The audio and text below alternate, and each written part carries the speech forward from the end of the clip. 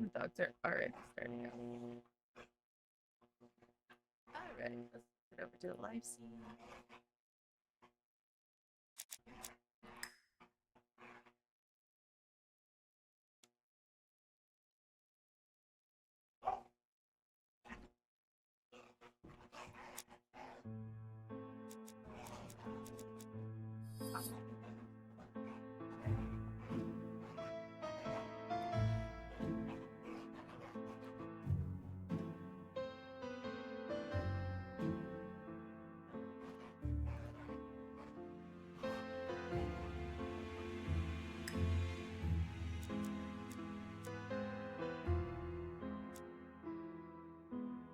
Let's go ahead and play. I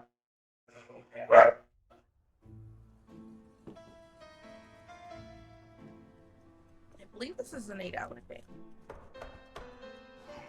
Do another.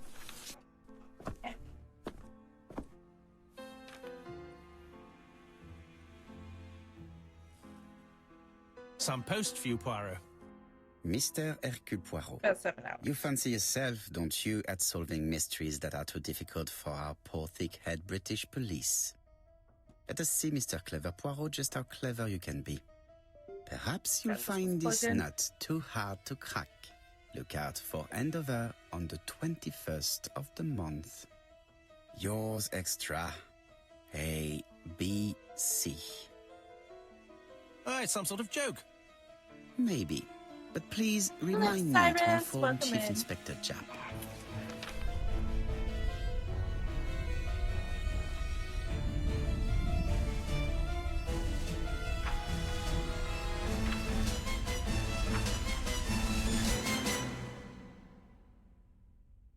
Very epic intro.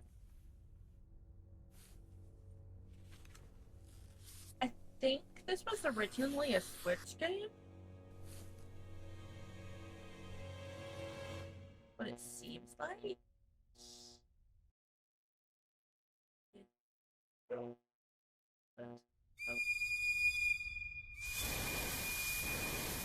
This is an interesting art style. Let's say.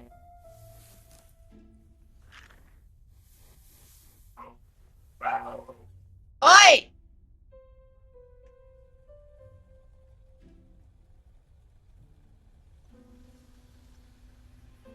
It's here, Poirot. The murder took place in this street.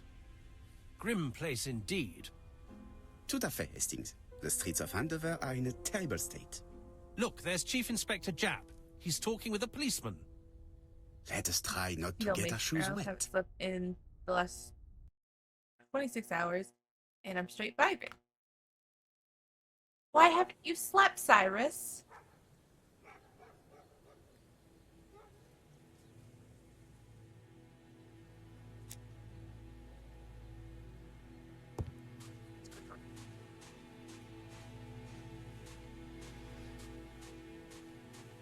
Why are we doing the not sleeping? Over here, it's Hastings and Poirot. You missed the 9 o'clock train? We took the 10:30. Luckily, the service is good to Andover. So, what have we been doing instead of sleeping, what Cyrus? Do we have? The victim is called Alice Asher. She owned this tobacco shop. She was killed yesterday with a blow to the back of the head. At what time? Let me just check. I will go full mama bear on your ass. You forget that about me. Take advantage of the moments when the person you are with is busy in order to observe him, so assure you clues about their state of mind, personality.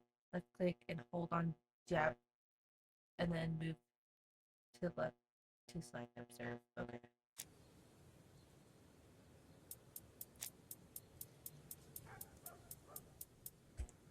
Find 3 clues that agree with Hercule Poirot's remark, and move the mustache to guide your gaze. Is Japp being too relaxed? Let us find the clues that prove it.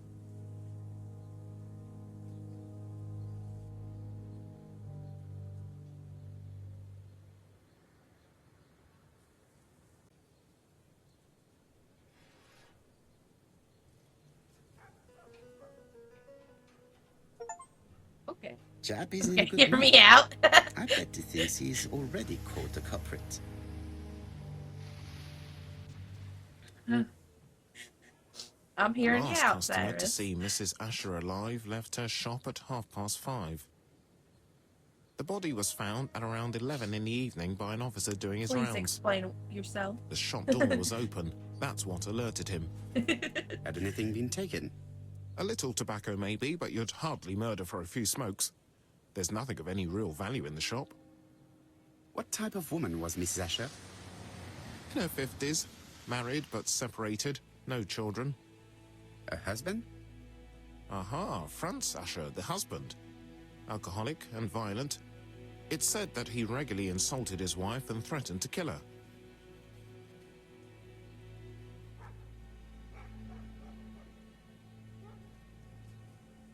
Do you think he's guilty? We'll look for Franz Asher. If he doesn't have an alibi, the case is closed. A very unoriginal murder. Peut-être. May I examine the crime scene? Of course, old chap. I'll be with you in a minute, Poirot.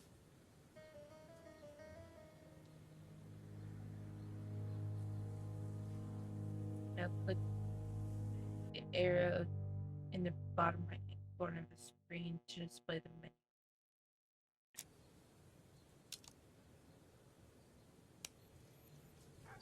Okay. I was focused on art commissions. I didn't pay attention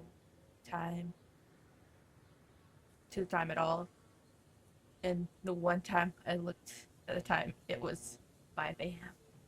Okay, you were working on stuff. It's understandable. But you still gotta take care of yourself. Be like, okay. Set an alarm. Be like, I need to stop working on whatever project it is at a set time so I can get sleep. And also to like eat, take care of yourself, you know. Back a shot, Mary. Alone. Is definitely okay. Oh, okay. Make gray cells fine. Close mouse to select.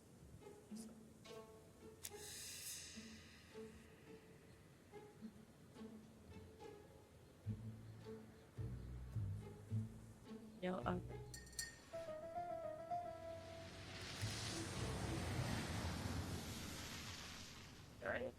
Did I do it?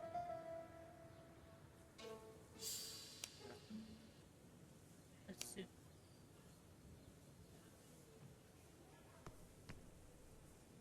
Let's inspect the crime scene.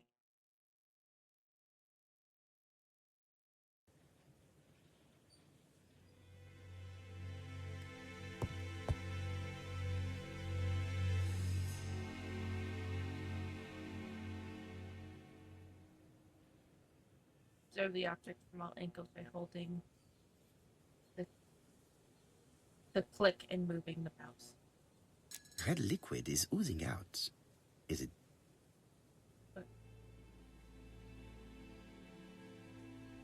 No. It's just Stop. some strawberries that are losing their juice. They probably come from the fruit and vegetable shop opposite.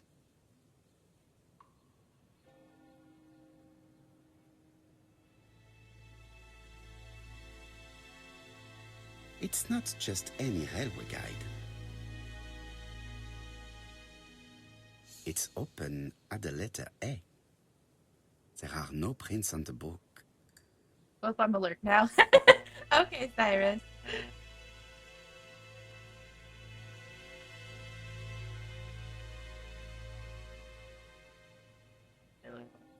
Red liquid is...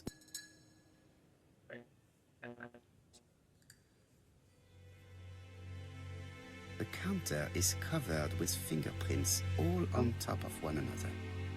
Unfortunately, it will not be possible to use them.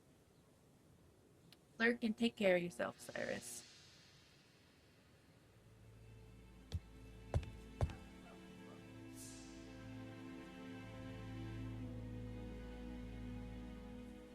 She just has one wound on the back of the head. There are no other wounds or signs of a struggle. She has a packet of play cigarette next to her hand. Did she drop it when she fell? This poor woman's head is resting in a very even-shaped pool of blood. I can't see any other mark on the floor. This poor woman's head is resting in a very even-shaped pool of blood. The body is hidden by the counter and is not visible from the tobacco shop store. Many customers might have thought that Mrs. Asher had popped out.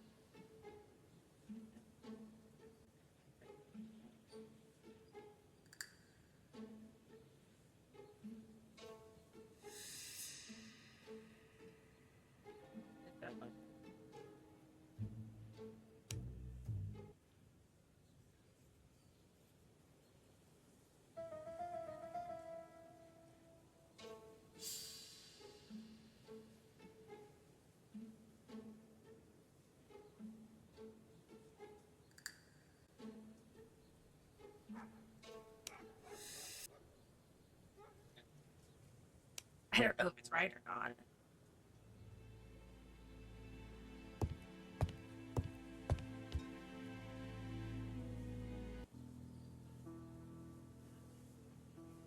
Upside secrets behind complex mechanisms. It's up to you to decipher them or to find out what they are hiding. Observe the object from all angles by holding the click and moving the mouse. Zoom in by clicking on the part of the object, the left button of the mouse. Zoom out using the right button, or click on the arrow icon. Some elements move by holding left click of the mouse. The till does not appear to have been touched. I have to check that nothing is missing from it.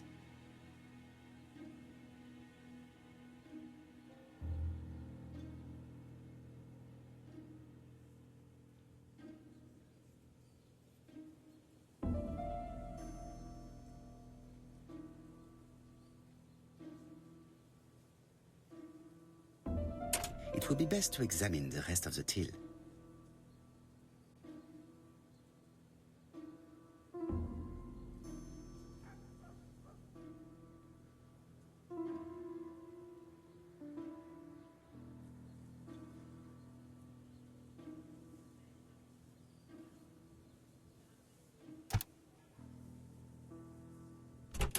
Something is preventing the drawer from opening.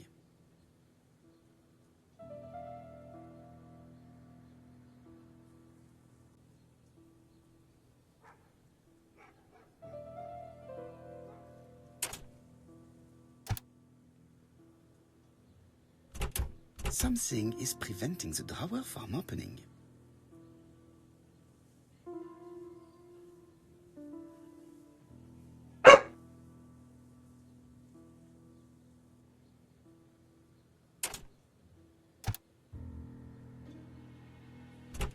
Something is preventing the drawer from opening.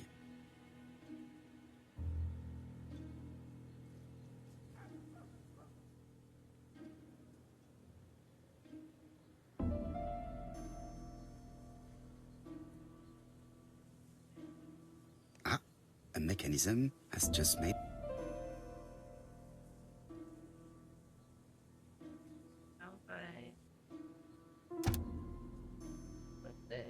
The till is full of money, but there is something strange.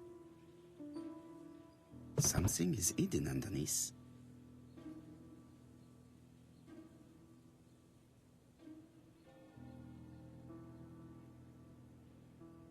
Something is hidden underneath.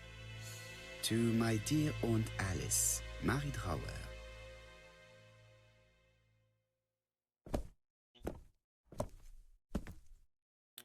Have you found anything? The victim has a niece. We must find her.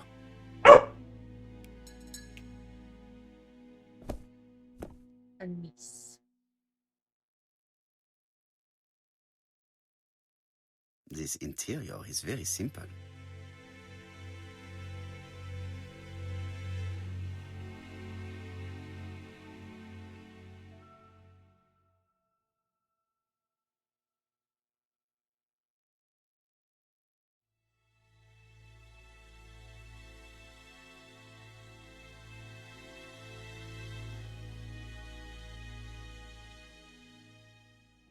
Okay.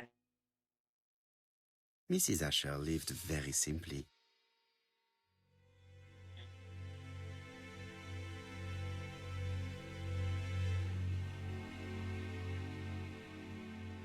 Blood. Did Alice Asher suffer from nosebleeds?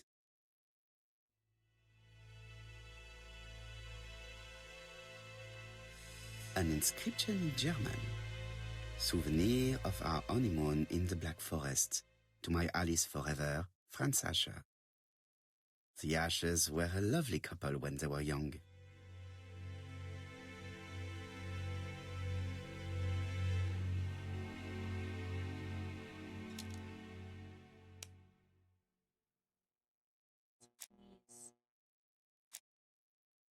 Okay. Suspect.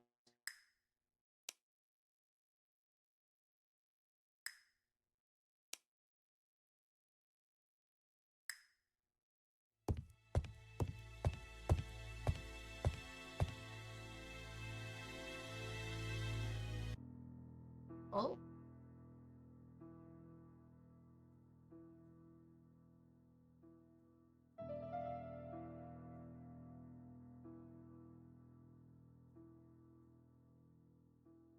It is blocked. Okay.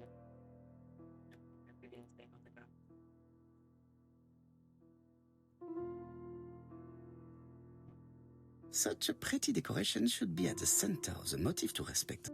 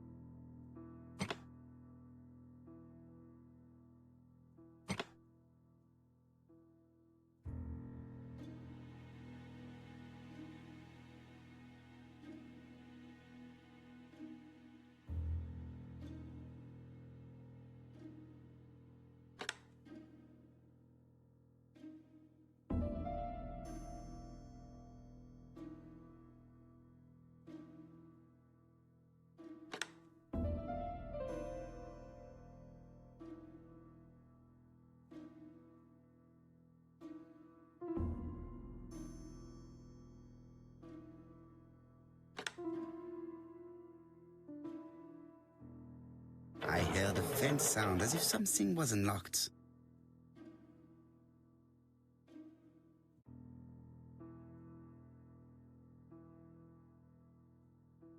It is blocked.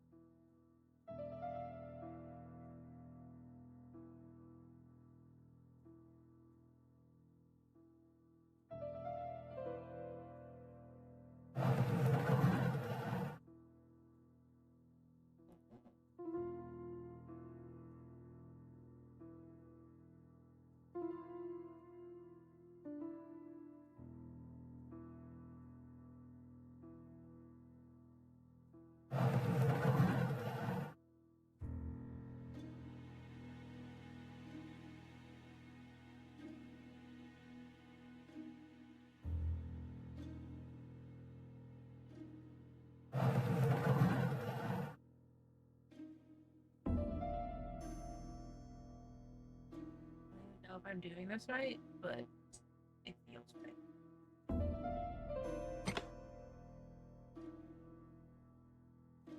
Request them. It is blocked.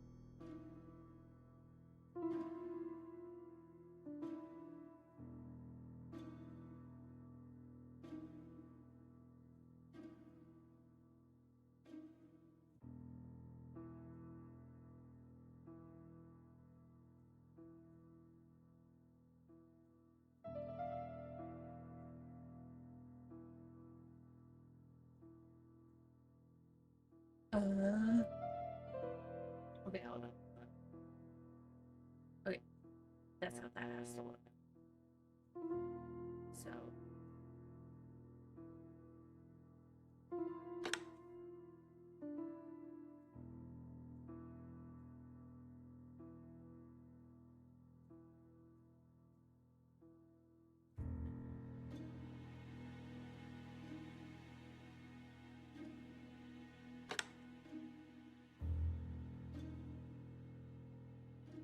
Bottom like that.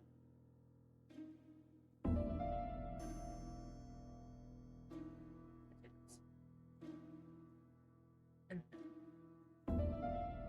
that one has to look like that. Okay. Okay. Okay. Okay.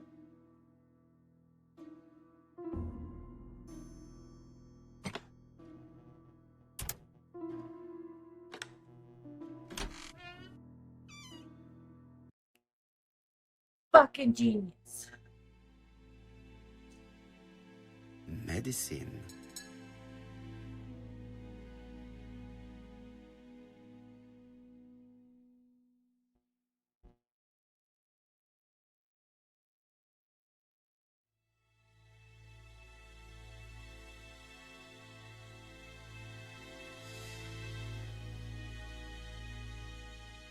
Clearly identify this.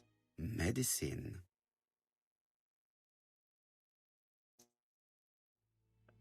Paper.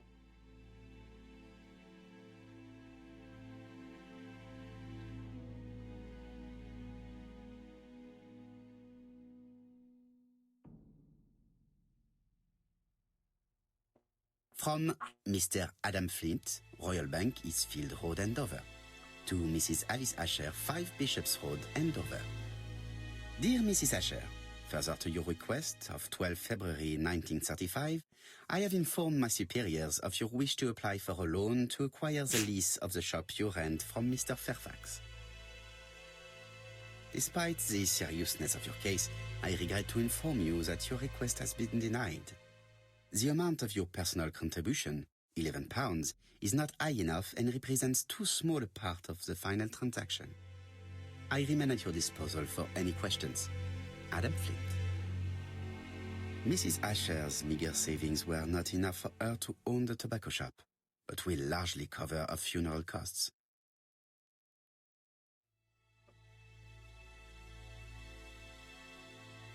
Medicine.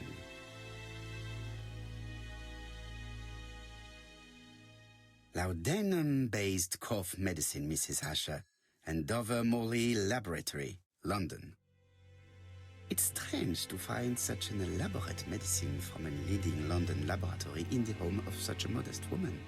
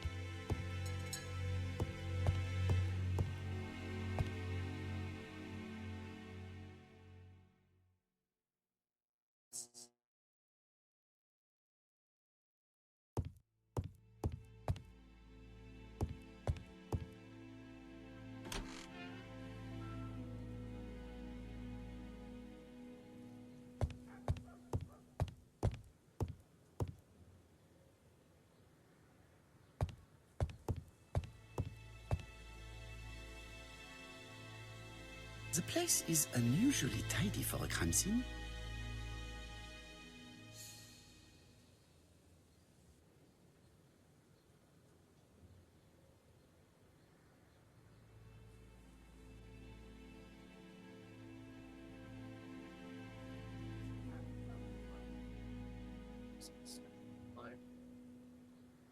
Nothing suggests any sign of a fight. Okay.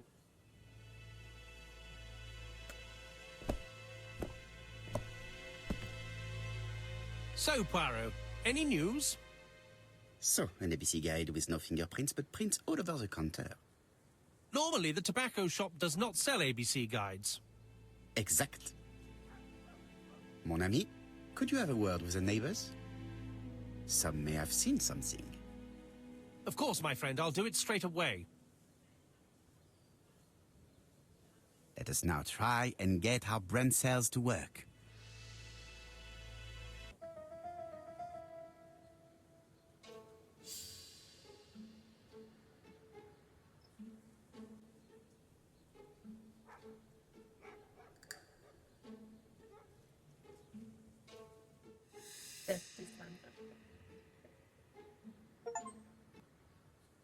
The motive is definitely not financial gain. There is no sign of a struggle, and the till has not been forced or emptied. I think I've looked everywhere here. Let us see if I can find any more information in the shop's surroundings.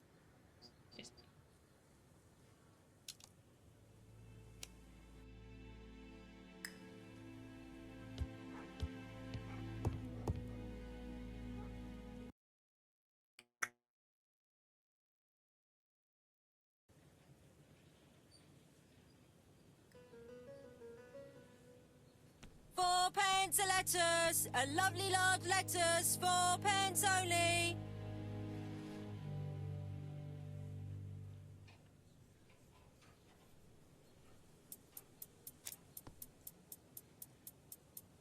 This woman appears to be a smoker.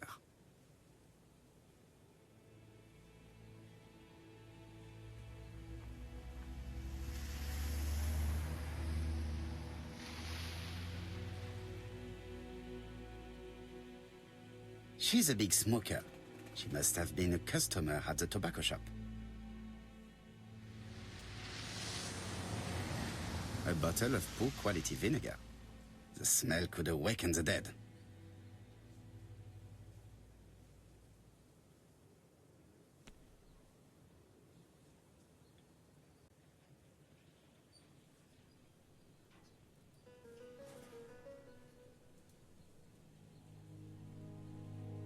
Did you know Alice Asher well? And for starters, who are you? I'm Hercule Poirot, the detective. You're foreign, that's for sure, with your accent and your odd way about you. And you're here about Alice's murder, I suppose. Well, I've nothing to say to you. Did you speak to the victim yesterday? No, I never saw her. Please try and help me, madame. Why should I help you? For your beautiful moustache? Heh. Come on, move along now. You're scaring away my customers. Please, do not be ridiculous.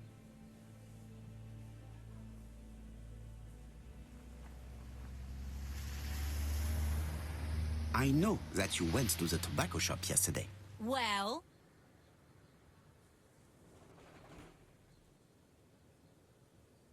It is your duty to tell me if you saw something unusual. Who do you think you are telling me what to do? That Get was Alan. away from my stall!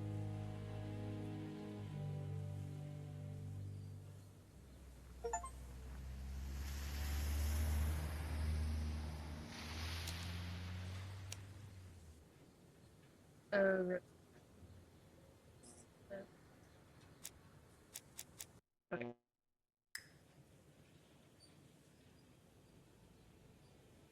Oh, you again?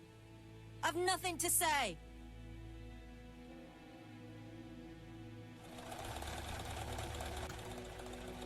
Hey, Poirot. Is the greengrocer causing trouble? I'll sort her out. No, please, leave her, Chief Inspector. I'll get her to talk later. I found the victim's niece. She's waiting for you in the back of the shop. Thank you, mon ami. I'll question her. Okay. Let us now try and get our brain cells to work.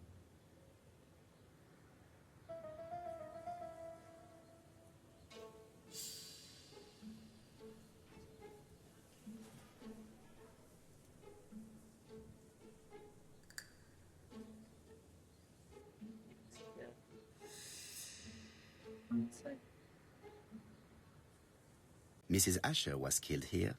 The absence of marks in the shop and the regular shape of the blood stains indicated beyond a doubt.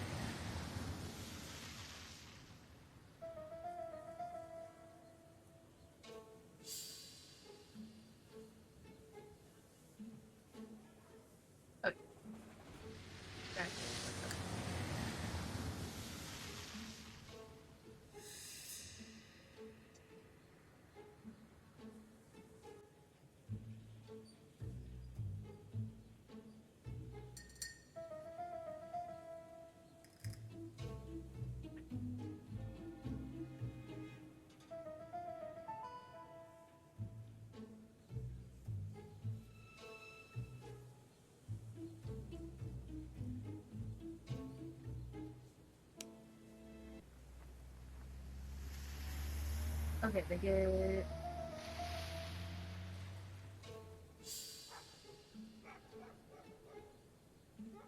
Checked off one. Okay.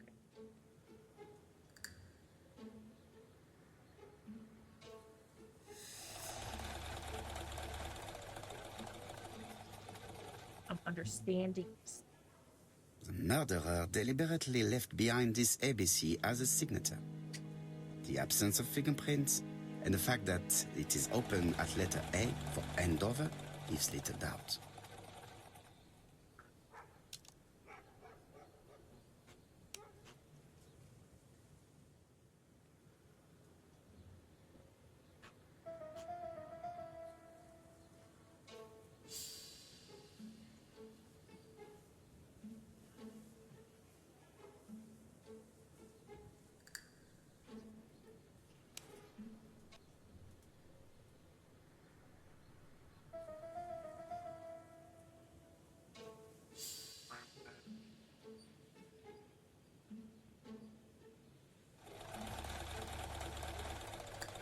Makes sense, right?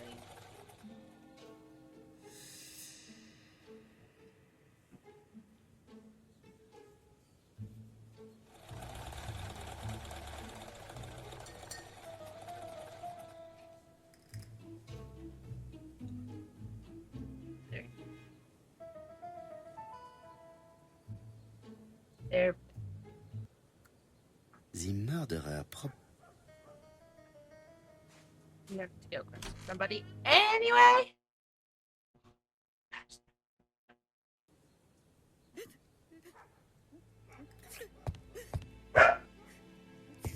Jap had the body removed out of respect for the victim's niece. His attention is commendable.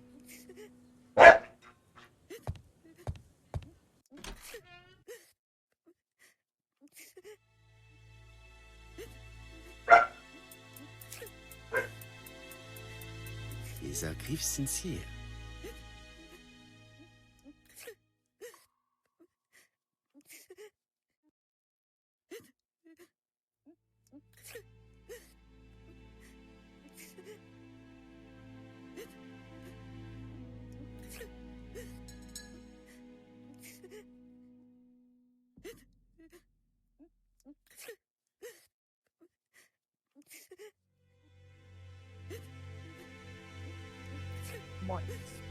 She appears to be very upset.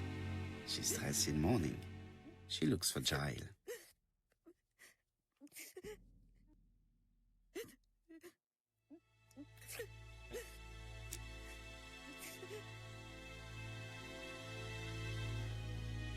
You were very fond of your aunt, am I right? She was the only family I had since my mother died.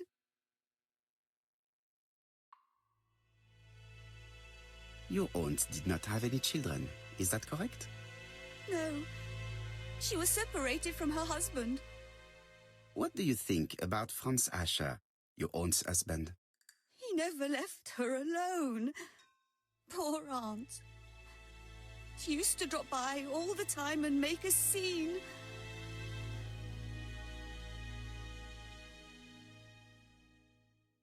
You were not very surprised when you heard what happened?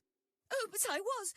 You see, it was a nasty piece of work, but up until yesterday, it was just empty threats. He shouted a lot, but she wasn't afraid of him. Why, he used to slink away when she turned on him. He was afraid of her, if you like.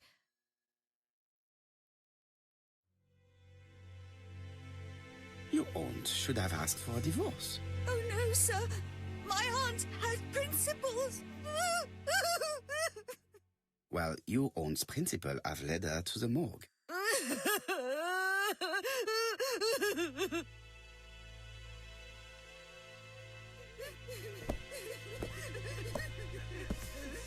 Hastings, please see this young lady home.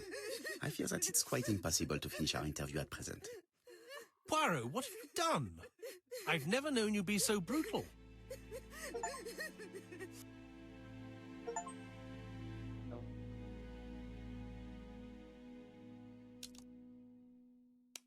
I think. Oh.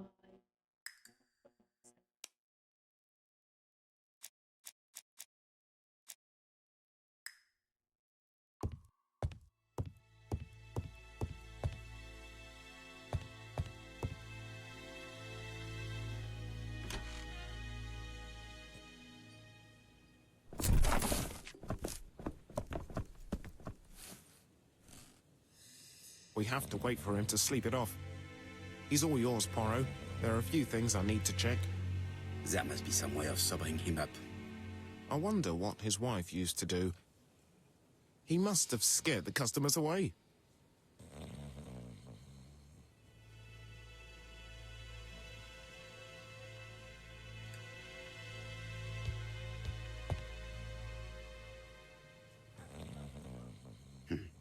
A box of new stockings. It's Alice Asher's notebook.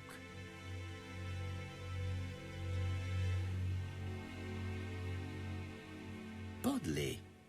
The fruit seller has debts too. She will probably be more cooperative thanks to this piece of information.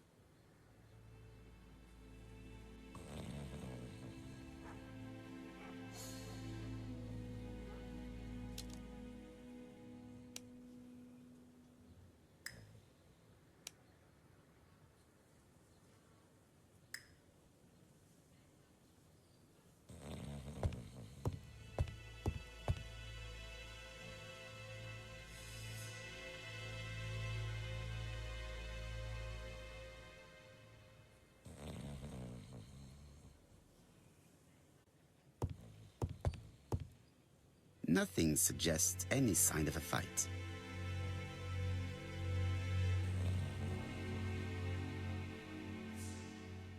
He's not in any condition.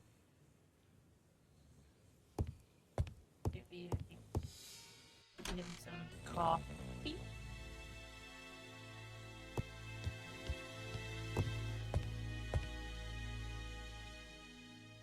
Mrs. Asher lived very simply.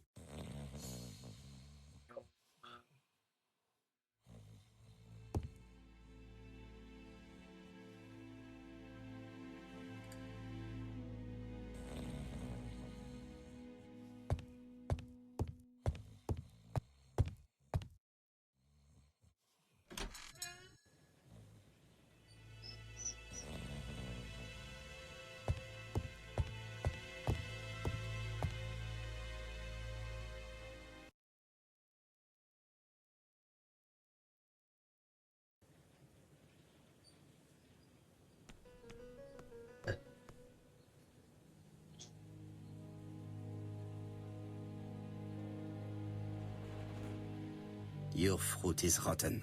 What? A foreigner dares to say that? According to the victim's account book, you owed her £10 for tobacco and magazines. That's a lie. She owed me £1, I swear. Now, please be so kind as to explain this. Look at my account book.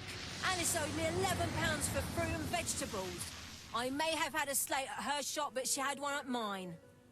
She owed me £1. And that reminds me I have to get it back from her niece. That is quite enough.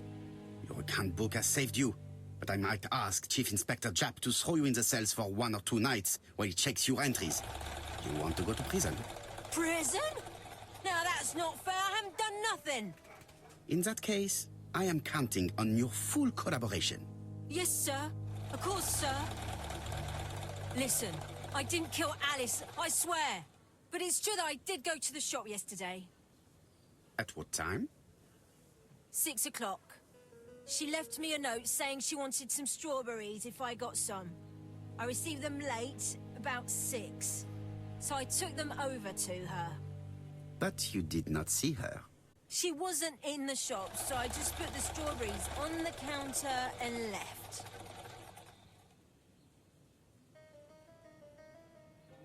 Did you see anything unusual in the shop? No. Well, maybe one thing. There was a railway guide on the counter. Alice didn't sell them. Maybe it's the customer who left it there. You were not alarmed? I thought Alice had just gone to get her medicine from her room and that she'd be straight back. You mentioned medicine. Something for her cough. She used to take it a lot. Who do you think killed her? France. Her scoundrel of a husband. He was always after her for something. Well, he's a foreigner. Sorry, sir. What I mean is he's German. That's even worse. Did you see Franz Asher enter the tobacco shop late yesterday afternoon? Well, no. But at that time of the day, the streets are packed, and I have better things to do than watch her shop.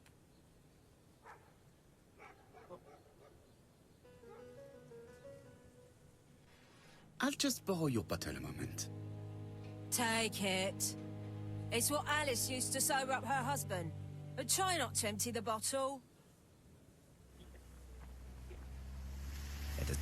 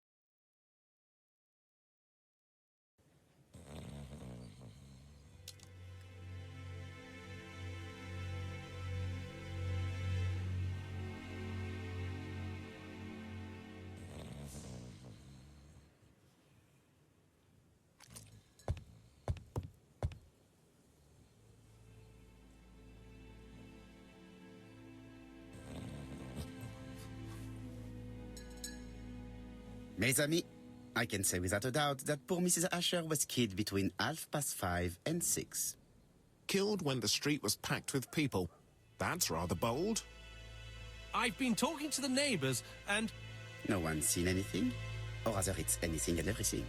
Am I wrong? no. Bien. We must grill this villain Asher before he falls asleep again.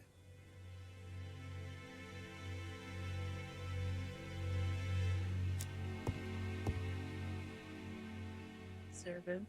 This man is in rather a bad state.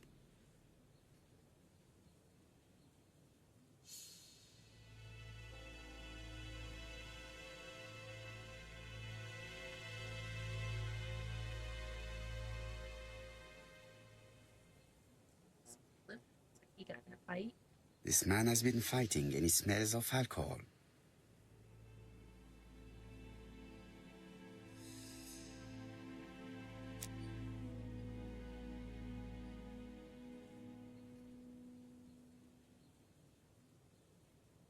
care for a cigarette, monsieur?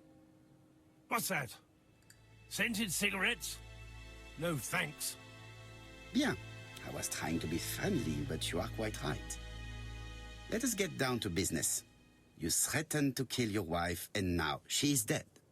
So what? You shouldn't take things so seriously, sir. Nothing but empty threats. We didn't get on all that badly. So, if things were going so well with your wife, why did you not live with her? She was the one that left. Nothing to do with me, sir. You can't have treated her very well for her to run away. No, sir, no.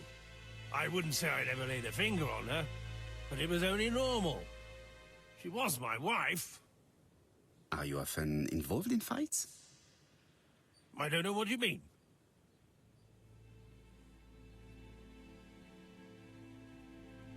Asha, look me in the eye and tell me that you were in a fight. I'm looking.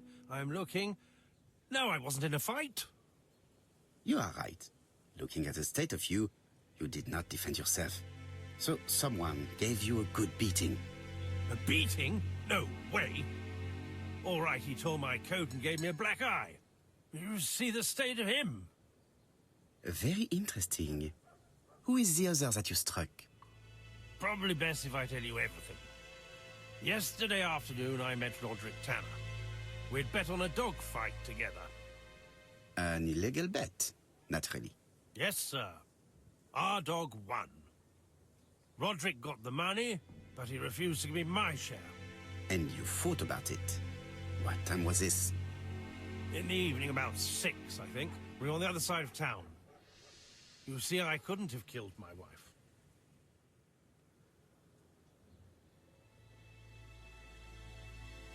Asher's alibi appears to be confirmed. All the same, I'm going to call and check that he did have a fight with this Tanner on the afternoon of the murder. You can never trust this sort of chap. One thing is certain, Asher was a ruffian who used to beat his wife. But he's not very educated. It certainly was not him who wrote the letter signed ABC.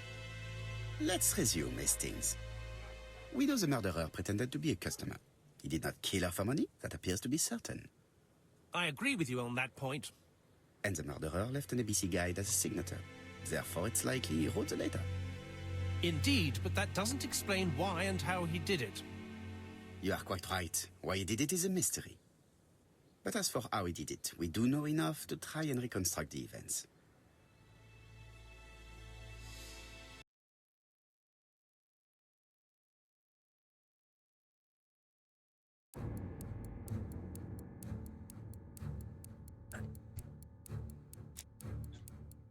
Reconstruction. The killer enters the shop.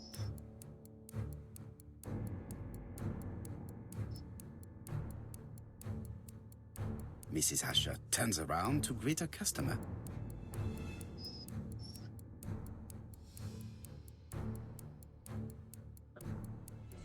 The murderer asks her for some tobacco. She turns her back to him. He seizes the opportunity to strike her.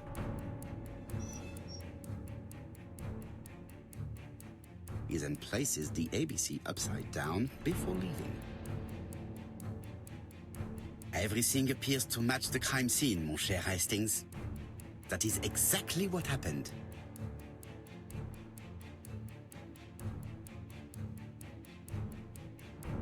Construction success!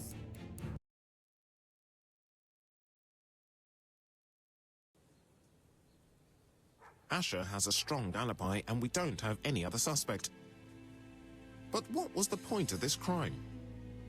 She had no debts. She gave Franz Asher money regularly. She wasn't owed money. Nobody stood to gain anything. No doubt about it, the murderer is insane. And I fear that we had not heard the last of him. I hope you're wrong for once. Bien, let's go back to London. If we hurry, we should catch the 7:02 train. Are you coming? No, unfortunately, I have to talk with Andover police. See you soon, then. Are you coming, Hastings? Let's go home. There's nothing for us here.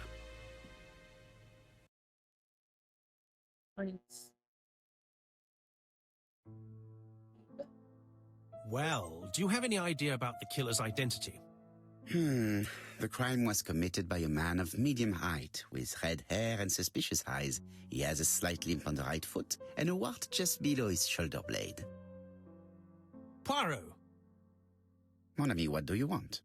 You fix upon me a look of dog-like devotion and demand of me a pronouncement à la Sherlock Holmes. Now for the truth. I do not know what the murderer looks like, nor where he lives, nor how to set hands upon him. What shall we do, then? Nothing. Nothing? Do not be so impatient, Hastings. The killer will manifest himself soon enough. I thought I heard the postman. Maybe there's some news. I would go and see.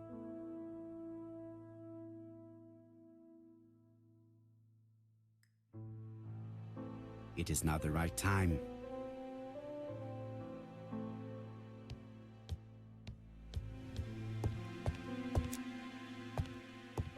No doubt about it. Hastings is going bored.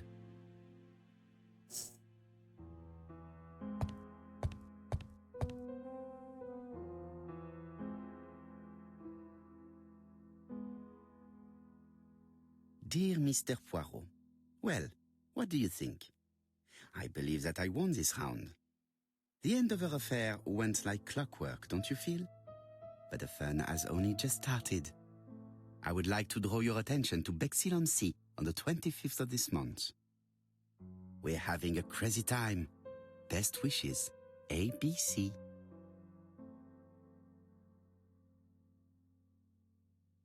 The next crime will be in Bexhill. We must warn Jap to Scotland Yard. Did the letter indicate anything that might help the police? To be honest, I think we can already guess something about the next victim.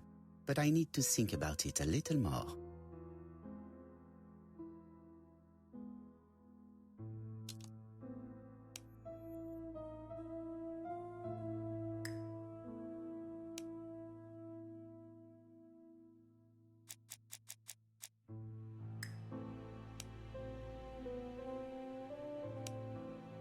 It's impossible.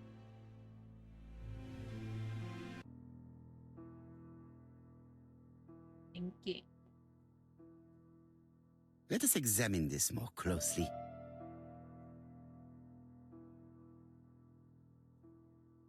Certain characters in the two letters may have similar defects.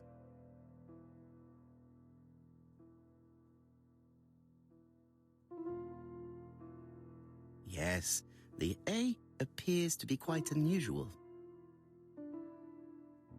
Yes, this I is weird.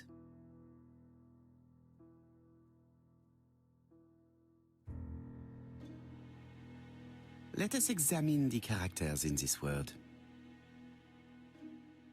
The W is not printed properly.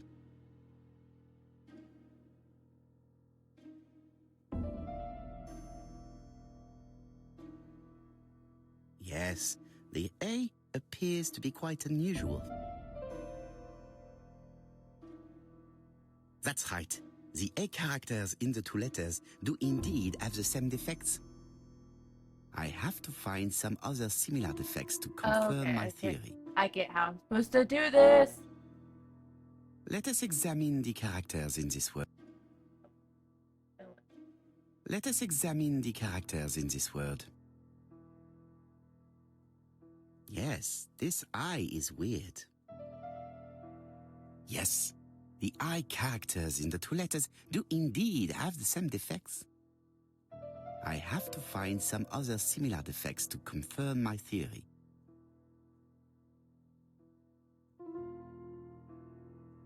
The W is not printed properly.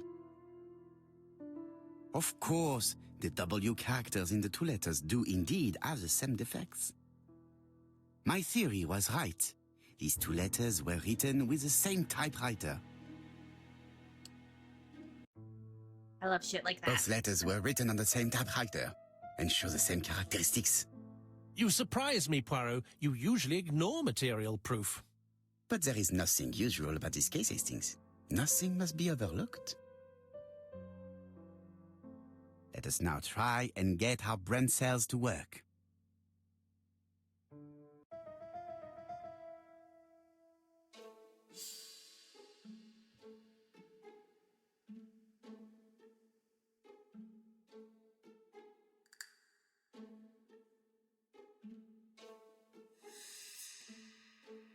different Alice.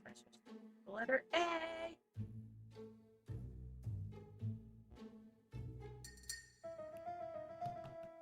Name may start with the letter B.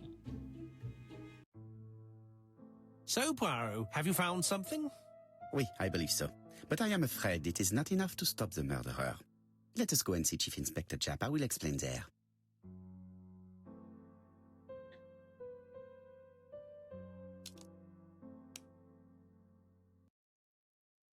Okay, I'm going to be right back.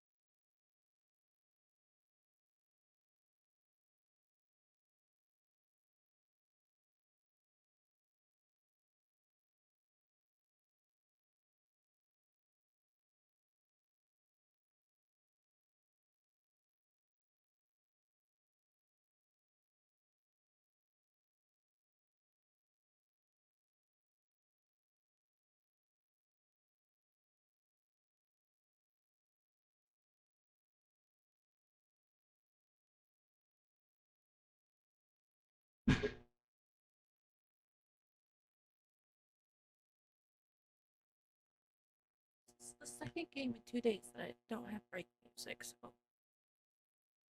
I'm throw on some.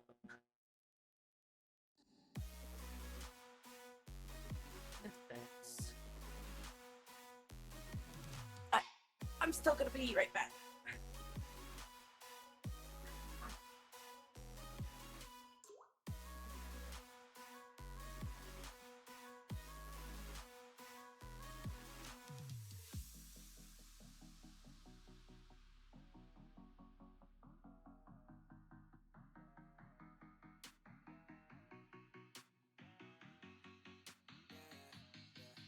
It's that time that you got caught. You snuck out and forgot. Your parents were so mad, but man, she was so hot. That time you got too drunk. The first time you blew chunks. It's okay, we all drank too much when we're too young. The first time you held hands. Your first time in romance. You thought you had no chance, but still asked her to dance. The time that you moved out. Your parents were so proud, and waving goodbye, they held back their tears somehow.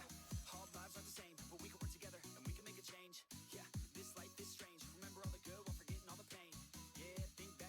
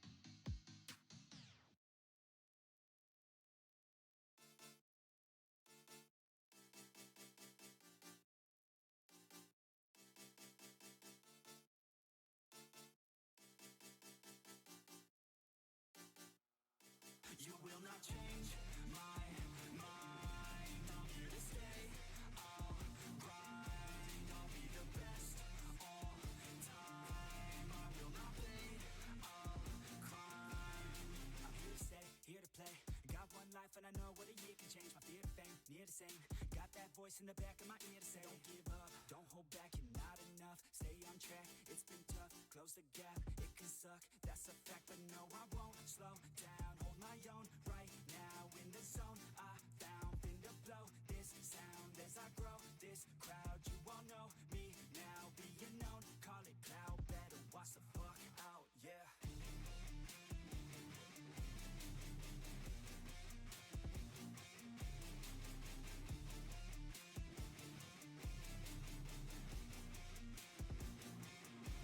You will not change my mind. I'm here to stay. I'll grind. I'll be the best all time. I will not fade. I'll climb. Coast to coast, spin the roast. Any motherfucker who been thinking he gon' beat me though, keep him low, sneaking though. I'ma be the one creeping up until I'm meeting foes. Believe me, ho, you don't know all the shit I've been through. Never gonna take it slow. Awake and go. Now I know the code flowing through my mind just like a wave. It goes on. To be the best must be different than the rest. Must commit to every test. Turning no's into a yes. Fuck the haters, second guess. While you know what you do best, take the risk and take the debt. Count the cards and rake the deck. Yeah.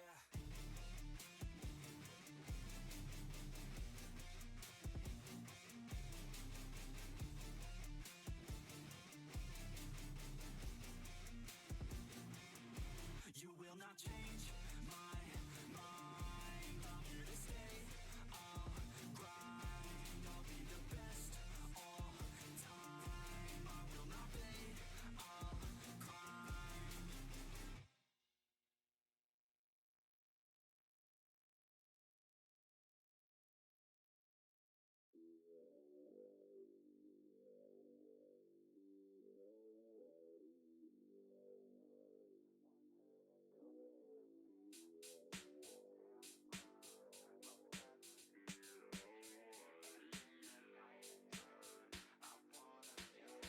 Yeah, grew up alone on the coast, yeah. Had a few friends that were close, yeah. We would cruise to Newport for the show, yeah. Long tan legs, oh you know it. Growing up in Cali really ain't a bad deal. The girls look fine and about half a real. I got my mindset on mine, she a bad chick. I wanna see if I could get her on a mattress. She said she's almost done taking all her classes, but she really doesn't care if she passes, cause she wants to go to LA, be an actress. I said that sounds about right, she needs practice. Hey, I'm just here for a good time. Had me a margarita with a little lime, and the sun's out, feeling like it's summertime. Keep sipping while I listen to some Sublime. She's looking so fine.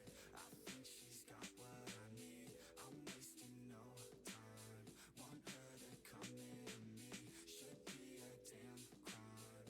Most guys would need to retreat, and in the nighttime I wanna feel that body. Let's go.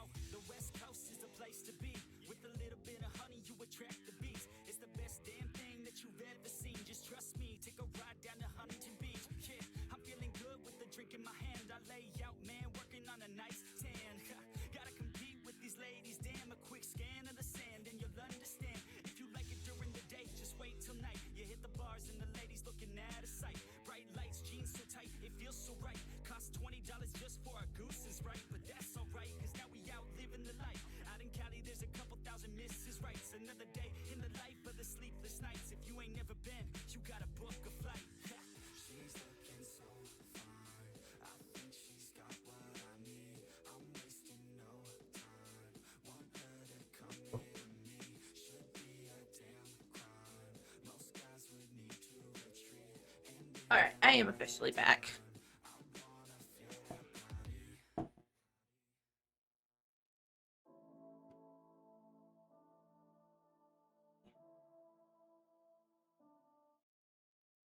Music. Start the live scene.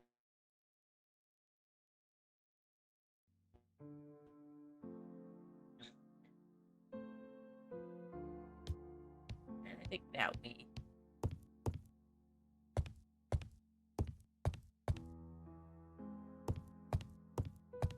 we leave. I also got me a little snack while the dogs were outside.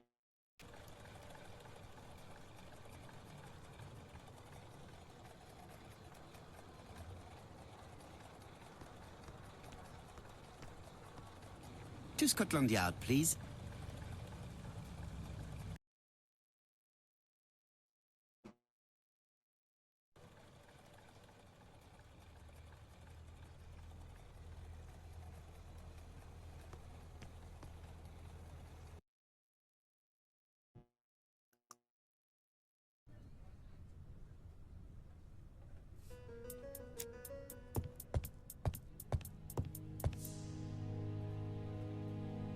Jap appears to be snowed under.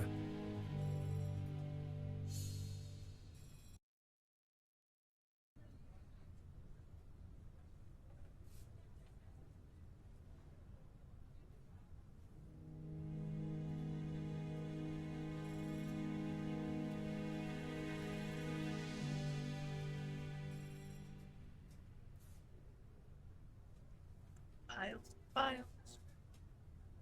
Jap appears to already be overloaded with work. My news is not going to improve matters. Bonjour, Chief Inspector. I am afraid we have some bad news. I have just received another letter signed ABC. The next crime will be on the 25th in Bexhill-on-Sea. Are you completely sure it's from the same person? I have compared the two letters. There is no doubt about it. I suppose you think he's going to carry out his threats. I fear so. Good God, Poirot. Bexhill is very busy at this time of year, and we have no idea who the next victim will be.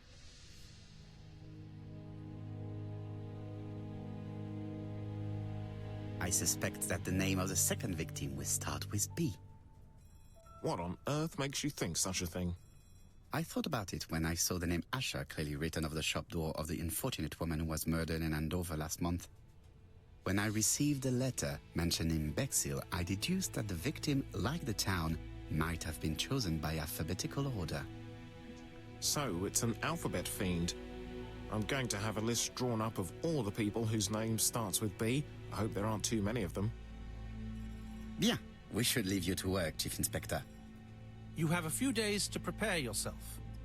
Thank you for coming, my friends.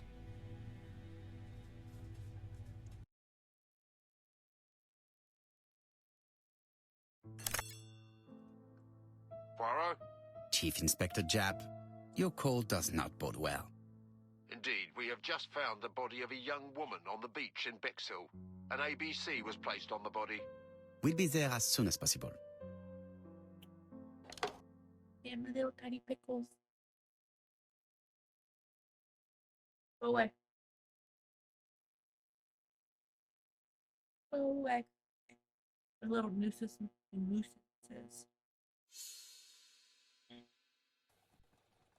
Bexhill is a delightful town. It would be nice to come back and visit. I do not entirely agree.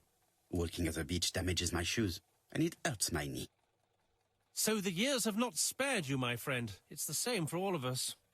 That is exactly what I said to myself when I saw you back from your travels. Poirot. Do not be offended, Hastings. I can see Jap waiting for us. And from his face, I would say that things are not looking good.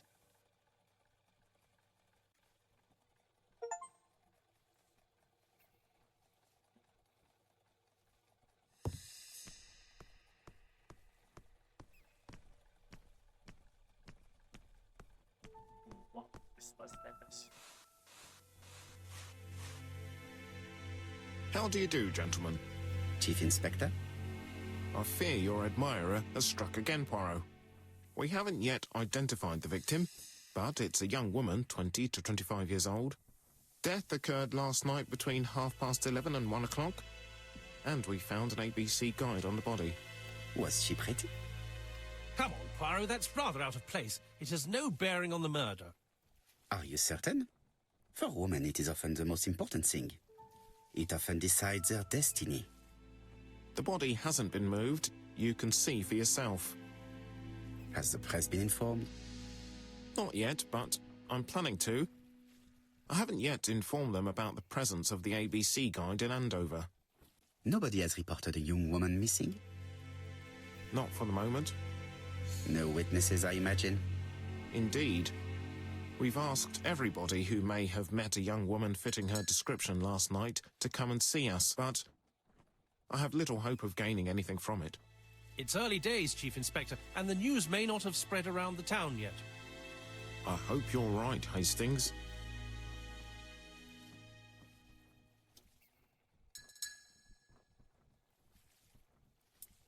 Hastings appears to be ill at ease.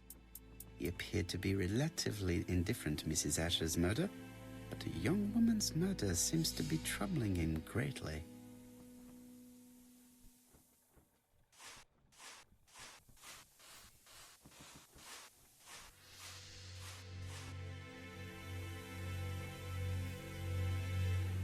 These marks have been left by a rope or a braided cloth.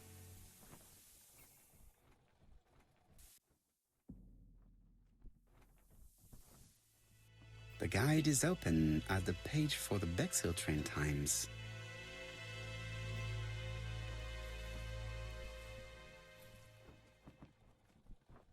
This key is too small to be one for a house. Without a doubt, it is for a padlock. A braided seat belt. It may have belonged to the victim.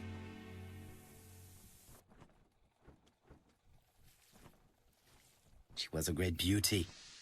Strange that chap didn't notice it. The young woman wasn't wearing shoes or a coat and was not carrying a bag. That's strange. Either the murderer stole her belongings or she put them somewhere safe. Maybe so that she could bath. Apart from the marks on her neck, there are no signs of the struggle. She didn't manage to hit her assailant. Let us now try and get our brain cells to work.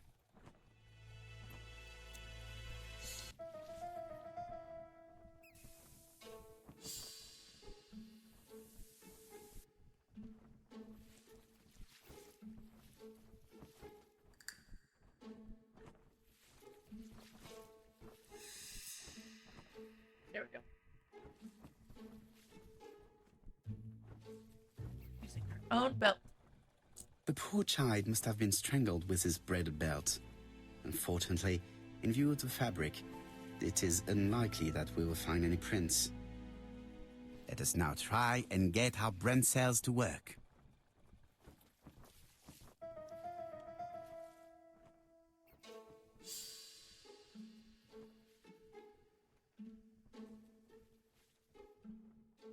The guy.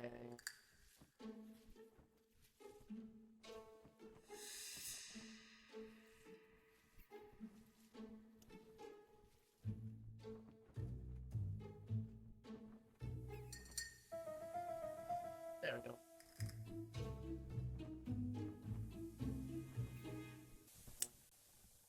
The medical officer should confirm that the victim was strangled with her own belt. That's what I thought.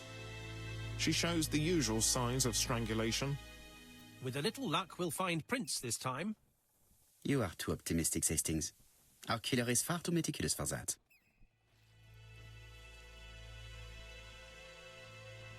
There is no doubt about it. Bexhill has one of the most beautiful beaches in the area.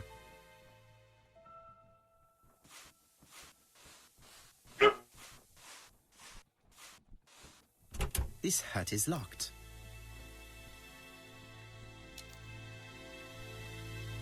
The key does not fit the lock.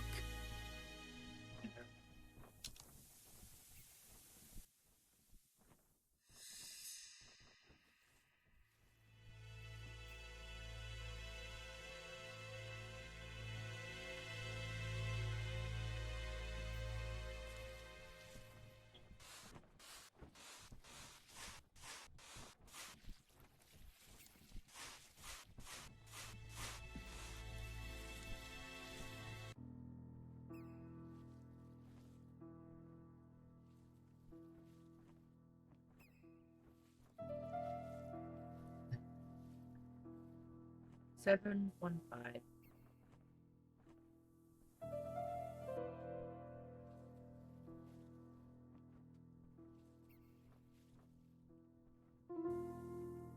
A dual locking padlock. I need to find the code and then insert a key.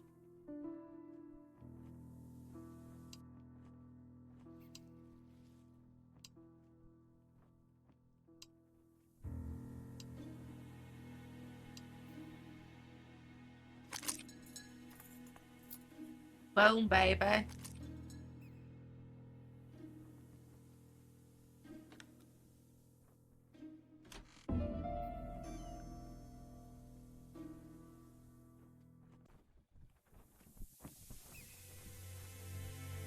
The purse is full. Yet again, we can dismiss theft as the motive for the murder. Here is the watch she must have removed to prevent it from getting wet. A top brand lipstick. She liked to take care of her appearance, as well as a photo of the victim with some company. It could be useful to me. It definitely was here that the victim left her belongings.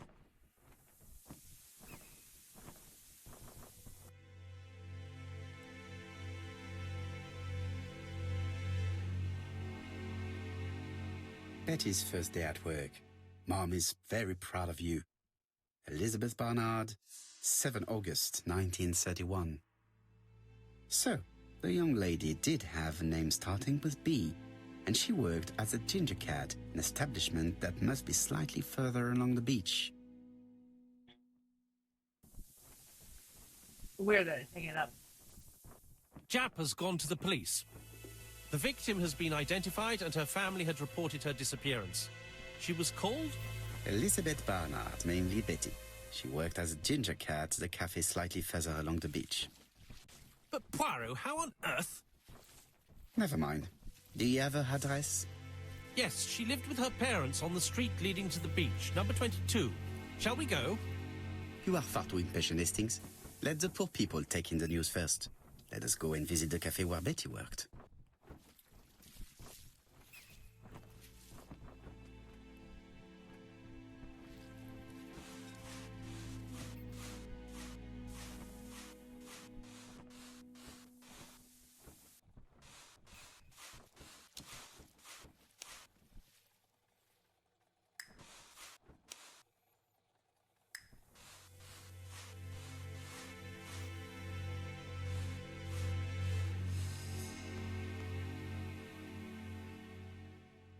Could it be the same buildings as on the victim's photo?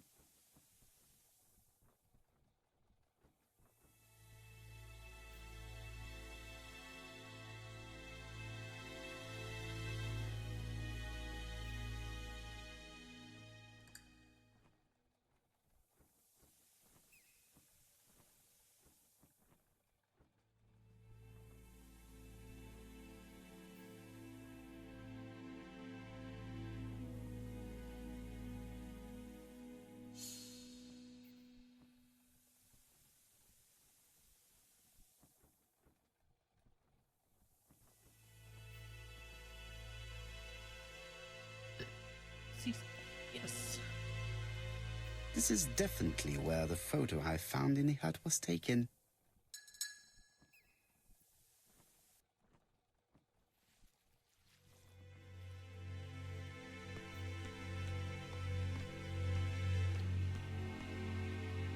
This is definitely where the photo I found in the hut was taken.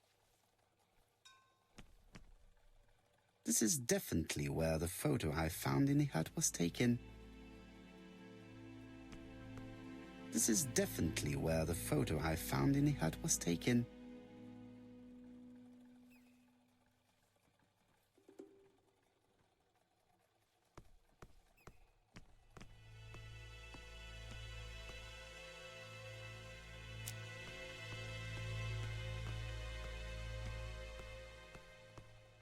Hastings appears to be ill at ease.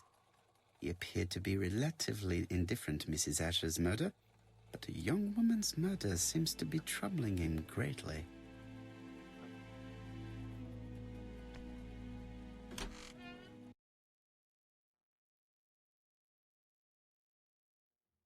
I'll be with you in a minute, gentlemen.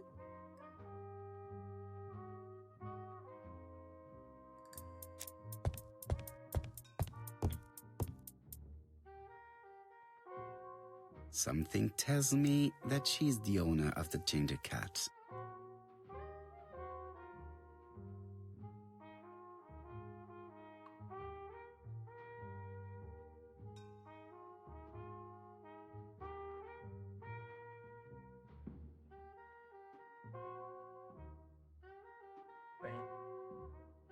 This woman must be the owner of the ginger cat. It looks like something is bothering her. How can I help you? A hot chocolate and a tea for my friend, please. I'll bring it straight away.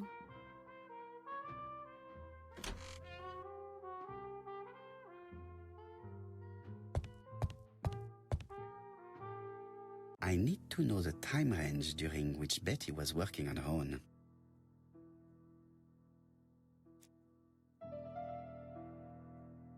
Where is Betty? Betty worked from 11 a.m. to 7:30 p.m. Would she have been alone at any time during her service?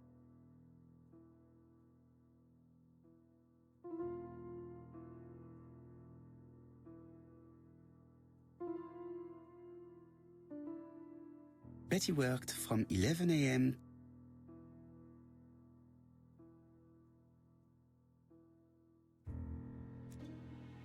Interesting. Betty was alone between 5 p.m. and 7:30 p.m. Who did she serve?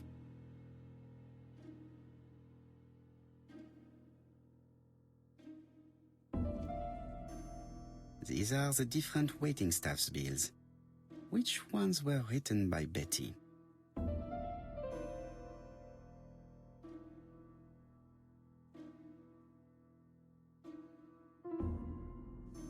Most probably a single man, a whiskey lover, maybe the murderer.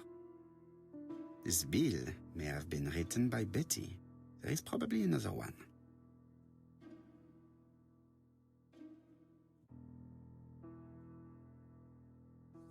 Most probably a family. Betty served a family and a man on his own, a whiskey drinker, maybe the murderer. This information will help me to progress. But, gentlemen, what are you doing? We are searching for clues, mademoiselle. My name is Hercule Poirot. I am a detective, and this is Captain Hastings. Does Betty Barnard work here? That is correct. She should have been here a while ago. Punctuality is the first rule of politeness. I fear that Miss Barnard will not be coming today. She has just been found, dead, on the beach a few hundred meters from the cafe. How awful. Poor young thing. What happened? She appears to have been murdered. This is most distressing. How this will affect my business, I shudder to think.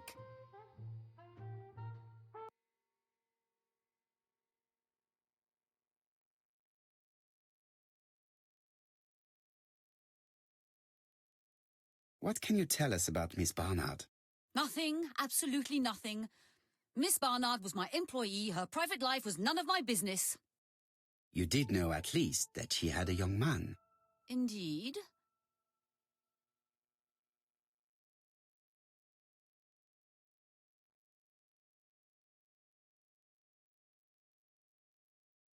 This photo was found. Is this him? Yes, that's him all right. But I haven't seen him for some time.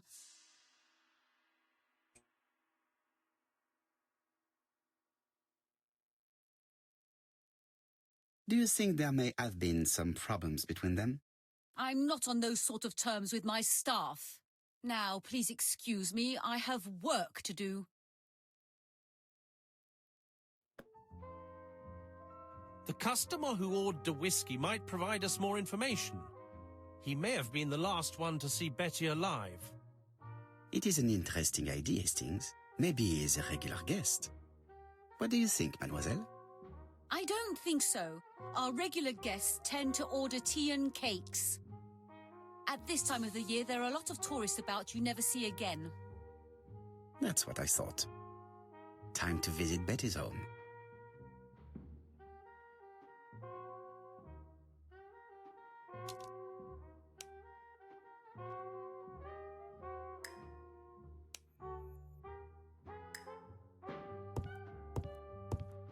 Oh, I didn't even look this way.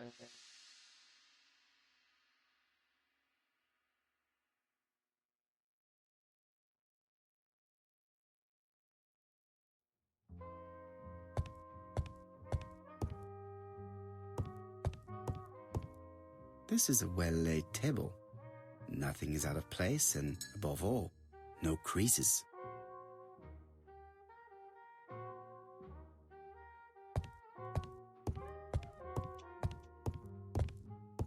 What a pity. I don't have any change to make it work.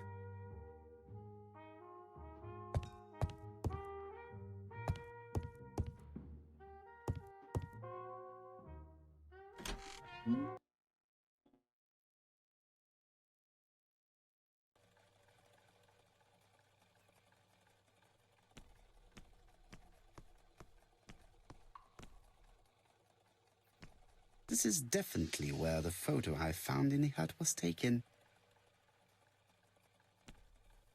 This is definitely where the photo I found in the hut was taken.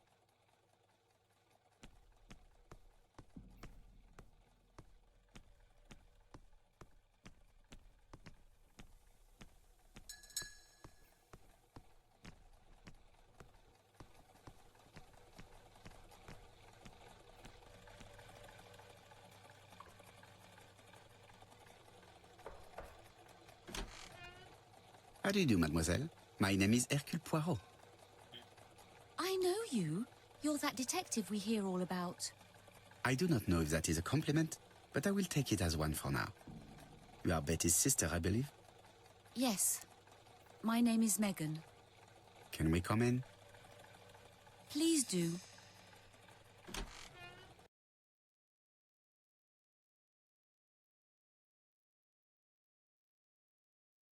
My parents are at the police station. I doubt they'll be up to speaking to you later. Do not worry, we will not bother them. Did you know your sister's plans for yesterday evening?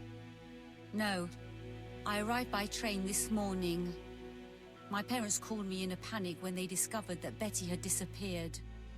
She went out last night, but she didn't tell them where she was going. What was your last conversation about? Her new dress. She wanted a pair of black stockings to go with it. Mother brought her a pair. The very day it happened.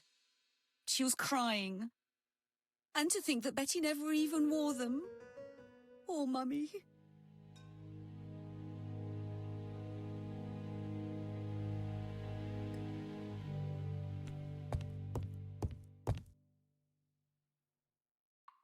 The Barnard appeared to make music a priority in their budget.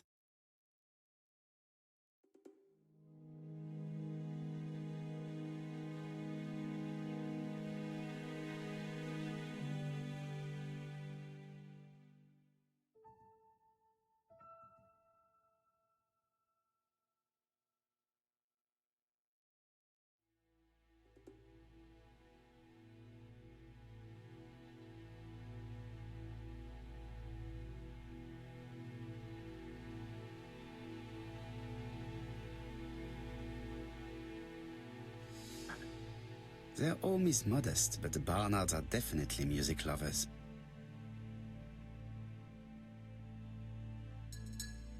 This gramophone is magnificent. It is a one-off, without a doubt.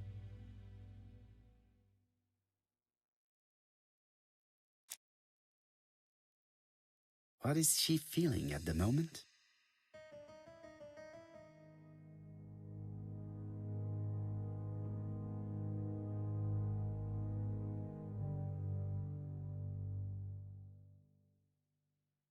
Betty's older sister is not just sad, she is angry. Angry.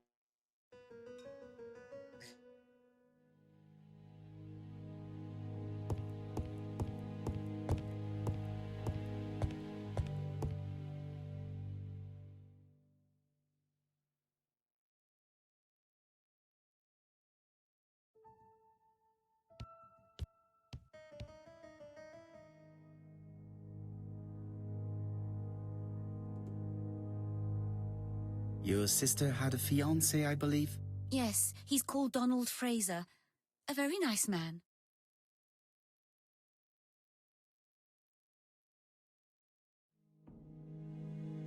Do you know where we might find him? He works at the estate agent's, Courton Brunskill.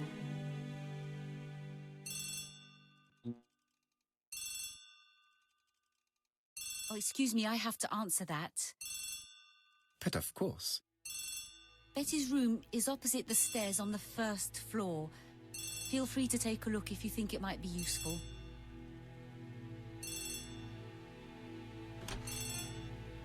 This young woman is far too clever not to have anything else for us. Do you think she's hiding something? That is what I'm trying to find out. Surely you don't think she did it? I did not say anything of the sort, but young women always ruin your judgment, Hastings. Who knows, maybe Megan was jealous of her attractive young sister. I see. She may have had her sights on the inheritance. Or maybe she was in love with Donald Fraser. We have to study all scenarios, even the most unlikely. But I doubt that Mr. and Mrs. Barnard are rich enough to justify murder. While I try and get Miss Barnard to talk, I would like you to try and find Donald Fraser. It should be easy to find the estate agents where he works. Bring him to the Ginger Cat. I would like to talk with him before the Chief Inspector finds him.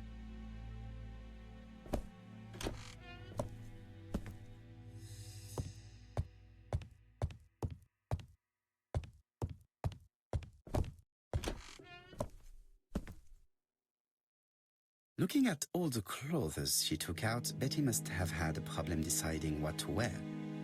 Maybe she had a date?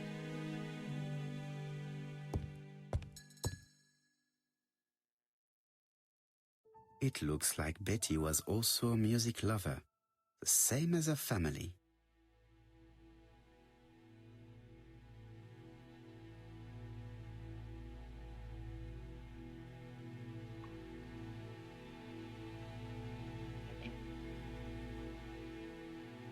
Without a doubt, Betty used to sing.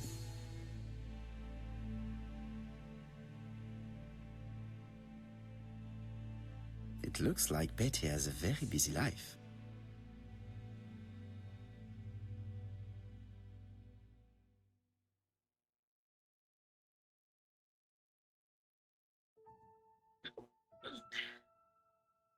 Betty liked luxury and going out, and being as pretty as she was, she probably did not have any problem getting herself invited.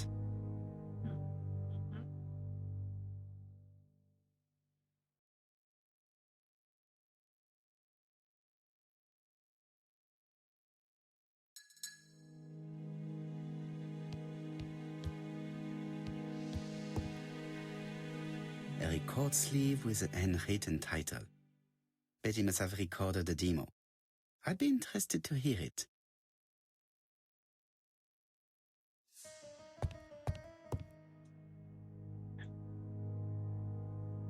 Medicine to prevent voice loss.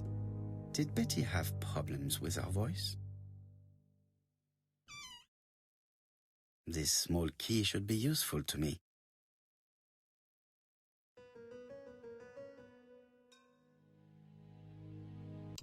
Something on this clock bothers me.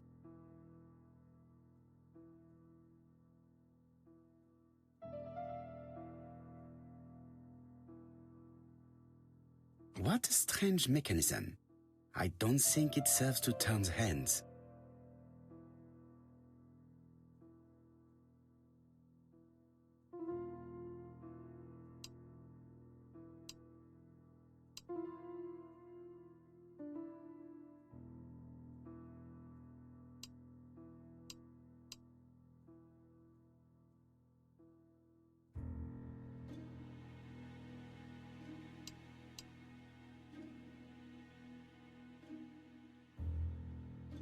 The cogs are blocked by these wooden panels.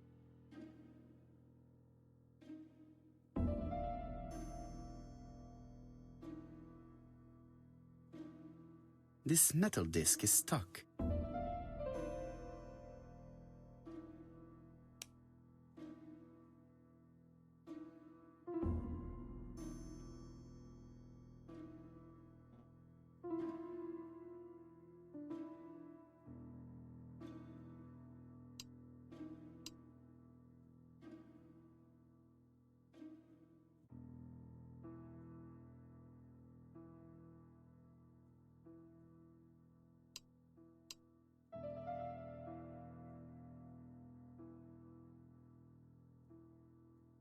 The cogs are blocked by these wooden panels.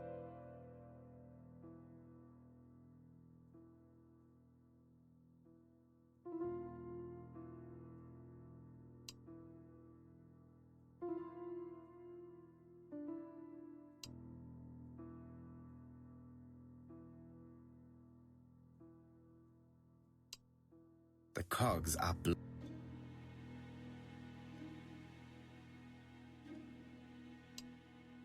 The cogs are blocked.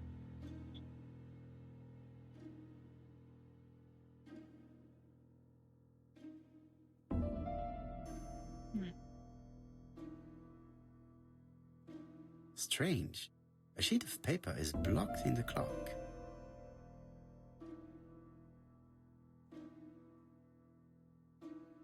There, that's better.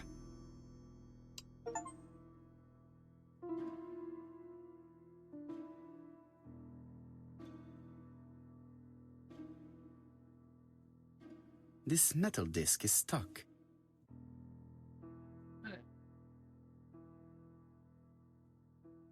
This wooden panel is blocked. I can't.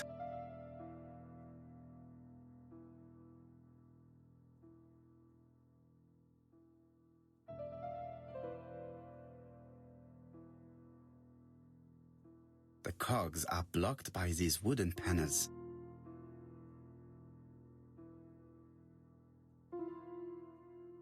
The cogs are blocked by these wooden panels. You sent me a DM? Hold on.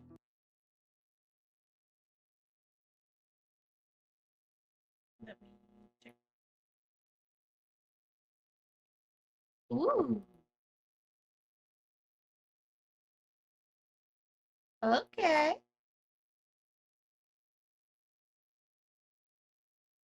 Is that for like different goals will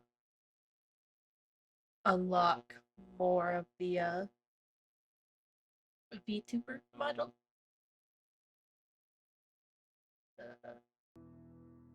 Yes, oh.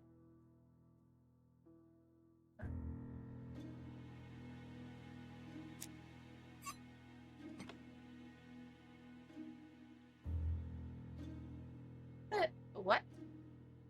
This decoration appears to be firmly fastened. This decoration appears to be firmly fastened.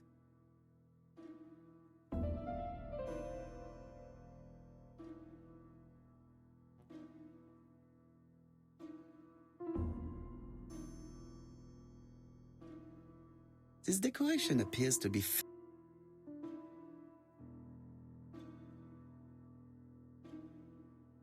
This decoration appears to be firmly fastened.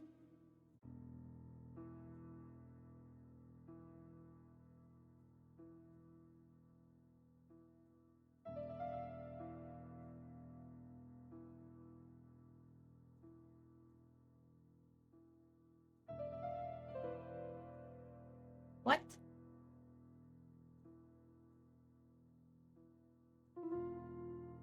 This metal disc is... That did not help me at all.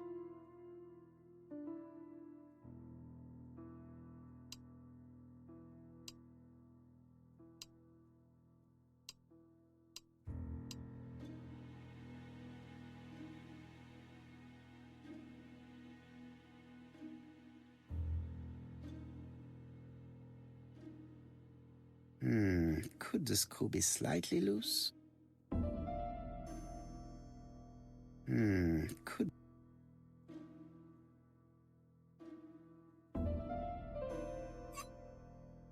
Good. It should be possible to open the wooden... Look, a key. This could be useful.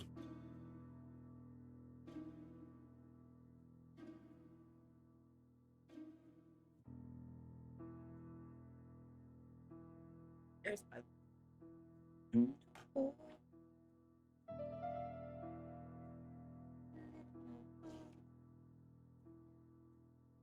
Goals are for Twitter and Blue Sky for you. Like a retweet them, like the model. Ooh, okay.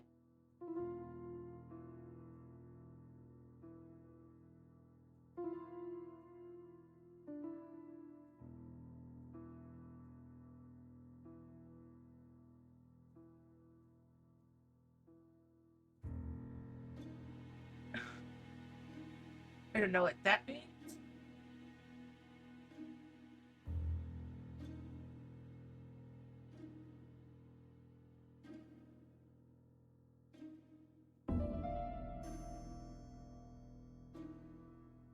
This metal disc is stuck.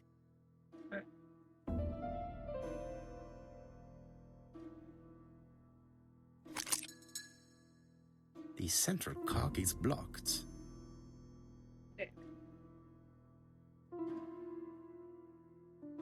The UTM example.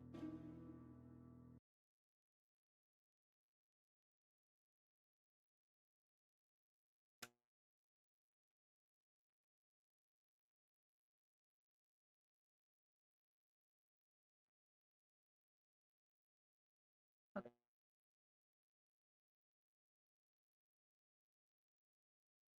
And you need to find one. Okay. Do that.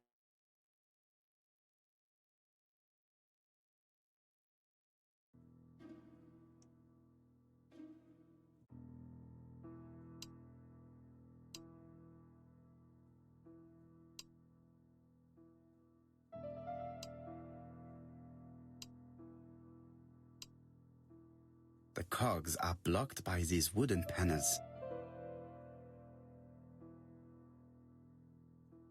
This wooden panel is blocked. I can't open it.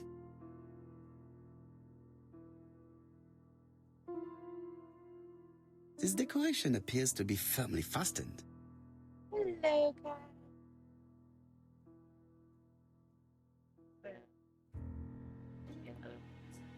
This decoration appears to be... How are you today? This decoration appears...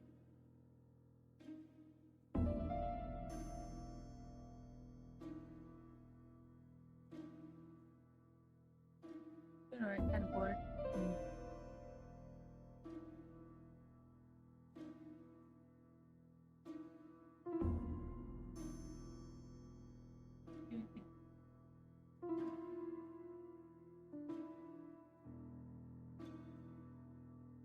The cogs are blocked by these wooden panels.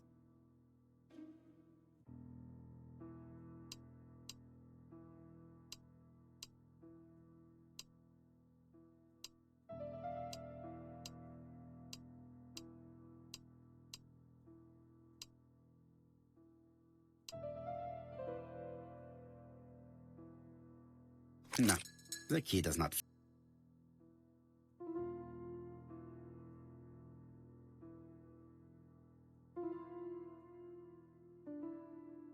This wooden panel is blocked. I can't open it.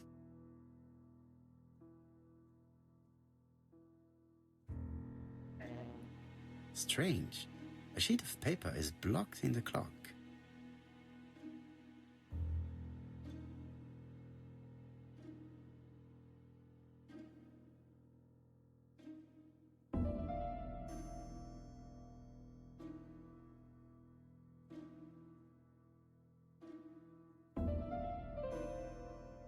Oh, this is pissing me off.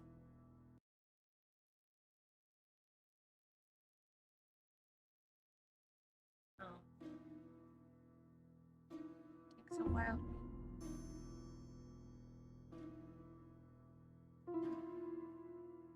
This. What does this mean?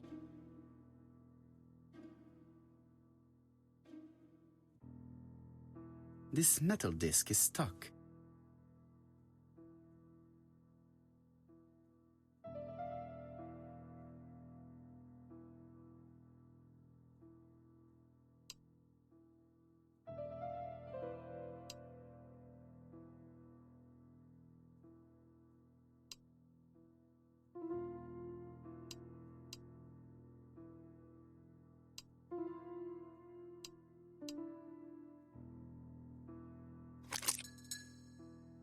The central cog is blocked.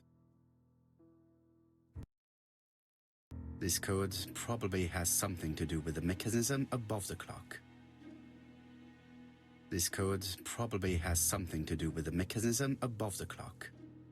I know that, but what is it supposed to do?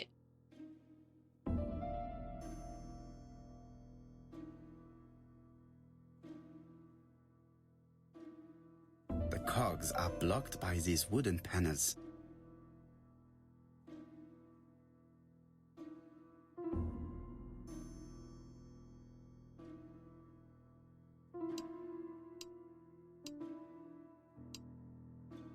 cogs are blocked by these wooden panels.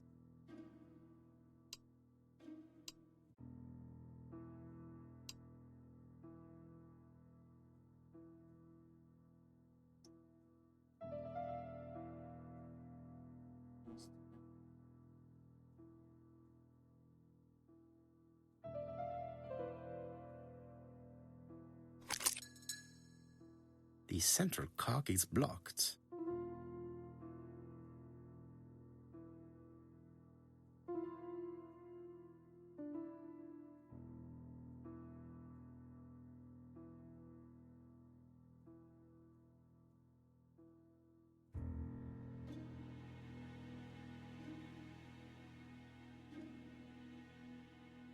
This decoration appears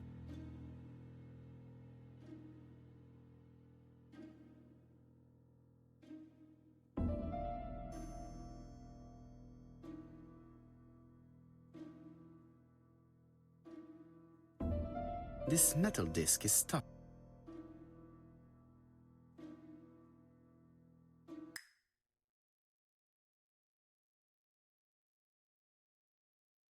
Ugh.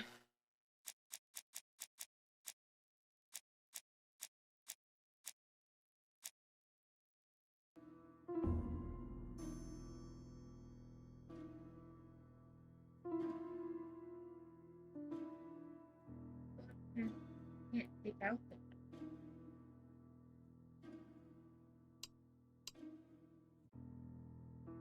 The cogs are blocked by these wooden panels.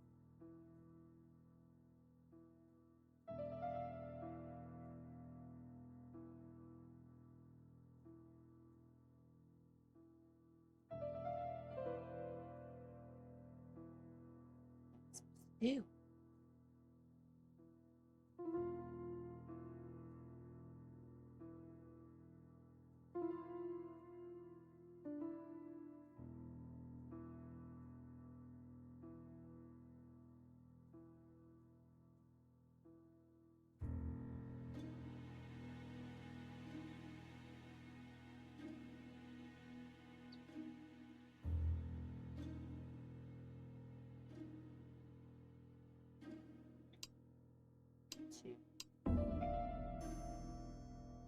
Or is it like their position?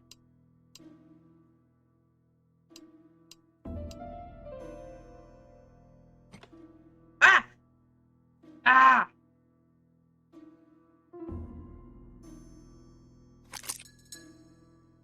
The central cog is blocked.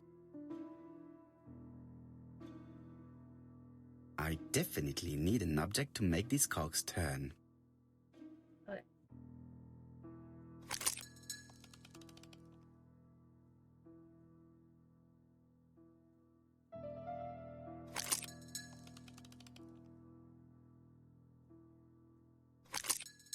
Ah, something clicked on the front of the clock. Ah, got it.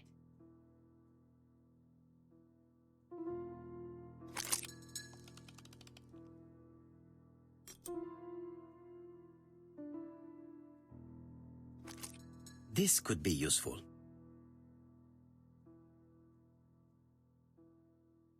Betty, I enjoyed a wonderful evening in your company, and I hope that we will see each other again very soon. D. My dearest Betty, I know that your art is already spoken for, but you are the most beautiful dancer I have ever had the pleasure of meeting, and I am impatient to see you again. Adrian.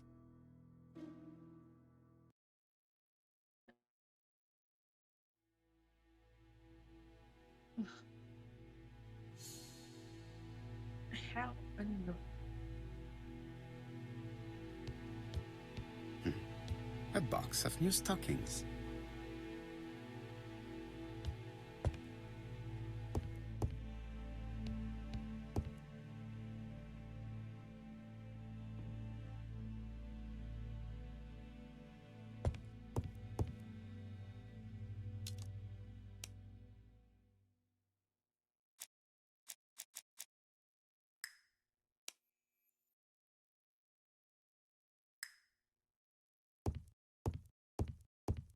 A record sleeve.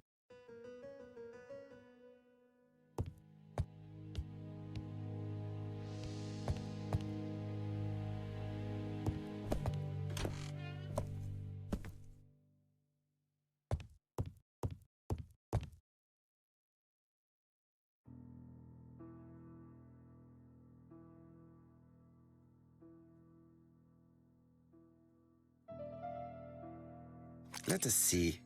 What is this cupboard hiding?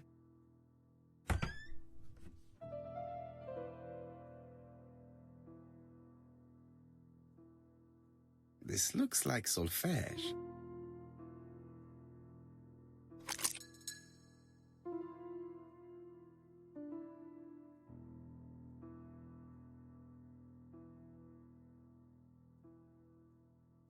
That doesn't work. I must have forgotten a step.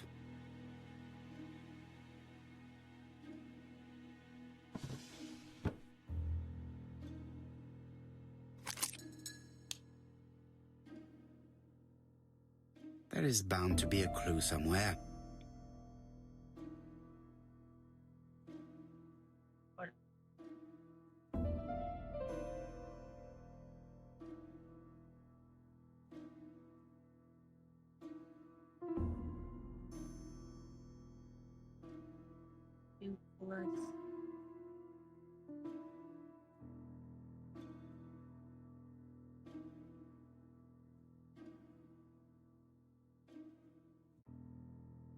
There is bound to be a clue somewhere.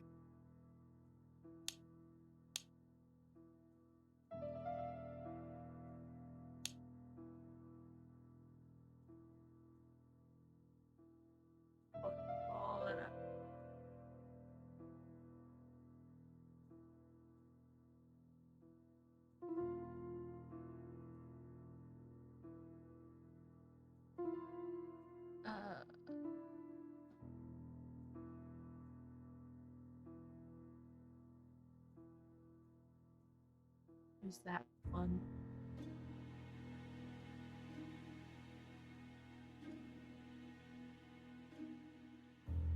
There is bound to be a clue somewhere.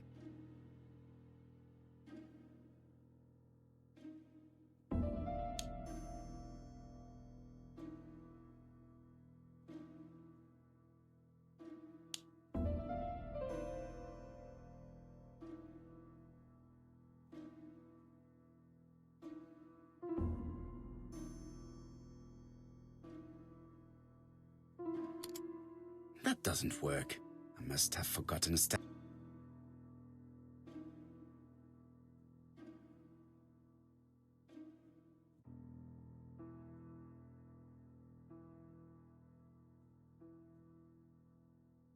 I cannot open it.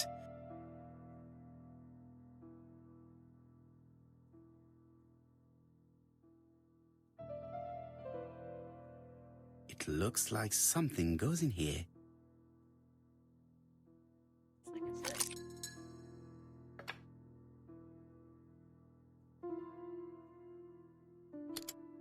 That doesn't work.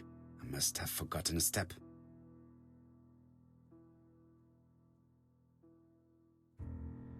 That doesn't work.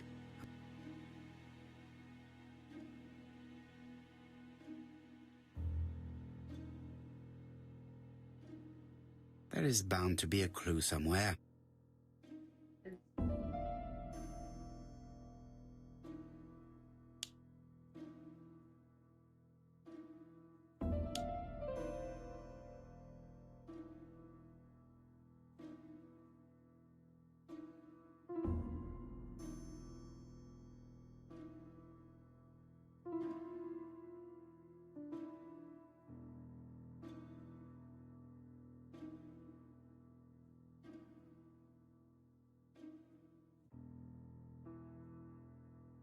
There is bound to be a clue somewhere.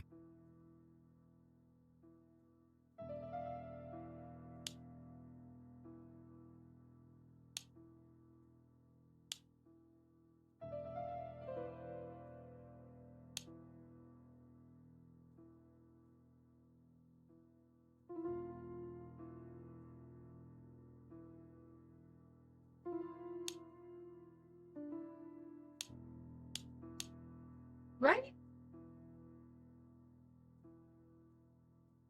This game is making me feel dumb. There is bound to be a clue somewhere.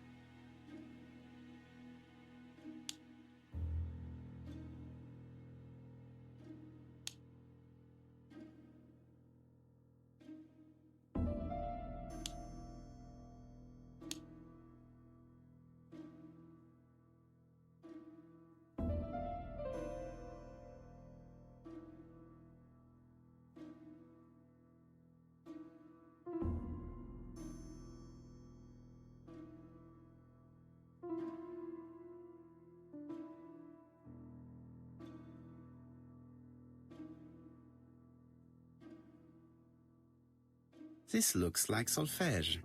There is probably a link with what I saw in the drawer. This looks like solfège. Yeah, okay. I understand that.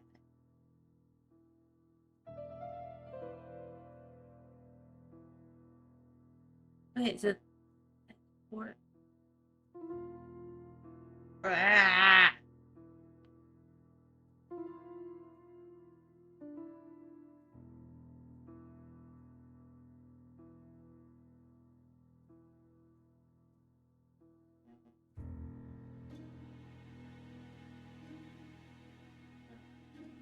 So do the other two need to be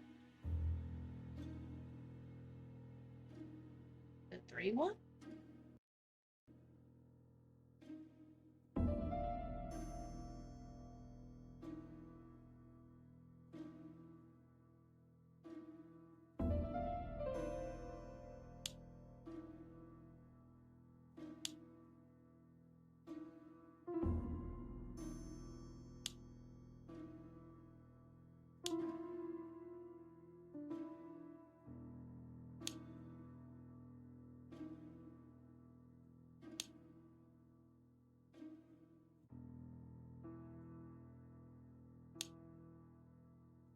Or tired fucking combination. I don't understand this.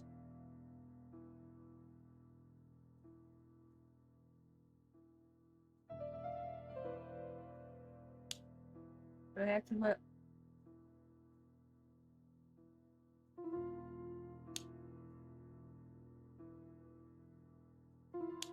All of them on that?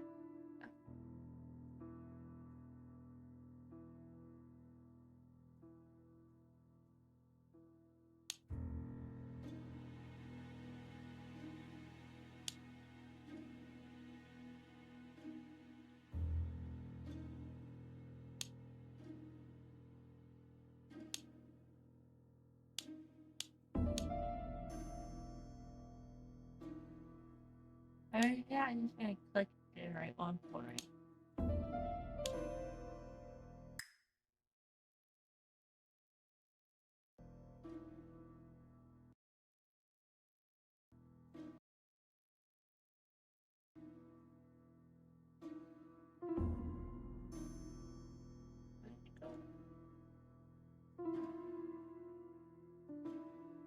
This looks like solfège. There is probably a link with what I saw in the drawer.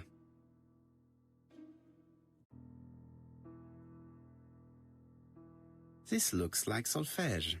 There is probably a link with what I saw in the drawer. Is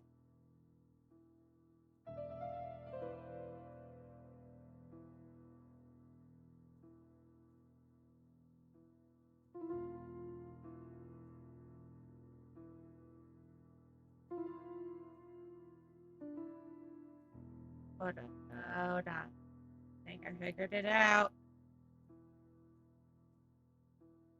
There is bound to be a clue somewhere.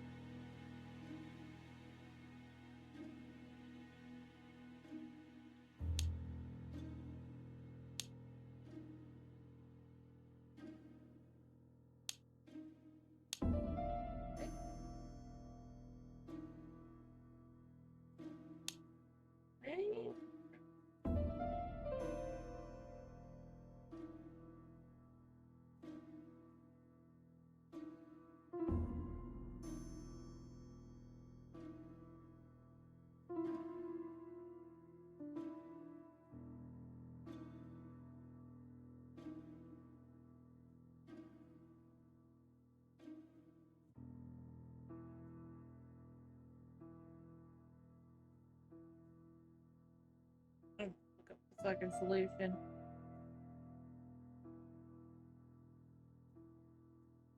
To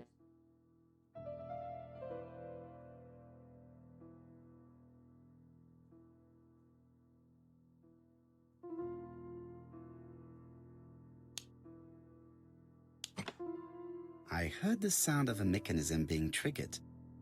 I was sort of right.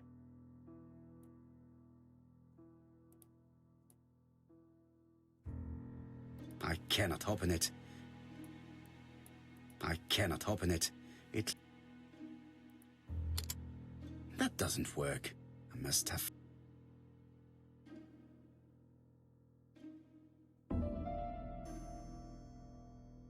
Ah.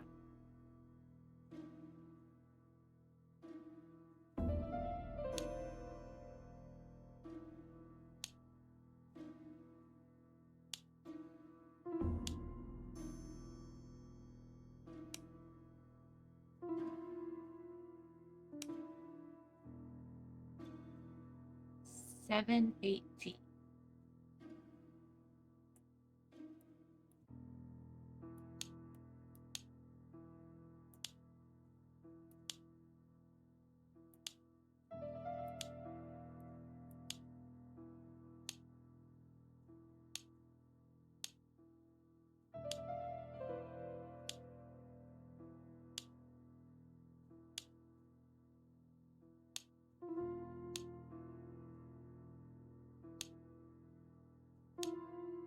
I just have to put the record on the gramophone and start it.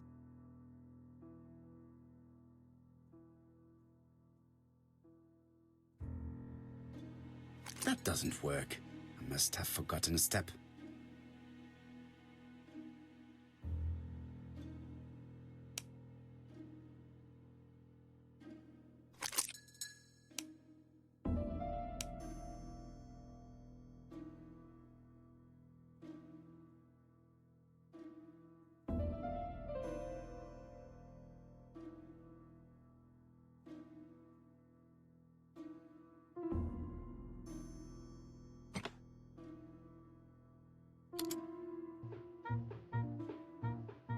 There we go.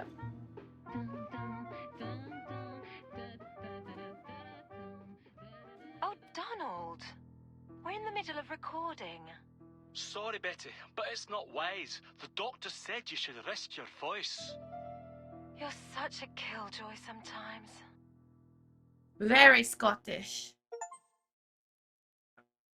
Betty was such a good singer. It's true. Did she have any problem with her throat? Yes, she had to be careful with her voice. Of course, she didn't follow the doctor's advice. If Don didn't insist, she... Well, it's too late for all that now.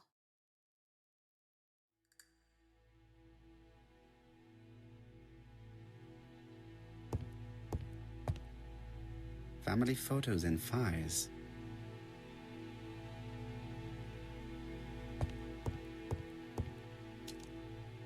So I gotta do. Continue the questioning.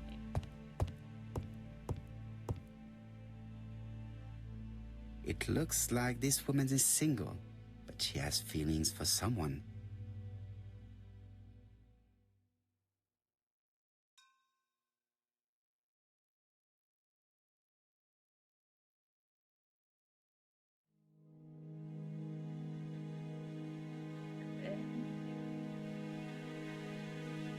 She is looking so intensely at this photo. But is it really a sister that she's studying in this manner?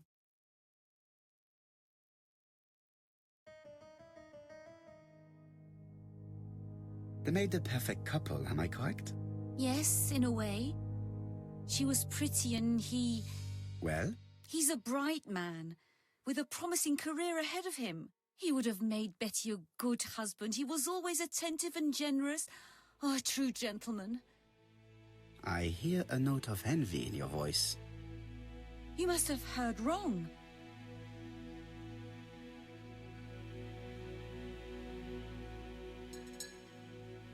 Donald appeared to be very much in love with your sister. Yes, he was mad about her. Mad, you say? Being madly in love can often be destructive, and Mr. Fraser was known for being jealous, I believe. No more than average. Men are always slightly possessive, especially when they are with a pretty woman. I am not your enemy, Mademoiselle Bernard. And you are not my friend either, Mr. Poirot, sir. Yes, but your lies are not helping Mr. Fraser, or you for that matter.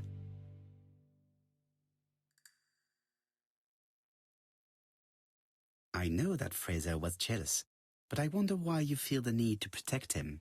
Protect him? I hope you're not suggesting... That you are Fraser's accomplice? There is nothing to suggest that, at least not yet. It would appear that your sister's murder is the second in a series that we have to stop as quickly as possible. The first was in Andover, and the same as your sister, the murderer sent me a letter informing me that a crime would be committed in that town. Now can I count on your honesty? Yes, you have my confidence, Mr. Poirot. Don is a quiet and sensitive young man, slightly reserved too, and as is often the case with reserved people, when he flew into a temper, he completely lost control. He could be so violent. Betty was frightened. And when was this? The first time was about a year ago. But they rowed more recently. Donald found out that Betty had lied to him. She said she was going out with a girlfriend, but she went out for dinner with a married man. It was an awful scene. She told him that until they were married, she was free to go with whoever she pleased. Donald turned quite pale and started shaking and kept saying one day... Well? He'd commit murder.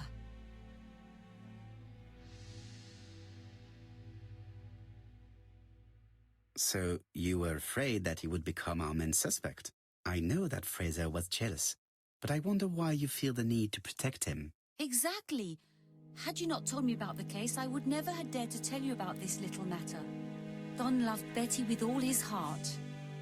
I can't imagine for one instant that he would hurt her. Very good, Mademoiselle Barnard. Thank you for your help.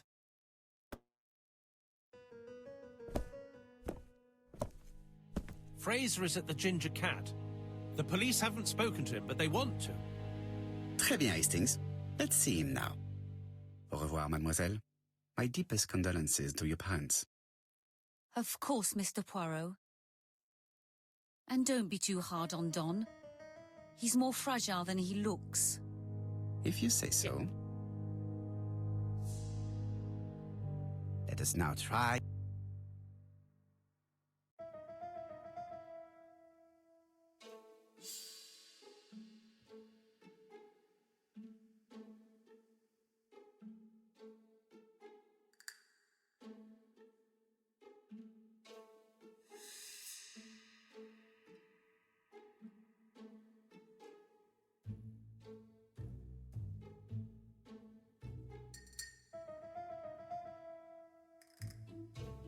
There we go.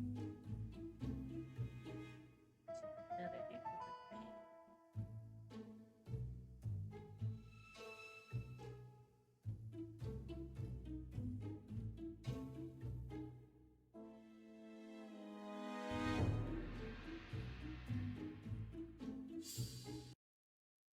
Let us now try and get our brain cells to work.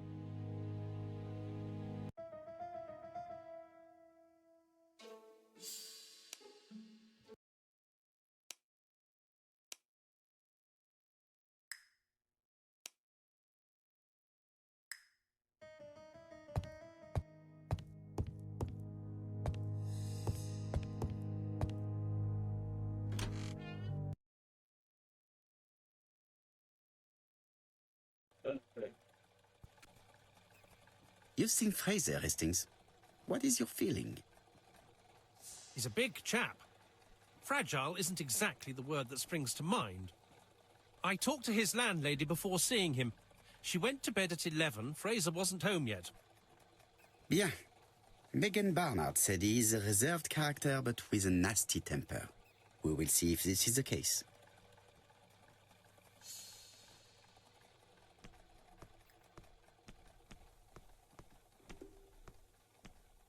This is definitely where the photo I found in the hut was taken. This is definitely where the photo I found in the hut was taken.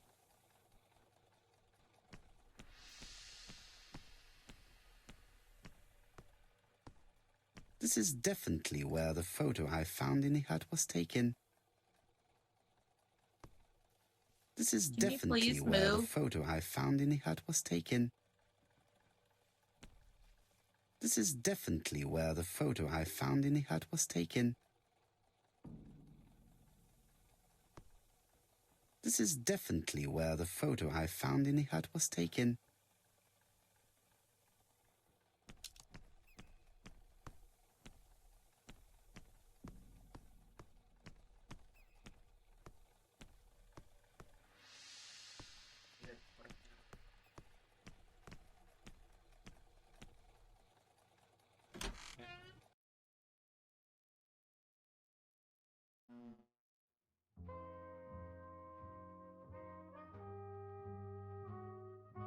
How do you do, Mr. Fraser?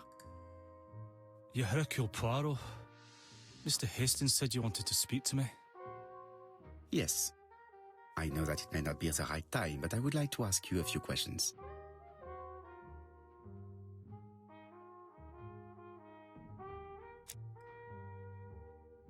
This man looks suspicious.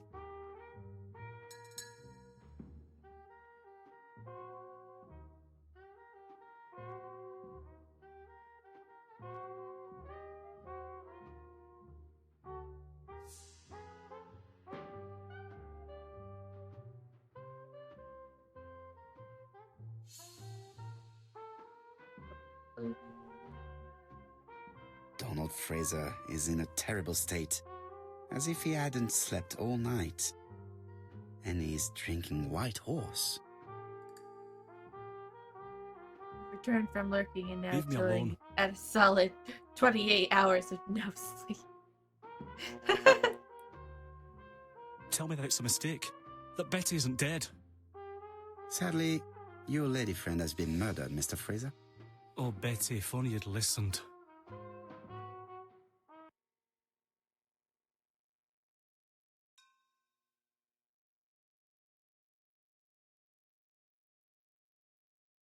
If she had listened to you, she would still be alive. Should I take that to be a confession? With that sort of thinking, you must send a lot of innocent men to prison. Under different circumstances, I might even find you amusing, sir.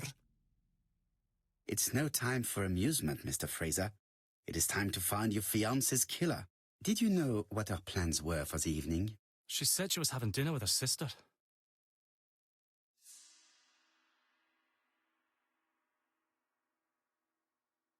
Yet, Megan only returned to Bexhill this morning, Mr. Fraser. I didn't know. Right. May I ask you what you were doing yesterday evening? I spent the evening working. Your colleagues can confirm this? No, I often Hello, take work that's home with me. Scottish accent. Yeah. Very Scottish, man. Therefore, you have no alibi, Mr. Fraser. That's right. But that doesn't make me a murderer, Mr. Poirot. I would like you to leave now, please. Very Scottish. Ah, I knew I'd find you here, Poirot.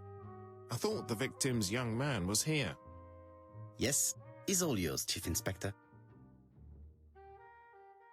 Let us now try and get our brain cells to work. Super easy for me to play it. As I have 2 Scottish friends.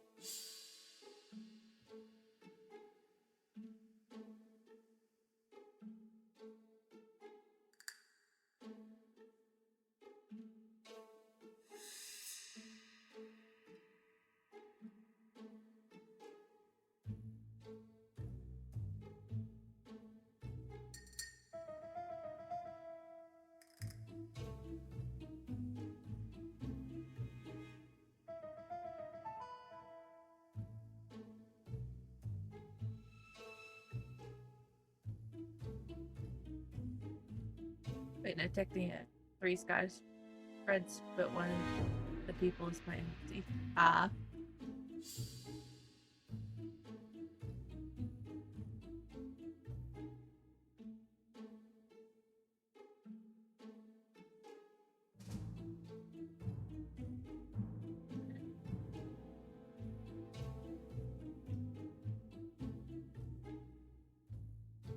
Wait, those would be. Okay, they're not. Okay.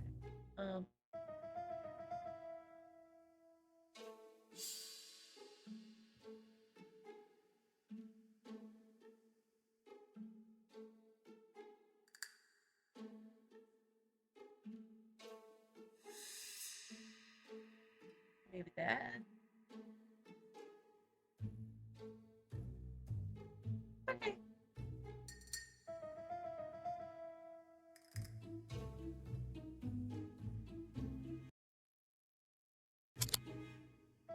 Okay, that's one of them.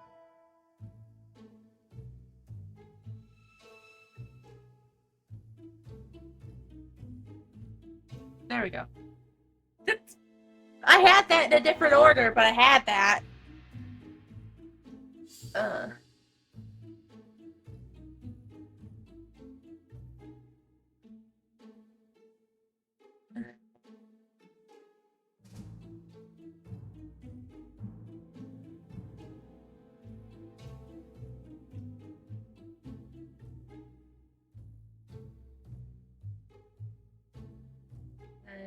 Yes.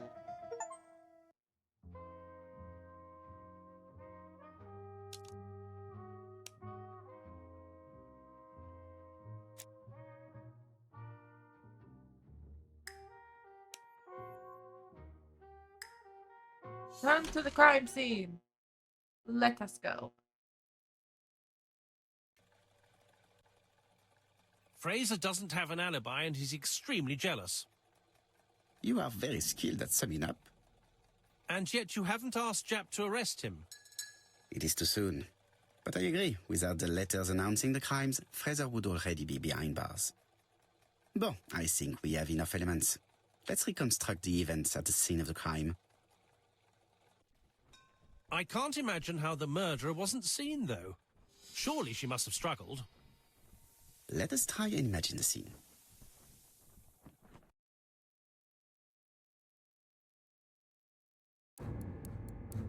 Okay.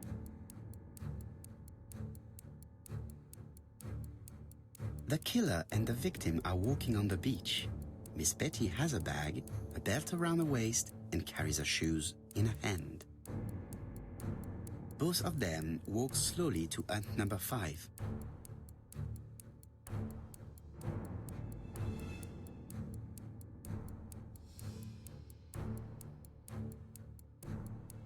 Miss Betty enters the hut. No. It wasn't hut number 5. Let us think again, mon cher.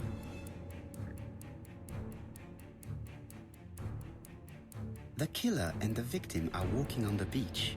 Miss Betty has a bag, a belt around her waist, and carries her shoes in her hand. Both of them walk slowly to hut number 5. Both of them walk slowly to hut number 6.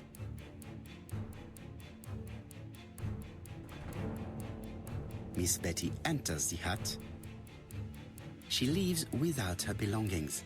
Then she hides a code.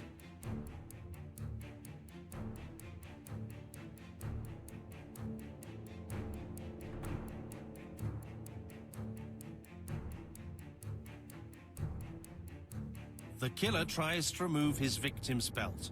She panics and tries to stop him. She runs away, pursued by her assailant. No, there is no sign of a chase. Things must have happened differently. Let us think again, mon cher.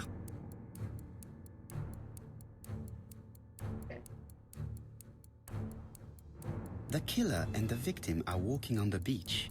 Miss Betty has a bag, a belt around her waist, and carries her shoes in her hand. Both of them walk slowly to hut number 5. Advance. Both of them walk slowly to hut number 6. Nightbot says to hydrate. Miss Betty enters the hut. She leaves without her belongings. Then she hides a code.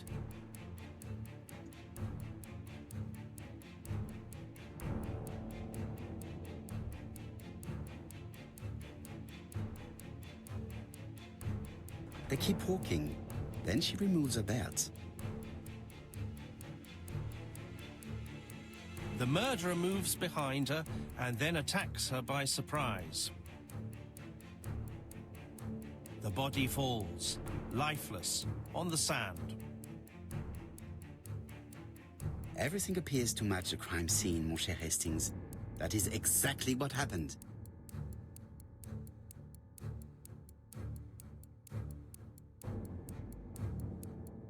Success. Finally.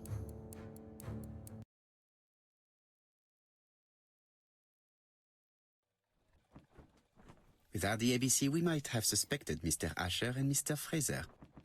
But by timing his crimes, the murderer is making sure he's accused. In a way, it is very generous of him. Generous? The murderer seduced Betty in order to lure her to the beach and kill her. Indeed, the young woman was certainly careless, but not stupid enough to follow a stranger. What are you planning to do, Poirot? Return to London, mon cher Hastings.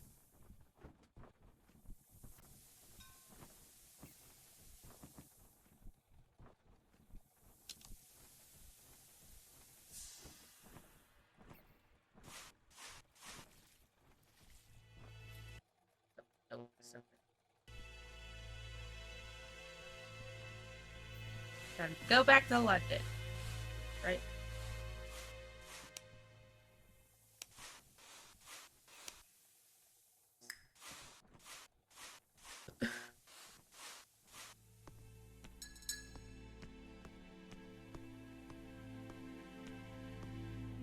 This is definitely where the photo I found in the hut was taken.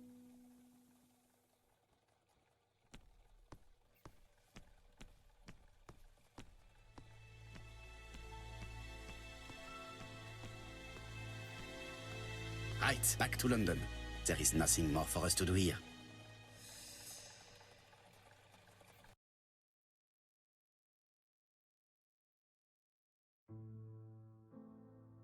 Japp has decided to reveal details to the press. The alphabet murder is now famous. It is not a bad idea. The more people who know, the greater our chances of finding out something of interest. Poirot, I have a bad feeling.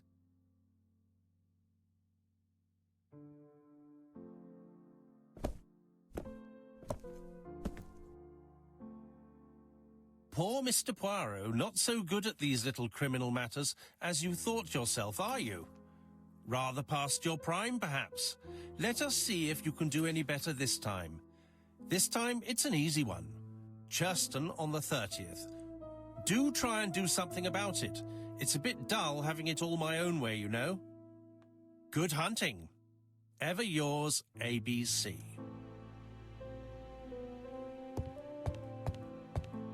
Good hunting. Did you hear that, Poirot? The murderer seems to be taking it all as a game, a challenge. He will strike on 30th in Churston. We must warn Scotland Yard.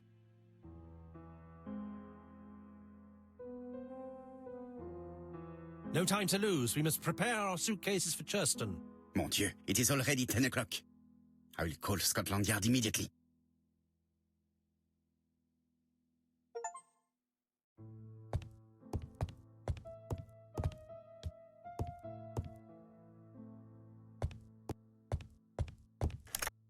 Hello, Japp. We received a new letter from ABC in the 10 o'clock post. Where and when? In Churston. Today. Today? I'll inform the population immediately. I'll check the train times. Call me back.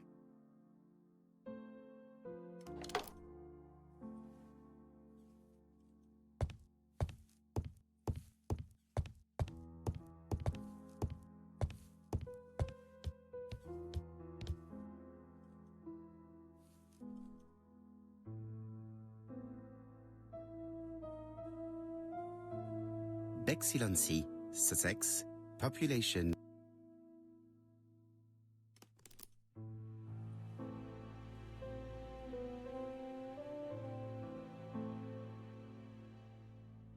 Hastings' photo album. He's very proud of his bag.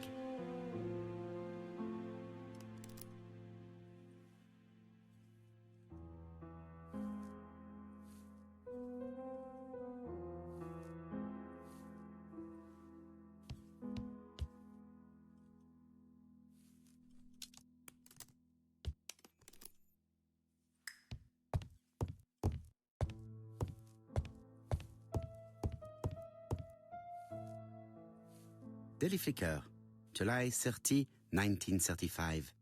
ABC affair, no progress. The alphabet murderer is still on the run. Ever since the police found the connection between the Bexhill and Andover affairs, the inquiry has barely progressed.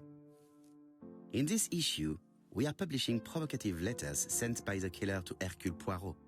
Unfortunately, they have not yet helped to find him. Daily Flicker, July the 26th, 1935. The Bexhill Horror. Young maid strangled on the beach. Killer struck at midnight.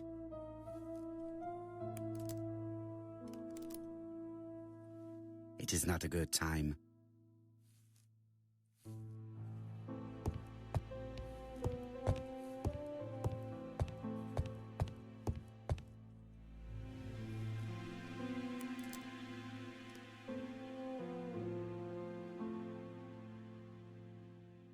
Bexhill-on-Sea, Sussex, population 24,007.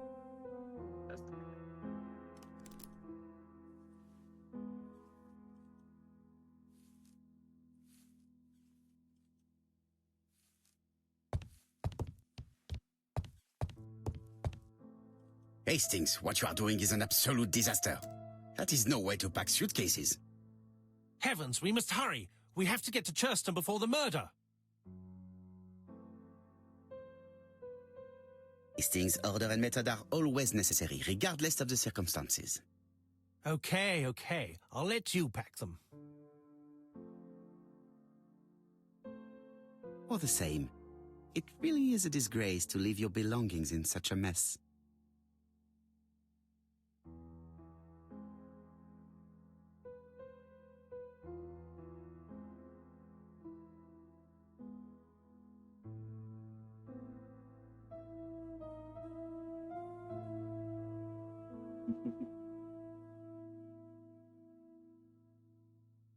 Voila. It only took a minute. Poirot, you were right. I've just consulted the ABC guide. There's no hurry. The next train doesn't leave till 11:45. You see, there is no need to hurry.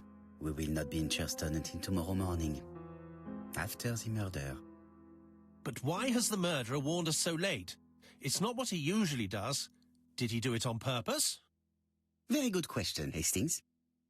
We should also compare the letter we have just received with the other two, although I have very little doubt about what we will find.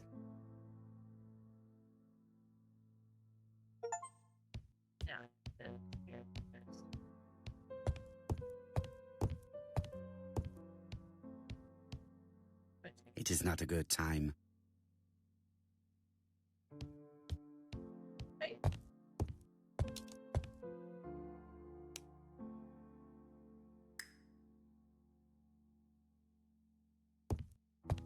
In his haste, Hastings tore the envelope.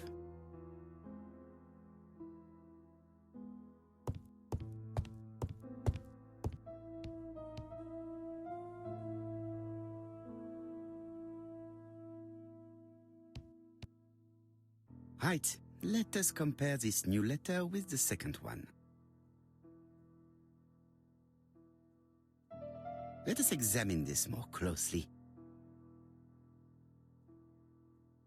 Certain characters in the two letters may have similar defects. Yes, this I is weird. Yes, the I characters in the two letters do indeed have the same defects. I have to find some other similar defects to confirm my theory.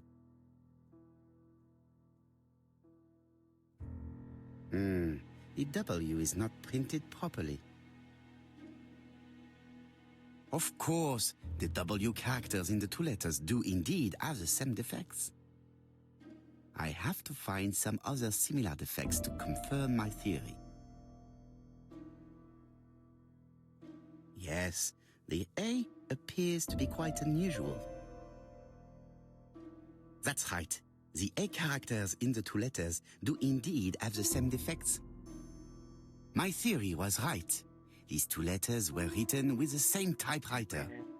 I love this, the comparing of the stuff. Let us now try and get our brain cells to work.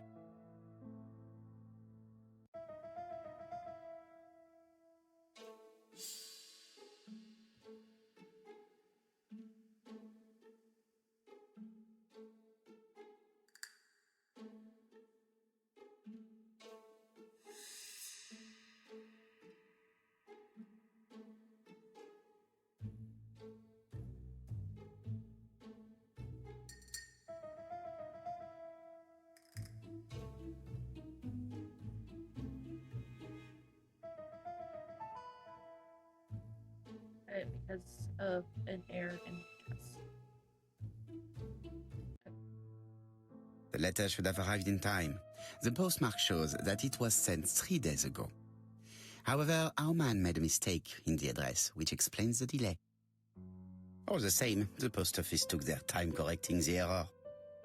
Come on, Poirot. Your address is not quite as well known as that of Scotland Yard. Poirot, the telephone. It must be Jap.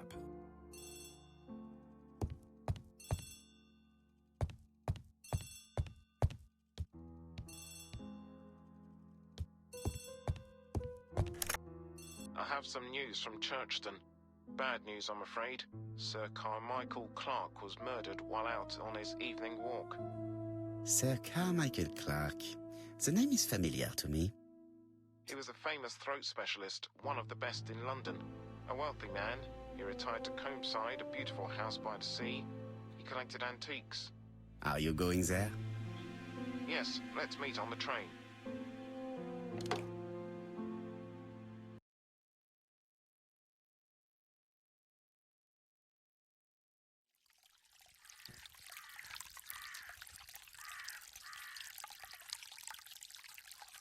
New frames.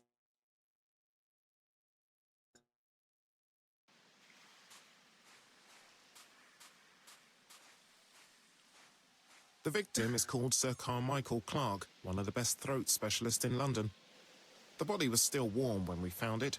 If we'd been warned earlier, we definitely could have saved him. It appears that the murderer made a mistake when he wrote his letter. A mistake? Lucky for him.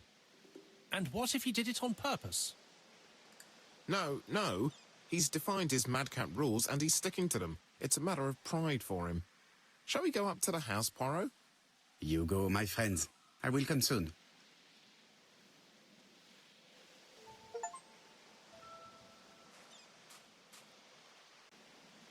Jap has emptied the victim's pockets and has laid out their contents on this piece of wax cloth.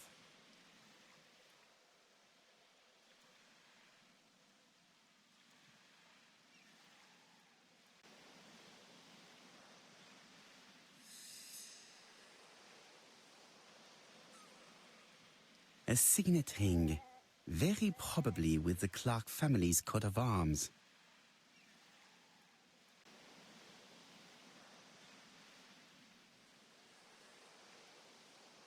Nothing appears to be missing from this wallet.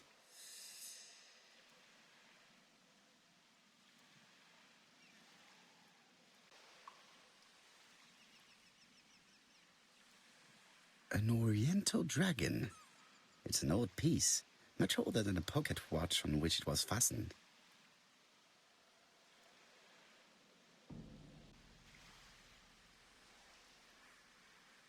It is pointless.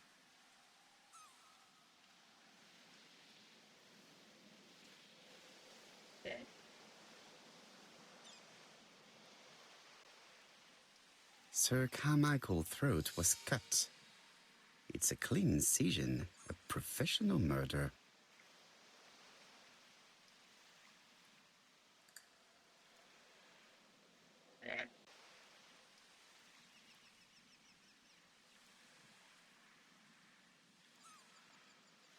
An ABC guide. The murderer's customary signature, covered in blood this time.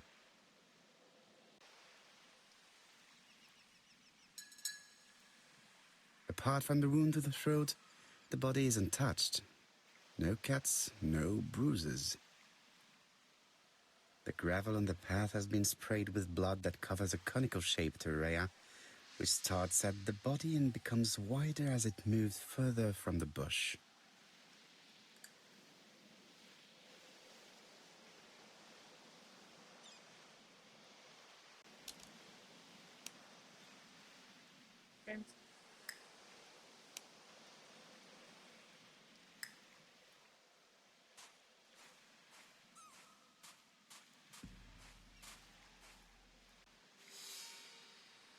This place is very calming.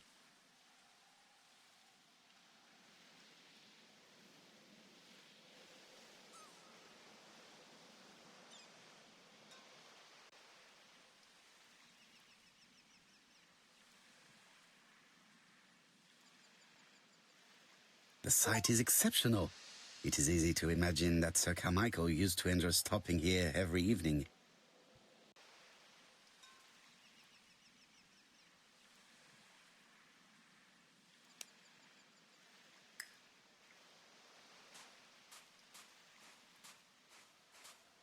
The body is just in front of a bush, one of the only bushes in the surrounding area. The vegetation behind the bush has been trampled. Let us now try and get our brain cells to work.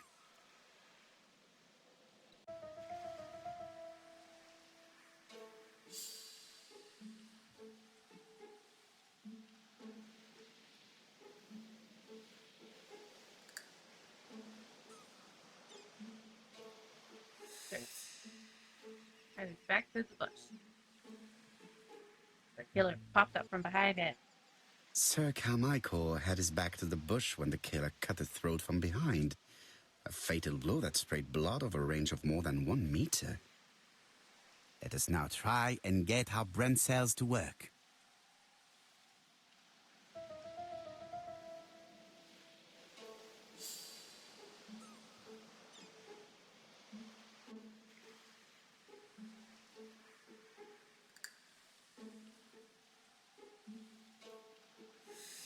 There we go. See? I'm right. From behind.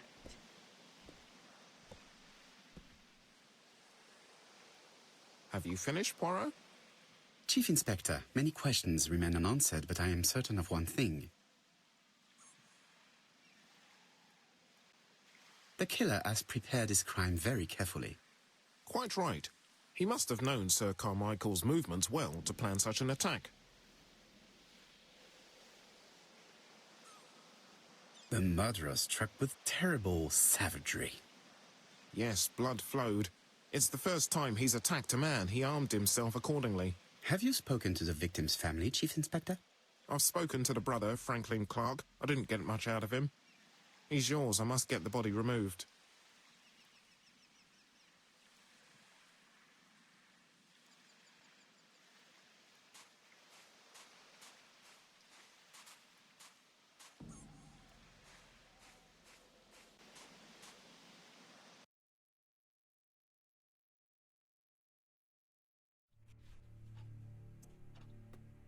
To be honest, this inspector seems rather obtuse.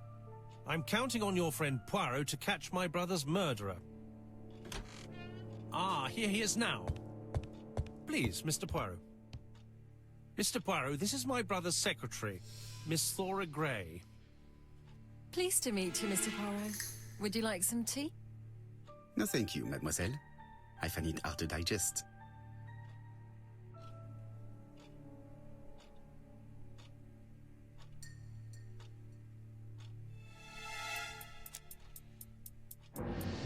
There is something elegant about her.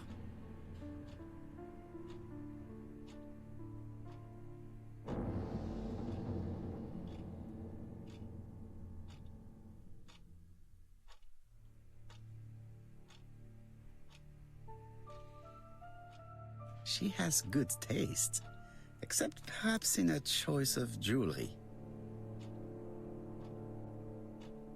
Please excuse me, I have to take care of Lady Clark.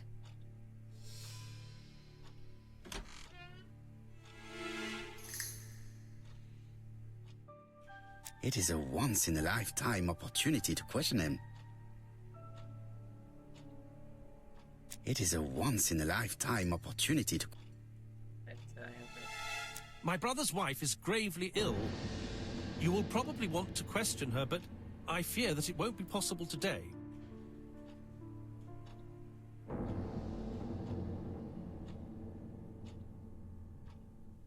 Of course, I understand. Someone set a trap for your brother.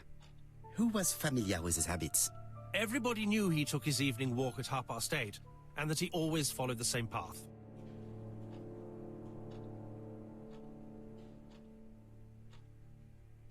And did people of the village know Sir Carmichael's habits? I don't know. It's possible. What were you doing last night? After dinner, I went to my bedroom. At 11 in the evening, the telephone rang. It was the police. I went to look for my brother.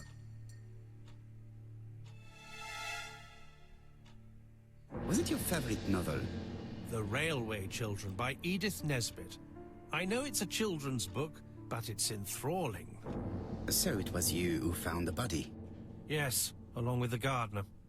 Have you seen any strangers around the house recently? No. As far as I know, nobody has been near the house. Miss Clark. Oh, Lady Clark must have fallen from her chair. I have to help Miss Grey get her up. Hastings, while our host is gone, let's examine the drawing room. But, Poirot, a gentleman shouldn't... I take full responsibility. All you have to do is to leave the drawing room door ajar and let me know if anyone is coming.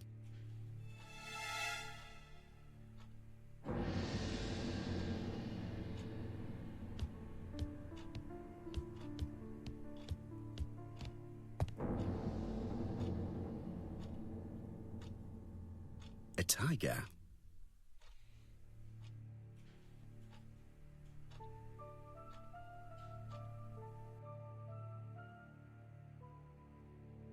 Right there, no.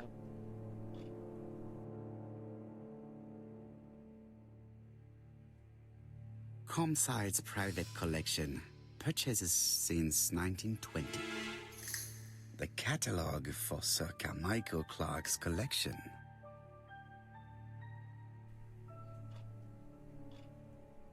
A crane?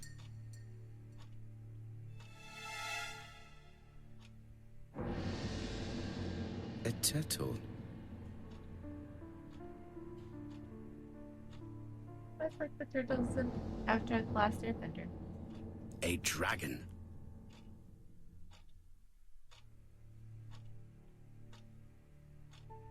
It is an emperor. His place at the center of the table is probably symbolic.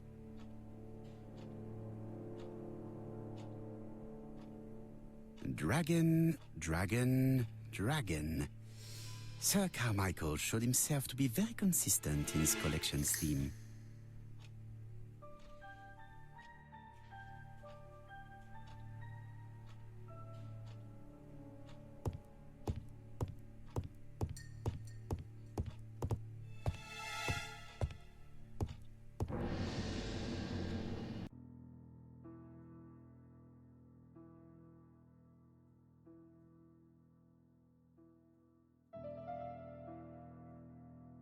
Turtle, the dragon, the crane, and the tiger. I think I've already seen this motif somewhere.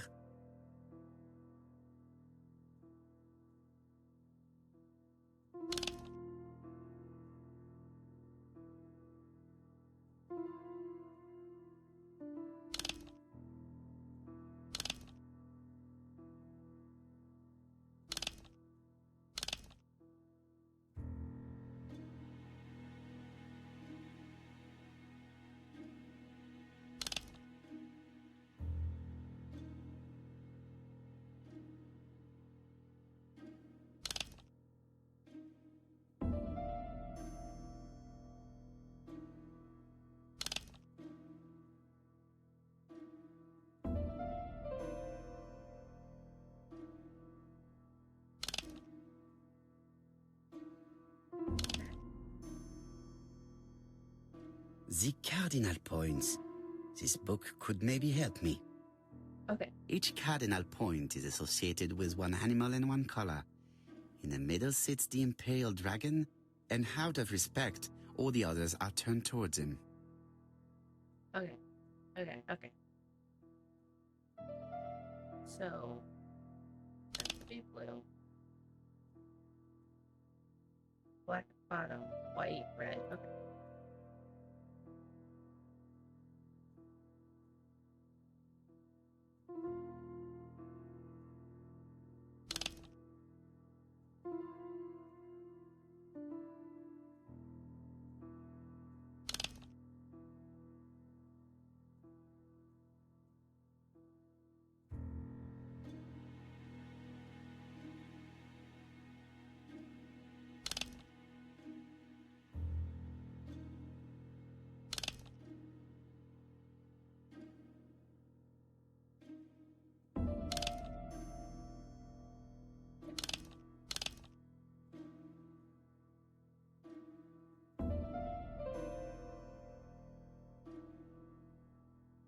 That seems right. Right?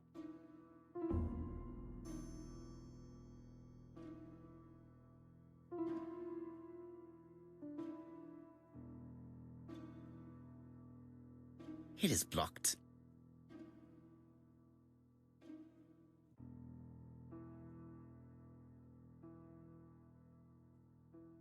Damn it.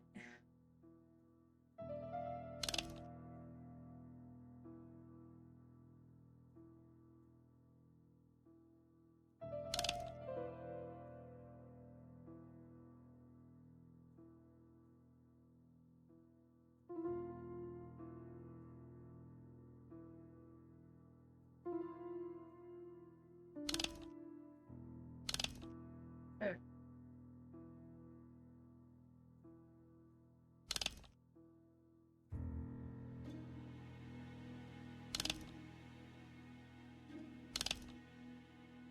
The position of each motif is correct, but they are not turned the same way as on the table. I think I heard a bang. Could it be this cupboard? This is interesting.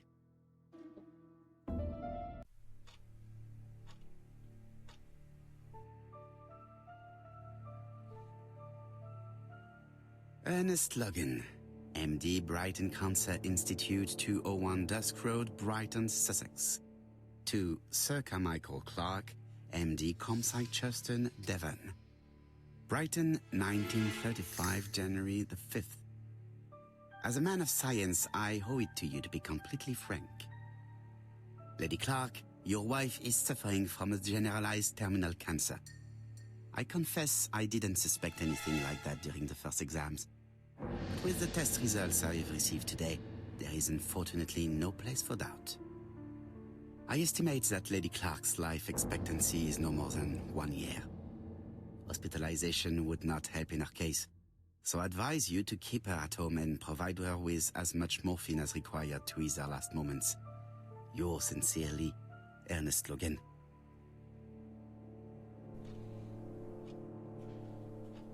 These daggers are only ceremonial weapons. I do not think that the crime weapon is here.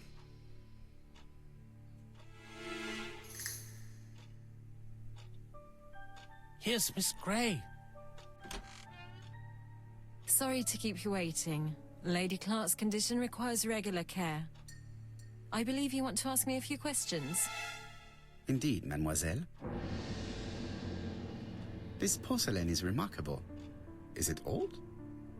It's about 3 centuries old, I believe. Wait, let me find the reference.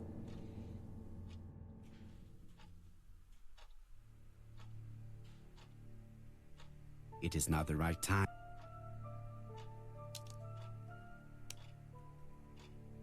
He's an orphan.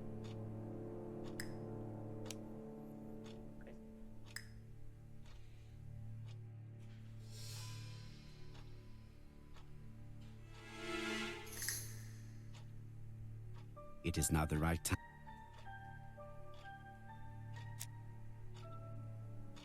She appears to be very flustered.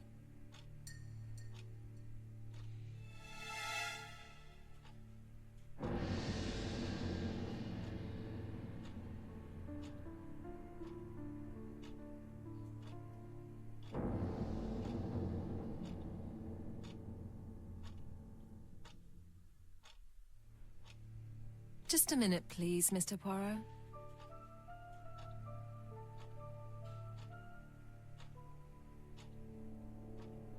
She's unable to hide her emotion, and her makeup has been disturbed. I think that this young woman has just been kissed. Here? Teapot with Black Dragon, Gangshi period, end of the 17th century. It is a rare piece with unusual colours. You have a good knowledge of art history. Acquired while working with Sir Carmichael. I used to help him manage No, his but collection hydrate. and choose his new acquisitions.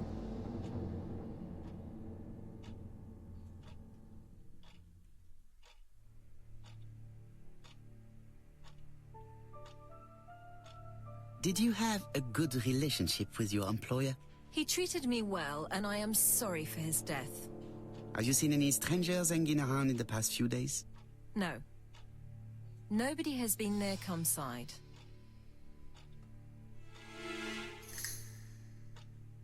What were you doing yesterday evening at the time of the murder? I was sleeping. I was woken by the telephone at 11. I heard Franklin Clark speaking with the gardener. They left with some lanterns and they found the body.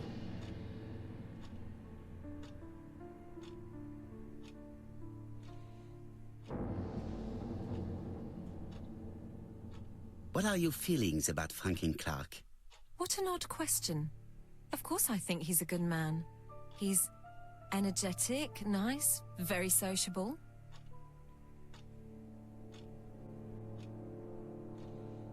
Miss Grey, if I may be so bold, please do not take offence. My friend has rather unusual methods, but all he wants is to find the murderer. Yes, I understand. I must rest. Please excuse me.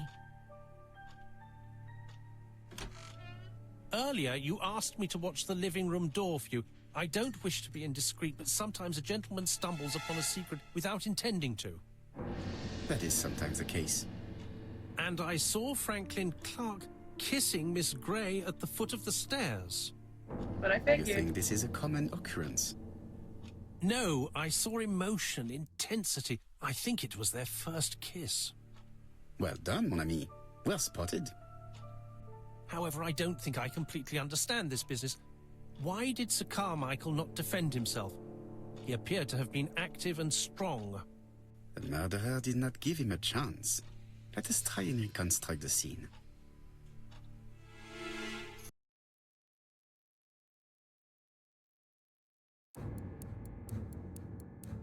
Reconstruction. Sir Clark is taking his customary walk. Our killer is hiding behind a bush.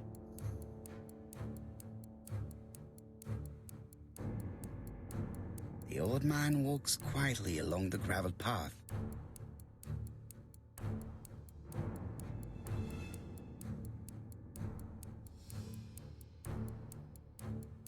Then he turns towards the sea to gaze at it.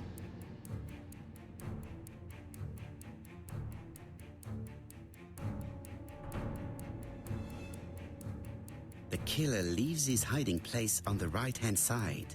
He approaches silently over the grass. Then he throws himself on his prey and cuts the poor man's throat. He then lays down the ABC before leaving. Everything appears to match the crime scene, mon cher Hastings. That is exactly what happened.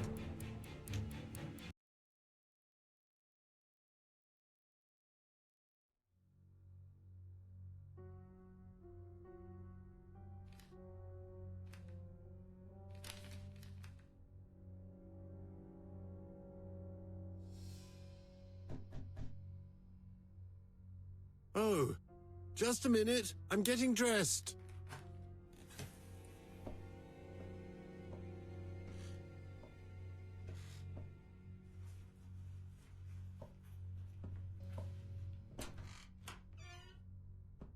Mr. Kirst, have you recently returned from Churston? Yes, indeed I have. Have you seen the papers? And to think that you might have rubbed shoulders with the killer. Imagine that. Mr. Cust, are you all right? You don't seem well. My apologies. My throat is burning and my head feels heavy. It's ever since the war, you know. Since my injury, my head has never been the same.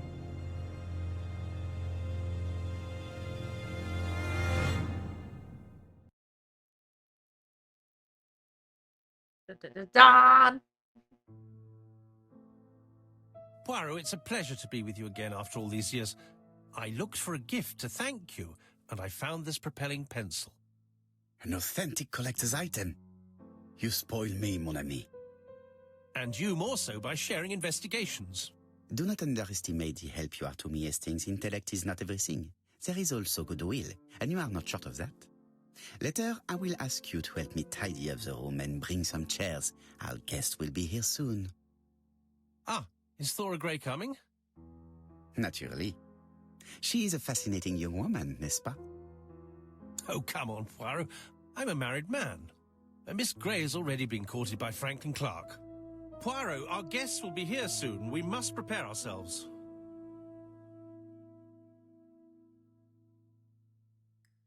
I should take advantage of the silence to examine them.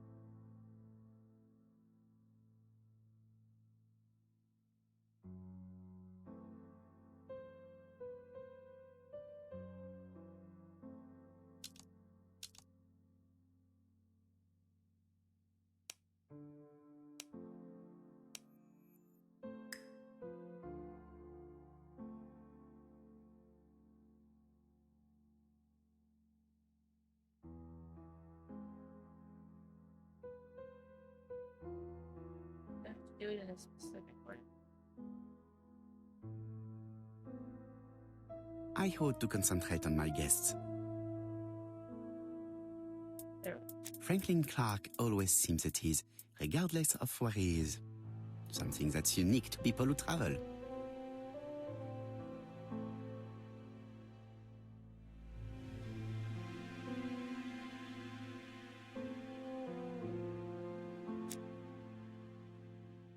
She appears to have taken more care with her appearance than the last time.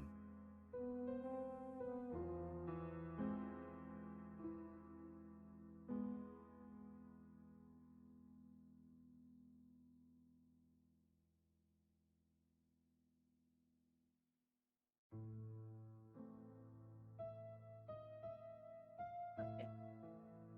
She's looking at Mr. Fraser out of the corner of her eye. Did she make herself beautiful for him?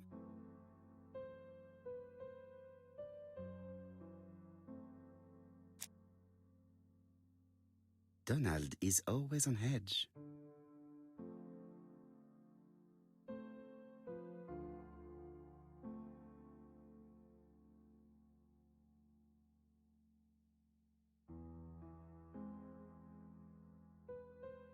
Donald I Fraser don't know is why very they nervous did it at out the of his moment, chest. even if he's trying hard to control himself.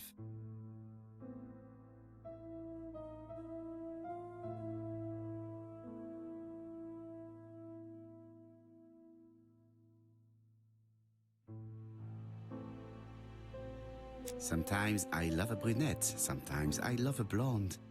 That's what the song says. Sometimes the song says, sometimes I love a blonde who comes from Eden by way of Sweden. But I am not sure that this blonde is an angel. I wish to thank you all for coming. I wanted to bring everyone close to the victims here in order to unmask the murderer. Get to the point, Mr. Poirot. What do you want from us?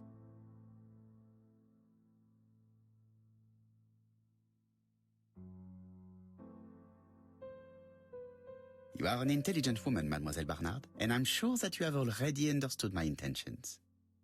You think that if we put our heads together, we might come up with something new? I am convinced of it. What I ask is that you search your memories.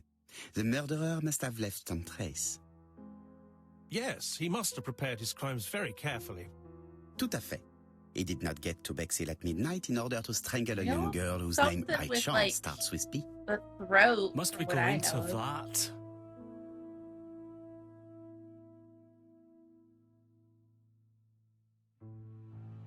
No, of course. Not if it makes you uncomfortable. Come on, Mr. Poirot. I imagine we all feel terribly uncomfortable about these murders. It's true. We've to catch the killer, not be spared the gory details. Mr. Fraser, please get a grip on yourself. Well, I want to help you, but I don't remember anything else. Nothing I haven't already said. And you, Mademoiselle Barnard, did your sister say she was seeing another man? She never would have told me.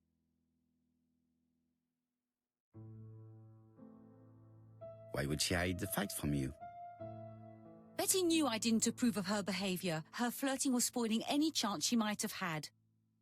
Tell me, mademoiselle, what did you talk about with your sister? Silly things. Her new dress. She wanted a pair of black stockings to go with it. Mother bought her a brand new pair. The day it happened, she was crying.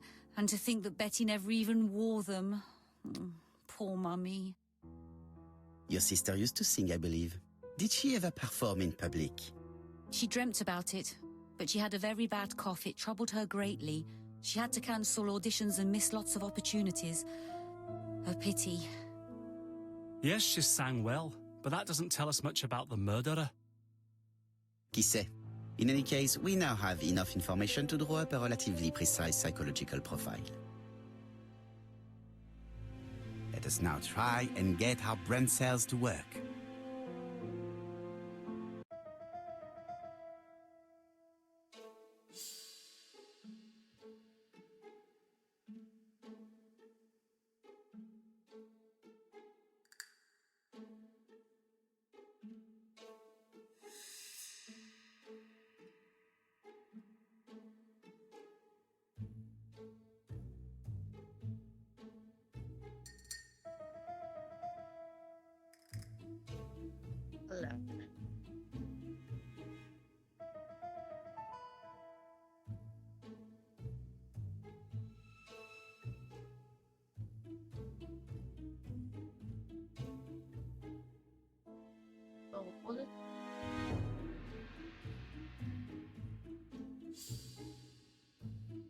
Yeah, because he seduced Betty.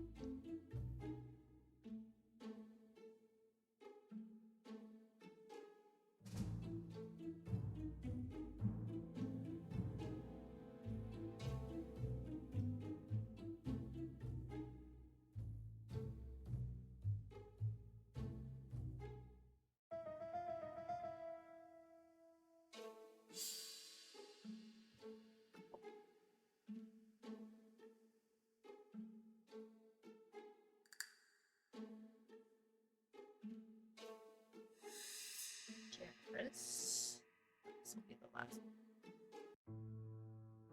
So, ladies and gentlemen, we can now surmise without too much risk of error that our adversary is calculative, sure of himself, a seducer, of outstanding intelligence, that he has plenty of self-control, and that he likes railways.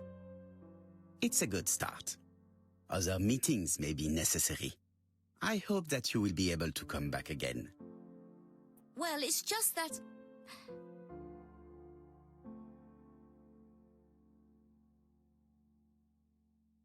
Is something bothering you, Mary?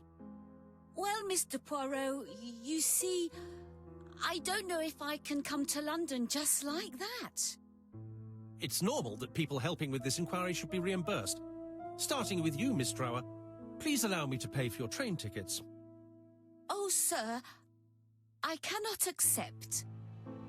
But you must. Mademoiselle, I may not be rich, but my brother left a fortune which will be mine. Mr. Clark, that's very generous of you. Well, someone has to foot the bill. Mr. Poirot, would it be possible for you to come back to Devon? Lady Clark has expressed a wish to see you. We'll adjust her medicine so she'll not be too drowsy. But of course, I shall come the day after tomorrow if it is convenient. Thank you all for coming. We will meet again soon. The meeting was most fruitful. Really? Hastings, I believe now we have everything we need to find a common point between the victims. Now it is time for us to use our grey matter. Let us now try and get our brain cells to work.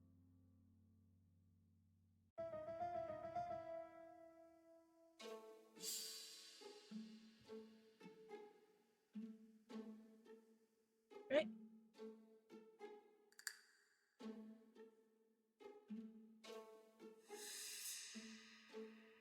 There.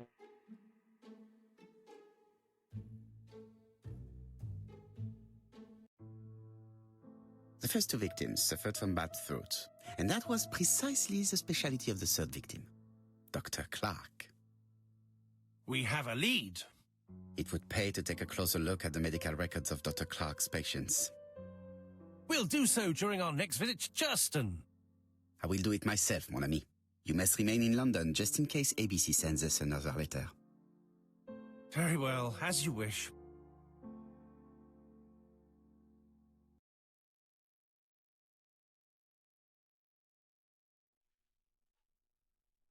Thank you for coming, Mr. Poirot. Lady Clark is waiting for you in her bedroom on the first floor. Please excuse me, I cannot stay for the interview. I've to take Miss Gray to the station to see our lawyer in Torquay.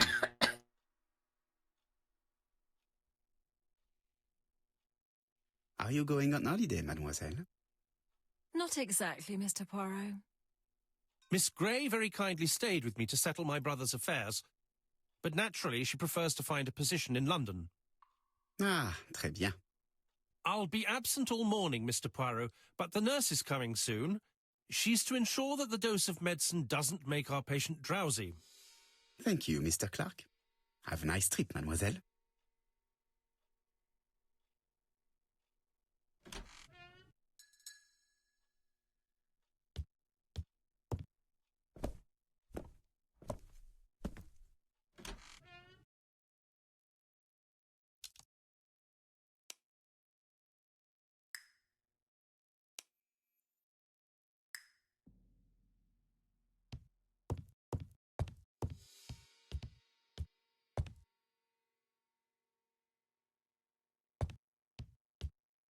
It would be rude to make Lady Clark.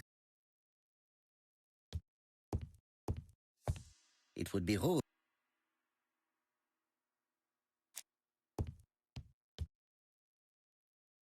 This poor woman is very ill.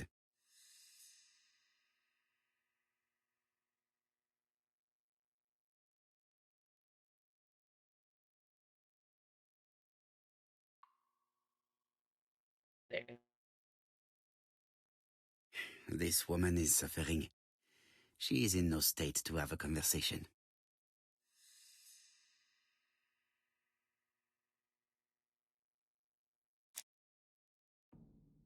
Mr. Poirot?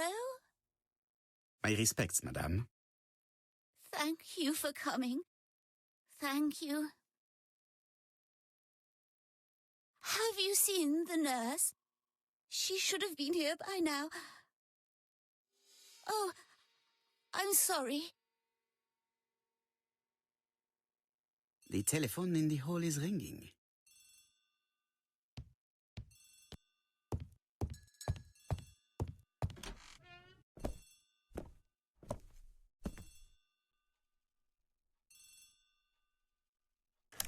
The Clark residence. Detective Hercule Poirot speaking. How do you do, Mr. Poirot? I'm Lady Clark's nurse. I wanted to let you know that I won't be able to come for her injection today. Might Miss Gray be able to do it? She has just left, but I will take care of it. Thank you. That's very kind of you. You'll find the skeleton key to open the medicine cabinet hidden in the lion trophy. You can count on me. Au revoir, mademoiselle. Oh, thank you kindly. Goodbye, Mr. Poirot. It is now the right time.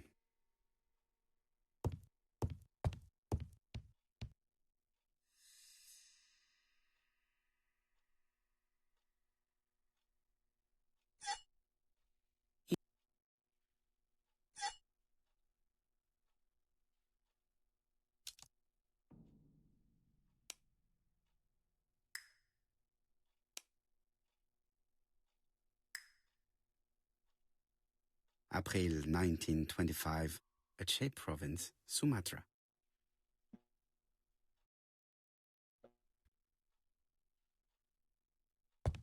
It is now the right time.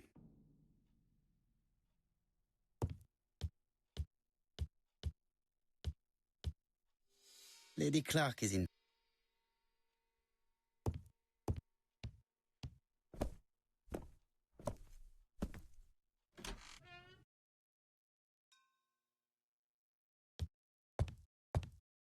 Lady Clark is in.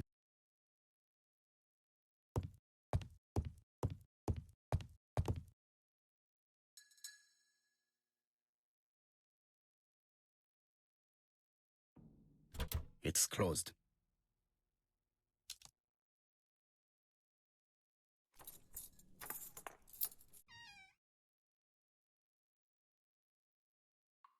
Ah, Mr. Poirot. Ah, I feel better now. Thank you for your help.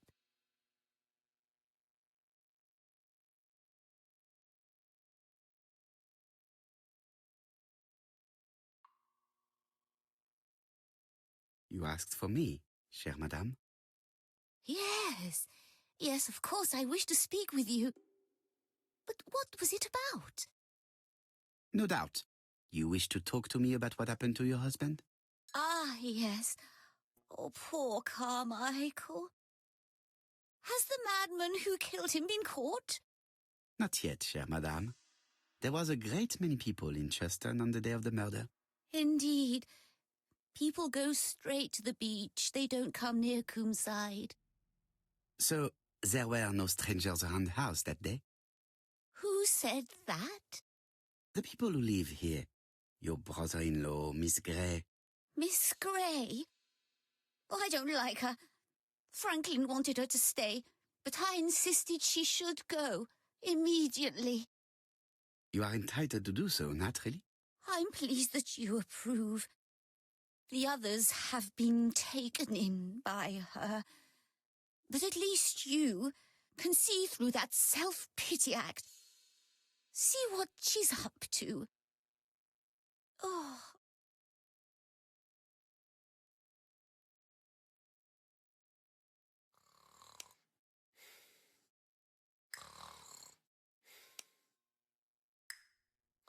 She is sleeping. I must find a way to wake her up gently.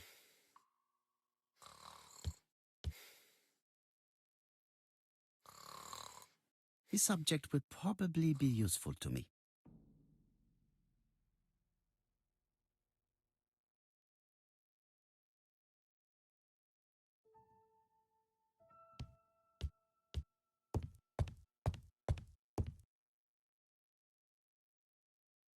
This couple appears to be having fun.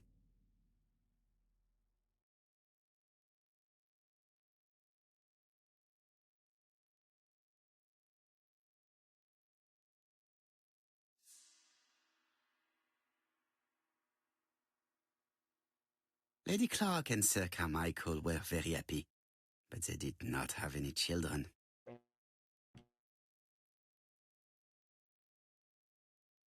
This subject would probably be useful to me.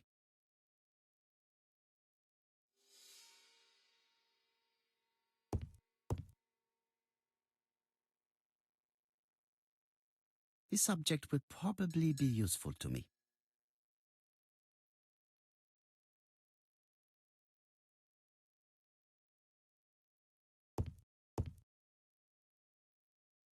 I've finished with this subject.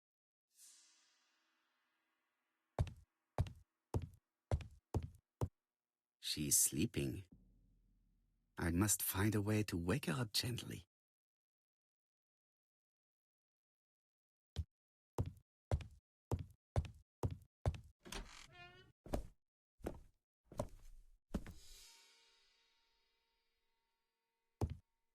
I must find a way to wake her up gently.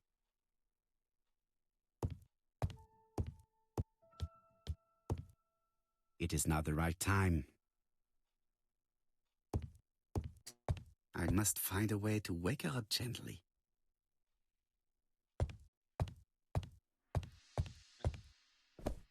Maybe it's in her room?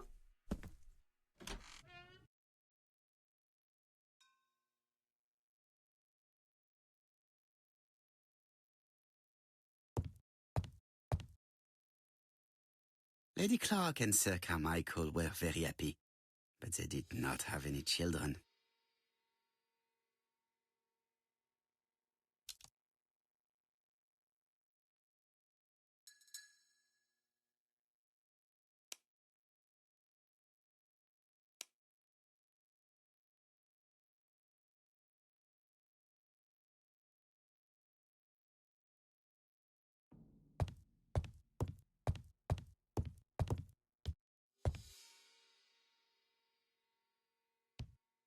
She's asleep.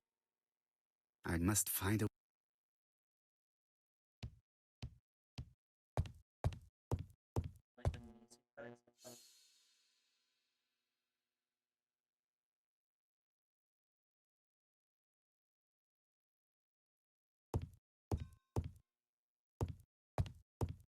I've finished with this subject.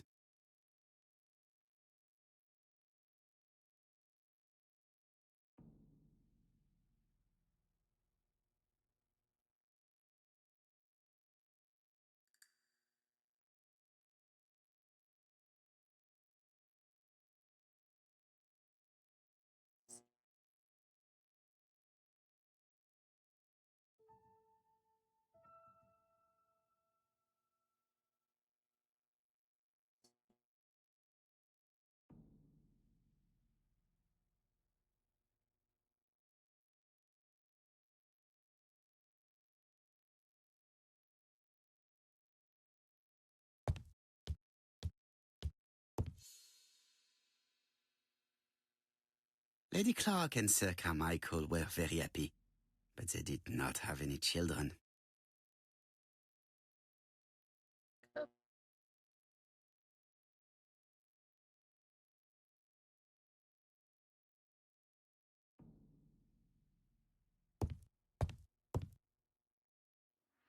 Lady Clark and Sir Carmichael were very happy, but they did not have any children.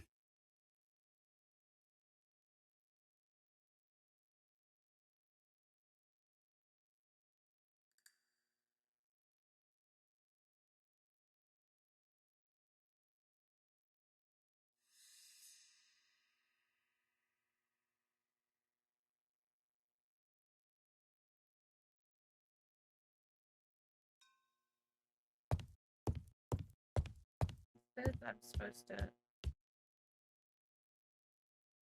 click on the music.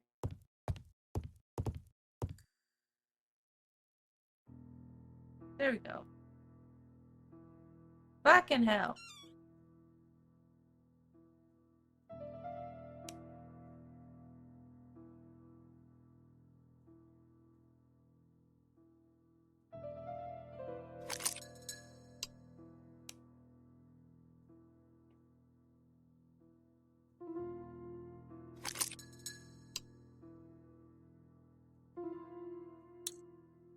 The mechanism appears to be broken.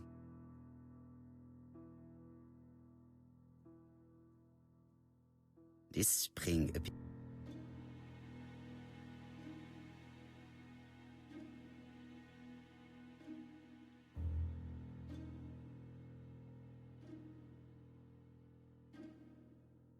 The mechanism appears to be broken.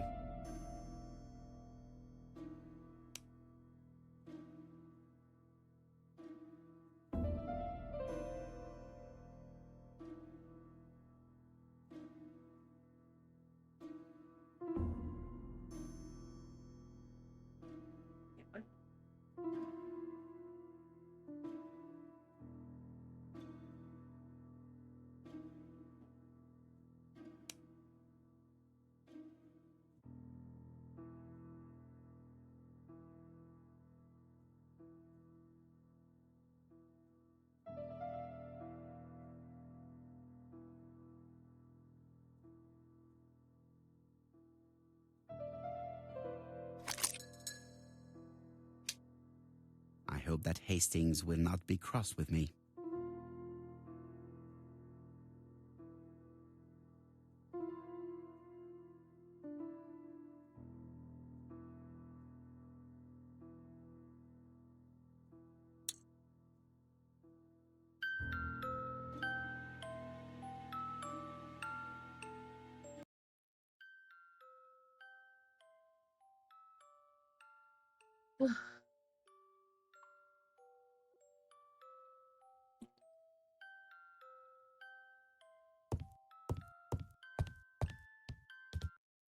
Oh, what are we talking about? Ah, yes, Thora Grey. Oh, Carmichael had great esteem for her, but for me she was nothing but a hypocrite.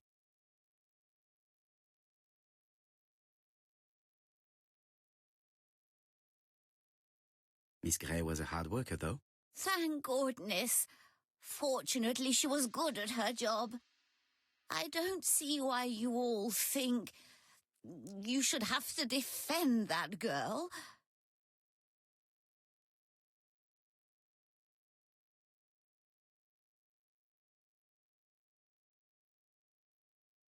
Well, I appear to have been wrong about Thora Grey. So you all agree. How nice it is to be all of the same mind.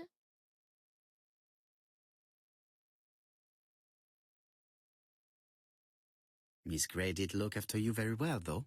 Outwardly. But she's hiding something.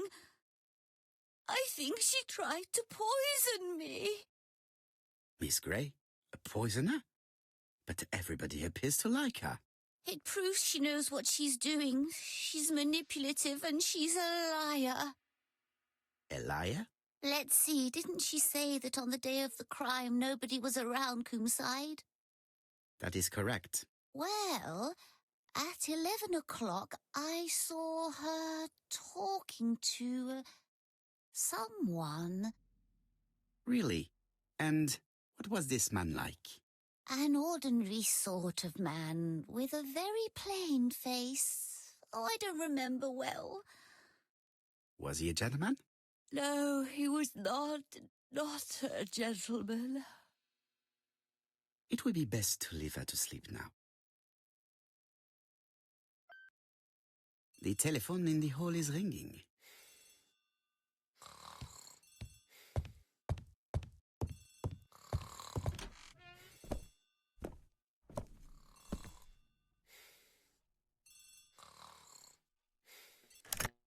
Hello? Poirot, is that you? Hastings here. Thank you for calling. Have you received a new letter from the murderer? No, thank goodness. How are things in Churston? I questioned Lady Clark, but I will not leave until I have examined everything of interest to me here. Fortunately, Franklin is absent, and I have a skeleton key. Have you seen Thora Grey again? Briefly. But rest assured, I intend to summon her to London soon.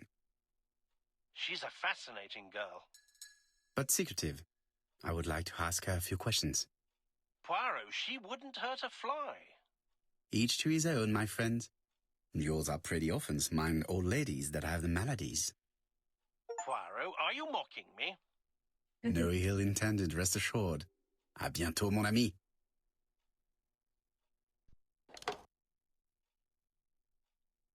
How am I going to open this?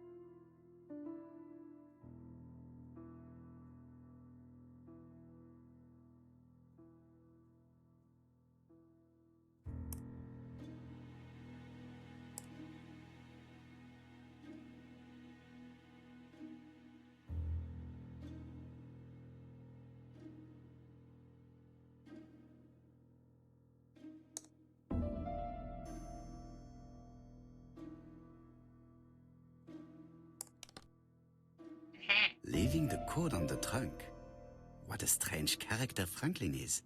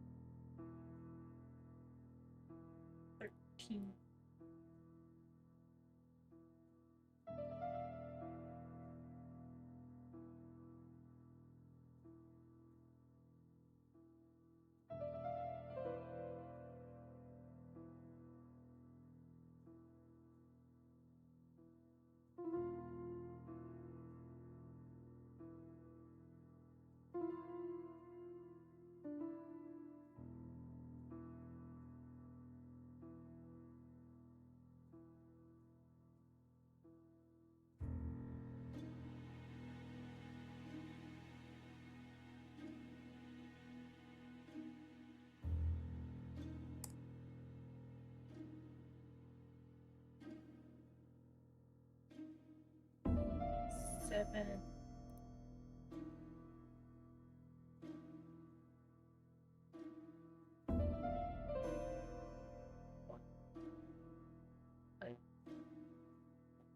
Otherwise, 13.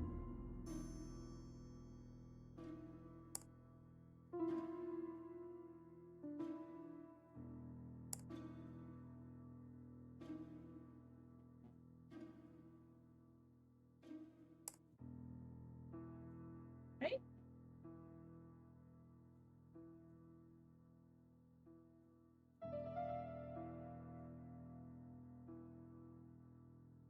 See? Right.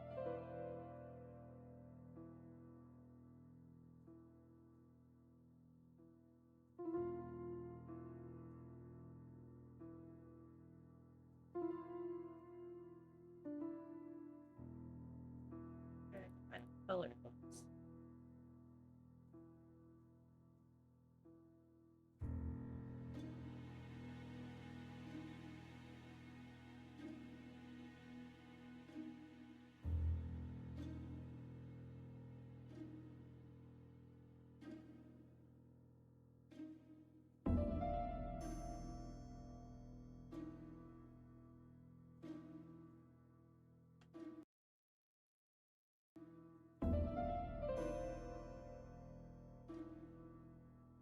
Oh, did I get my hands mixed up again?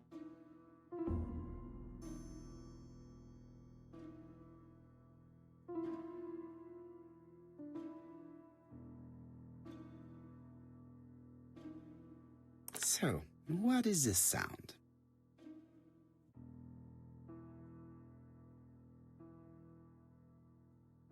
I should be able to open the trunk now.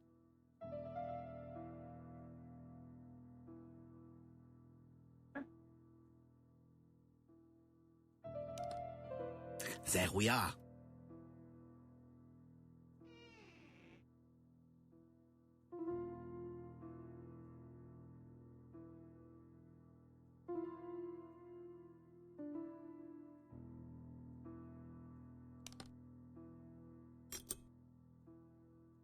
Whiskey and other good quality drinks. Mr. Clark really has refined tastes.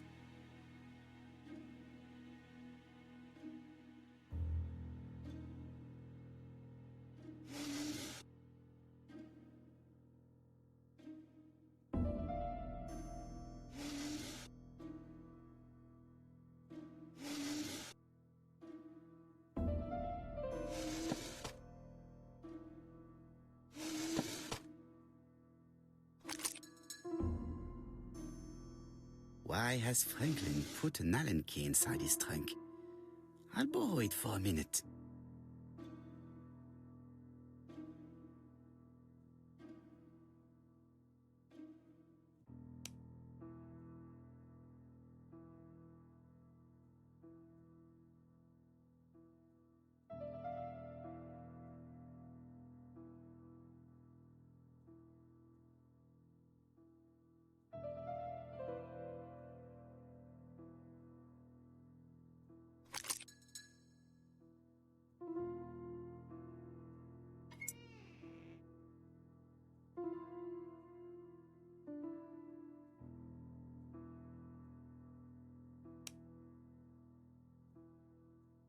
An Allen key. It can be used in 5 positions. There you go.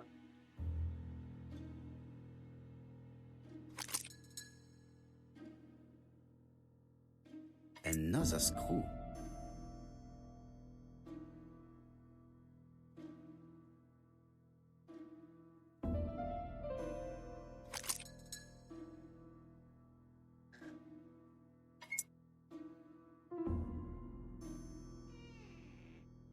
This engraving is not very easy to understand.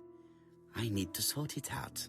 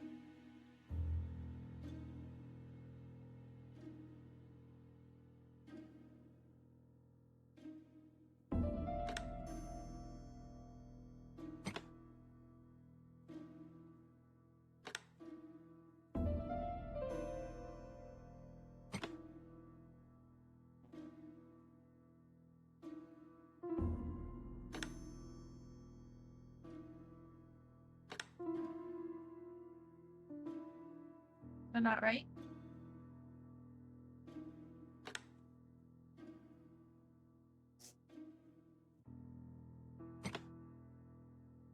It is blocked.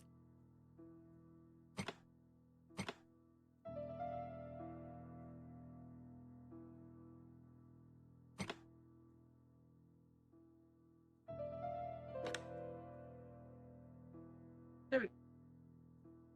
I think. It is blocked.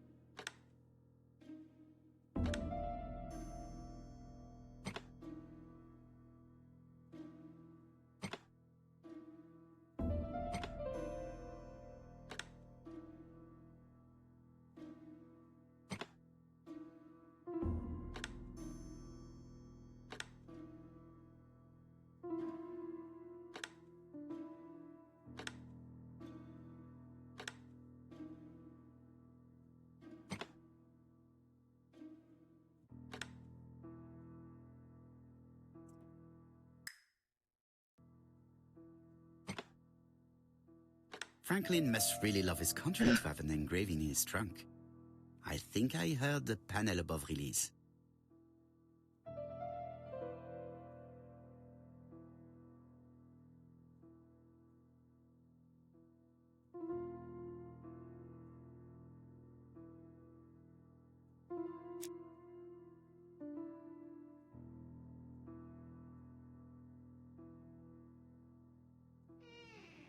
A signet ring?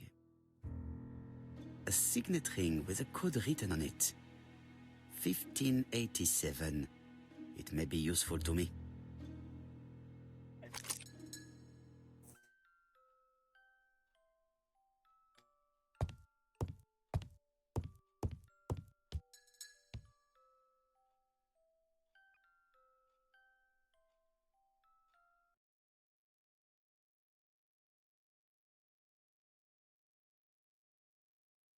The Black Dragon's Curse. To Franklin, who will never grow up. January 25, 1928. Car Charlotte.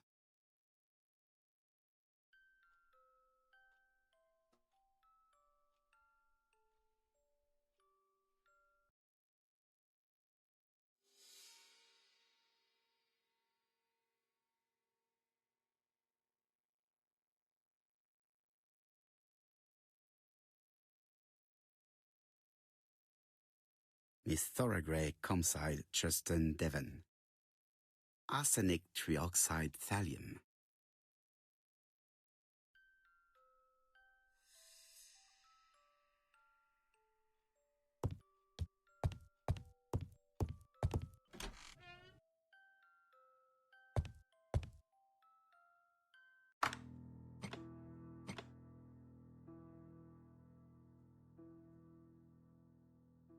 This plate appears to be able to move, but something is blocking it.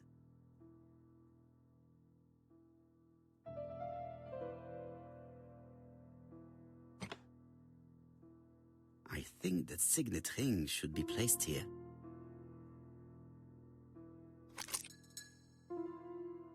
The plates around the picture appear to have unlocked. I think I've already seen these symbols on Franklin's trophies.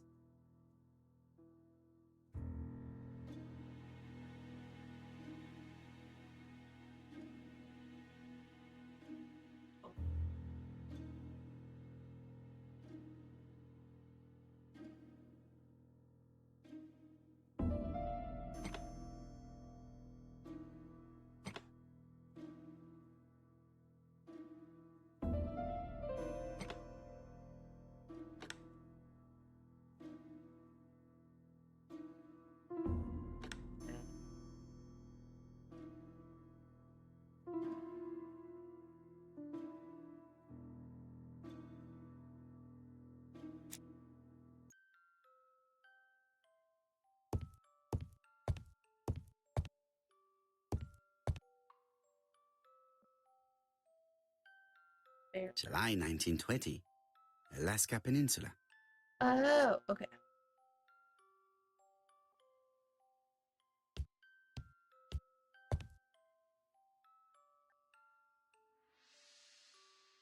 February 1922, South Africa.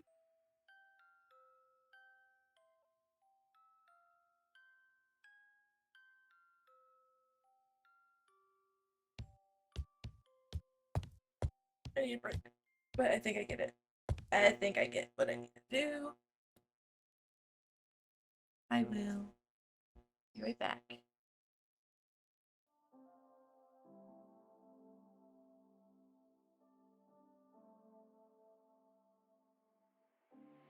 Tell me that you love me, tell me it was worth it. All the pain you caused me, I know that we weren't perfect. I feel I have a curse that nothing I do works. And I know that you've been hurt, but I know we've had it worse, yeah. And I don't wanna fake it any more than I have to. Feeling tortured, I grab you, try to snap us both back to when I felt like I had you. It just feels like a bad mood, but you're turning your back soon. I've been stabbed in the back too, so it's over now, it's over now. There's no way we can work it out, can't work it out. Every word that's coming out your mouth is filled with doubt. I don't have time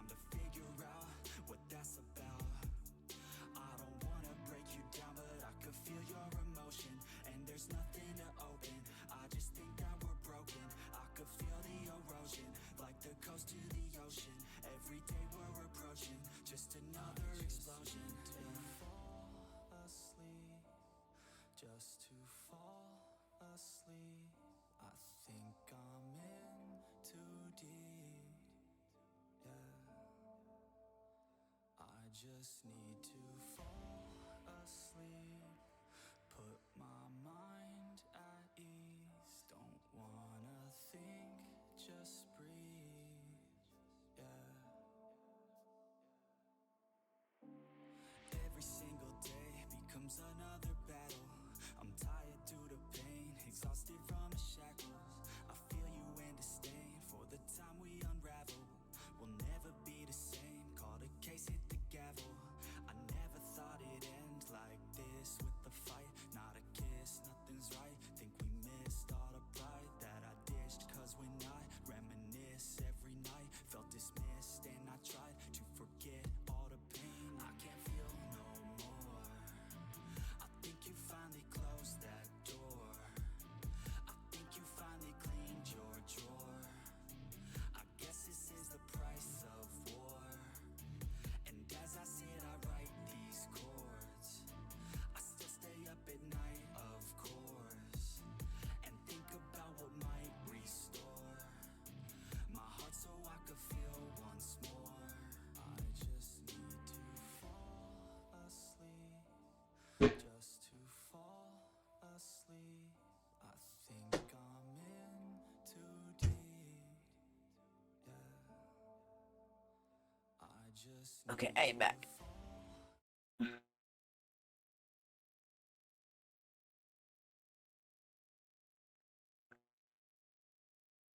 Live scene. I think I figured out what I need to gather information on. Okay, so they're Alaska. Shitty hooves. Is South Africa.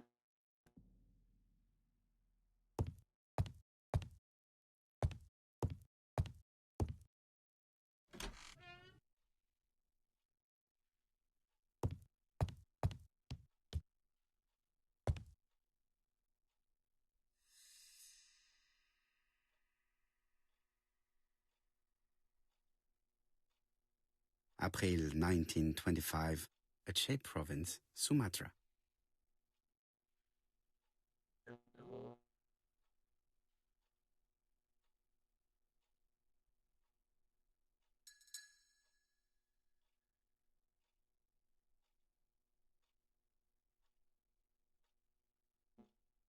I don't know where Sumatra is, but I'll think about.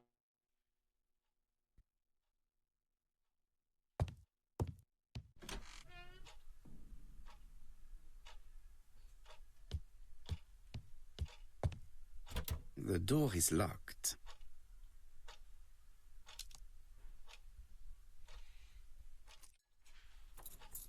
Skeleton key. This unit contains the medical records for Sir Carmichael Clark's patients. Let us study them closely and see if there are any familiar names. No dust on the records from A to D. They've been handled recently. No known names. Disappointing. Lots of dust. The records from E to Z have not been touched for years. No known names. Disappointing.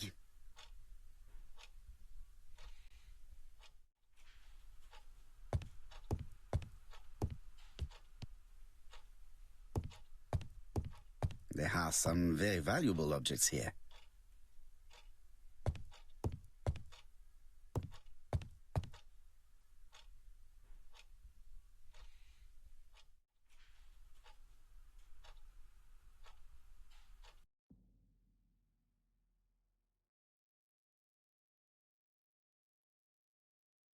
Compass, point to the south. Bronze and magnetite, Han Dynasty, circa 210 BC, purchased in Hong Kong 1935.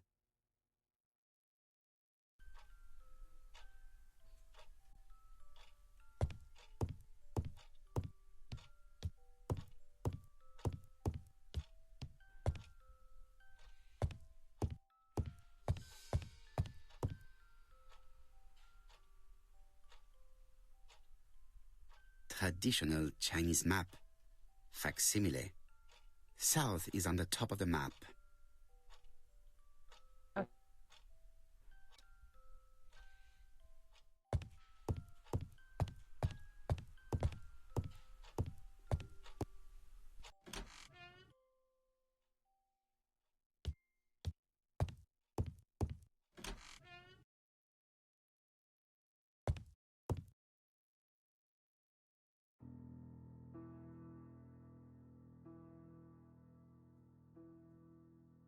Four Chinese symbols are engraved on this padlock.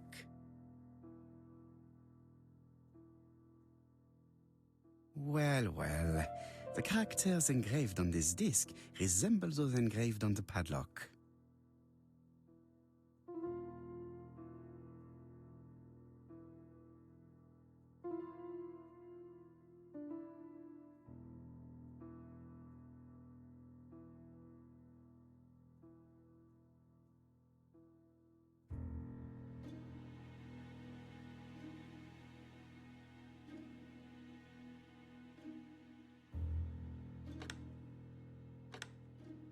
Like this character appears to be the right way round. Ah, damn it.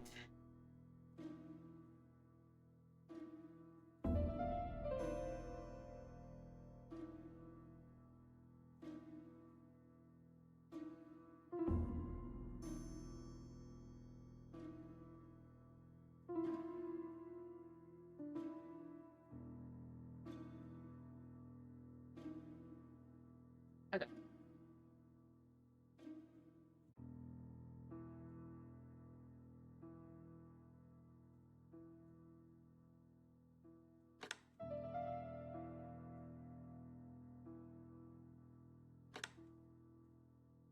Like this character appears to be the right way round.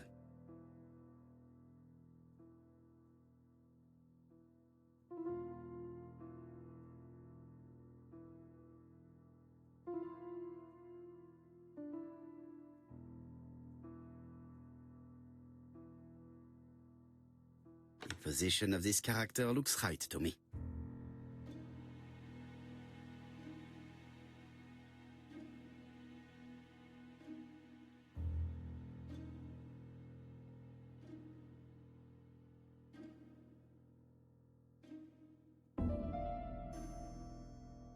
Okay.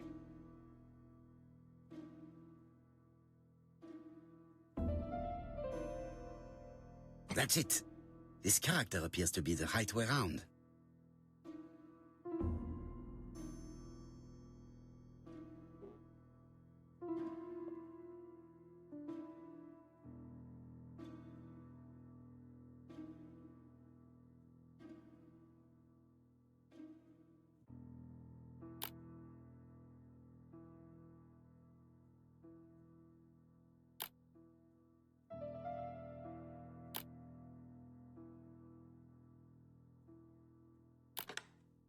I am. At last, the cupboard is open.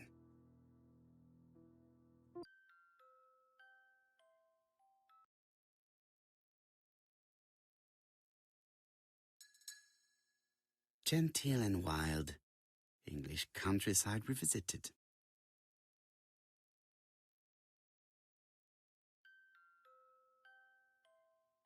The railway children.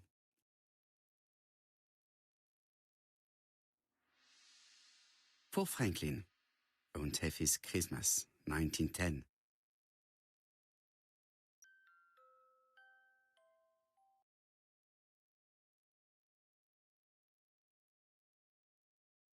Traveling in China, a practical guide for English travelers.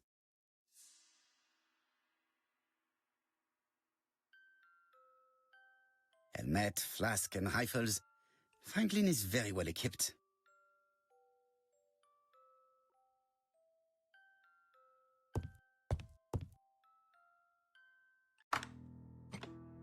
I think everything else has to be.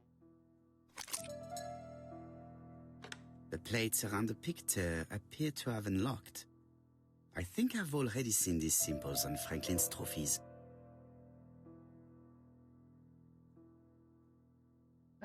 So...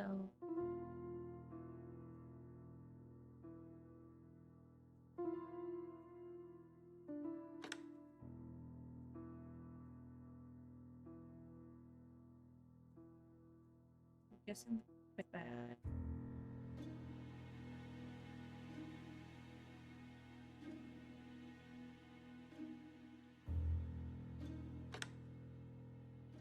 Maybe South Africa.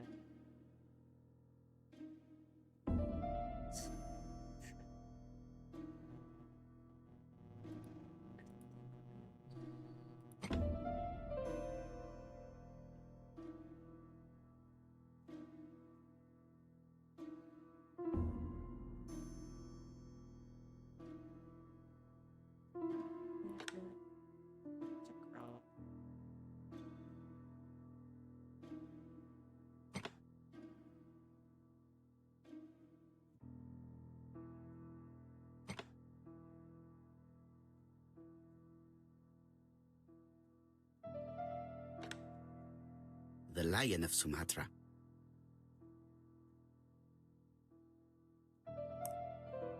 Oh, okay.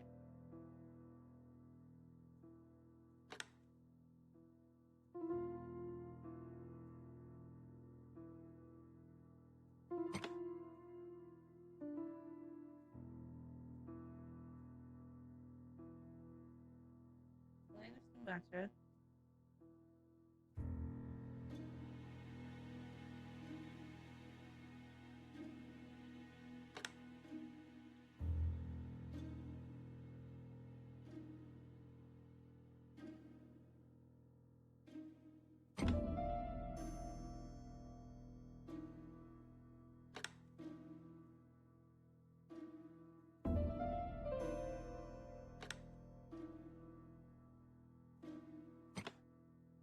The Alaskan Kodiak bear. Oh! Oh! Now I understand it. Now I understand it. The African kudu. I heard the sound of a mechanism. Strange way of protecting one's safe. Triangulating one's hunting sites on a map.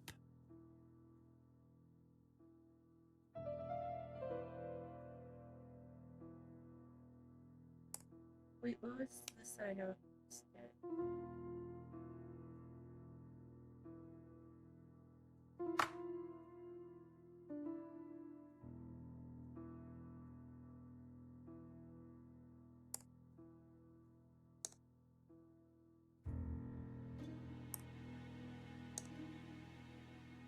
It was like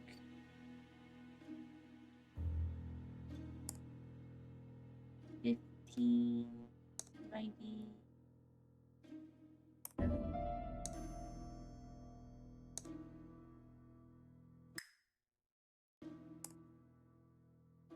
These documents are very likely going to help me for the rest of the inquiry.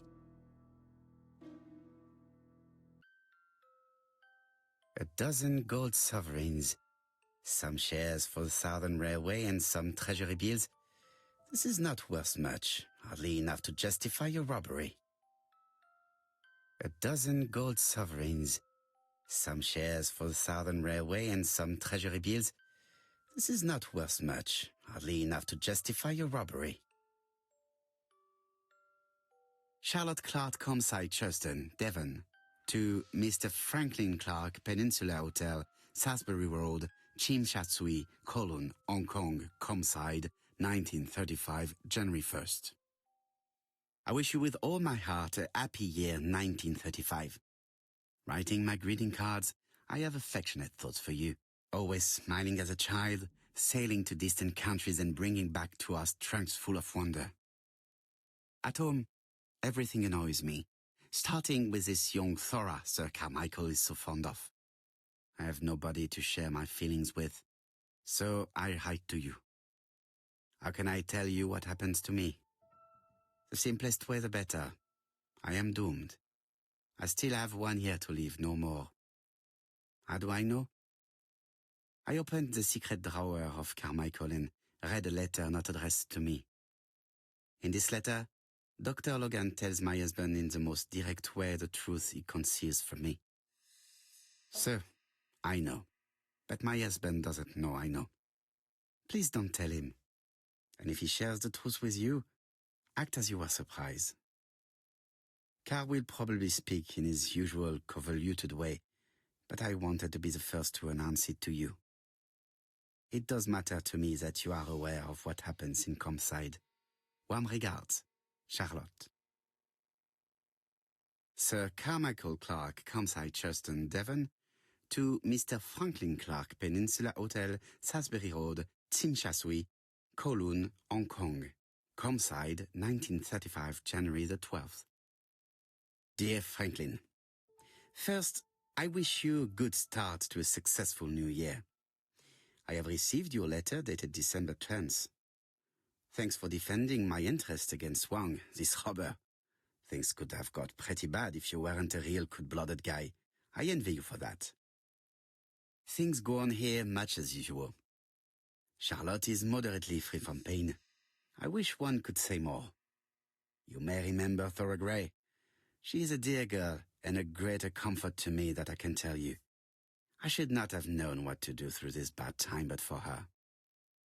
She has an exquisite taste and shares my passion for Chinese art.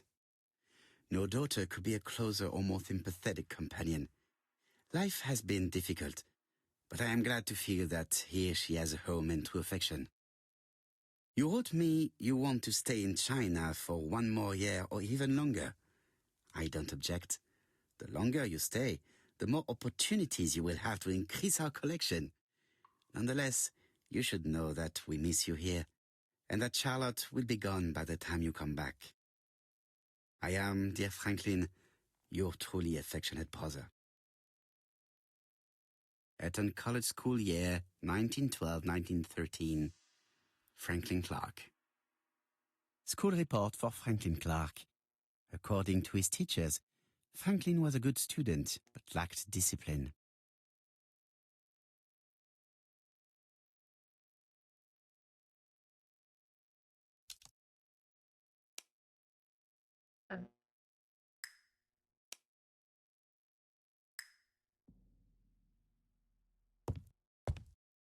I don't even know what else there is to inspect.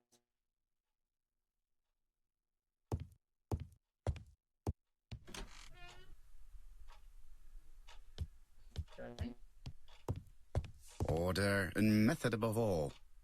Let us finish examining the mansion while no one is around.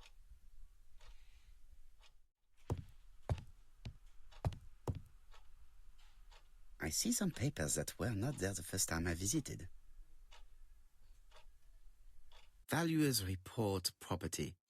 Building land located in Compside, Churston client, Sir Carmichael Clark, April 15, 1935, Court and Brunskill office.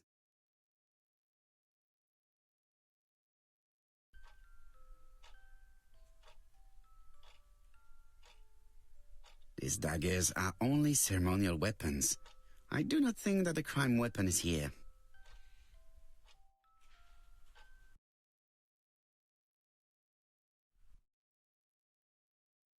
Ernest Logan, MD, Brighton Cancer Institute, 201 Dusk Road, Brighton, Sussex. To Sir Carmichael Clark, MD, Compside, Churston, Devon. Brighton, 1935, January the 5th. As a man of science, I owe it to you to be completely frank. Lady Clark, your wife is suffering from a generalized terminal cancer. I confess I didn't suspect anything like that during the first exams. But with the test results I have received today, there is unfortunately no place for doubt. I estimate that Lady Clark's life expectancy is no more than 1 year. Hospitalization would not help in her case, so I advise you to keep her at home and provide her with as much morphine as required to ease her last moments. Yours sincerely, Ernest Logan.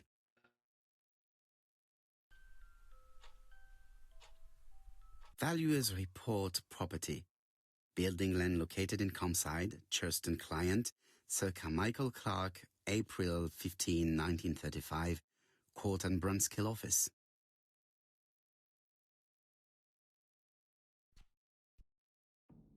Court and Brunskill. The name is familiar. Is that not the name of the firm Donald Fraser works for?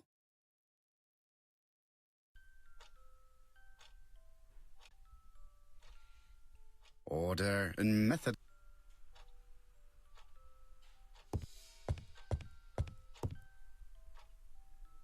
This unit contains the medical records for Sir Carmichael Clark's patients.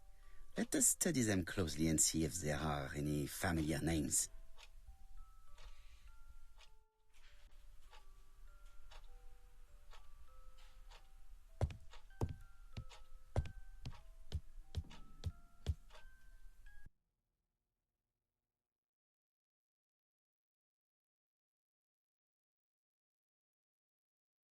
Comside's private collection, purchases since 1920. The catalogue for Sir Carmichael Clark's collection.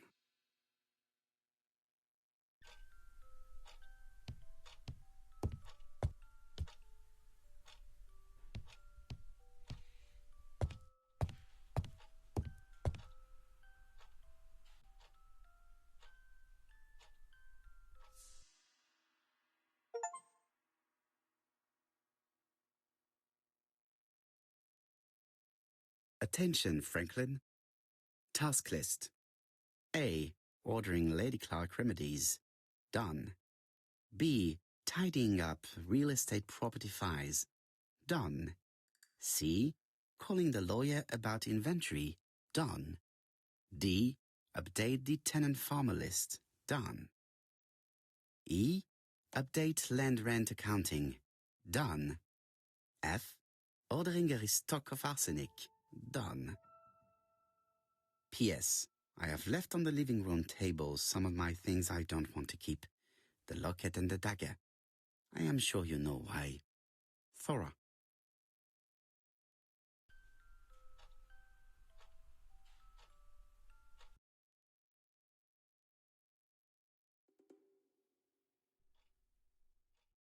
A dark dragon for a bright-haired maid. C.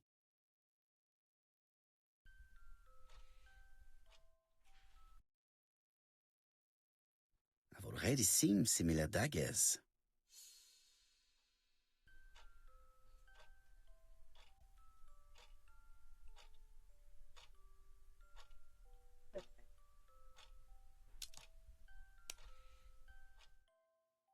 It's 2 seconds.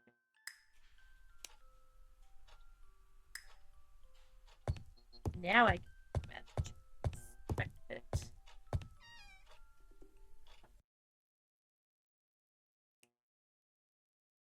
Where is the horrible smell of carrion coming from?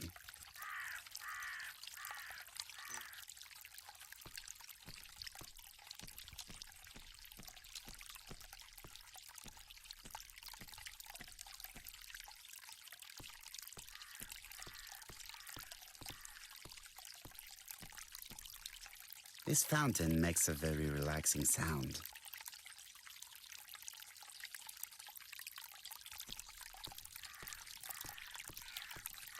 This wisteria is in full bloom.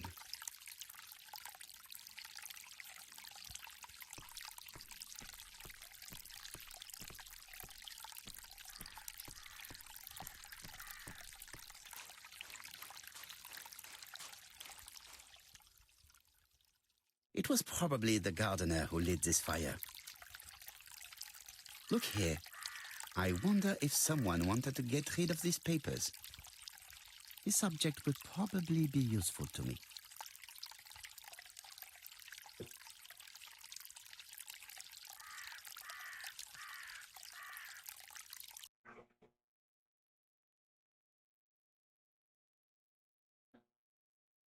Doesn't want me to.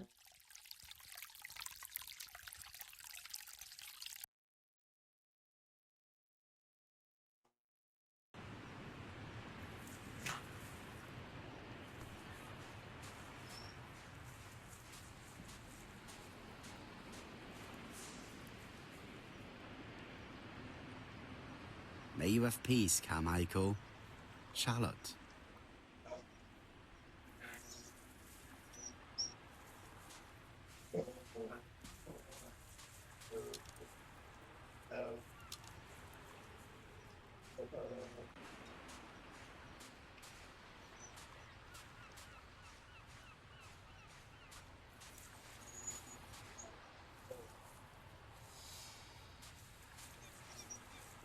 Go.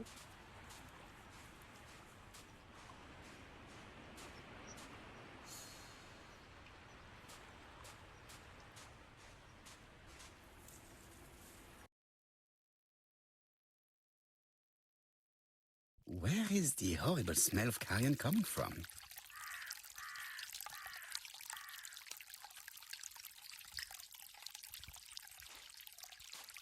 Clark's greenhouse.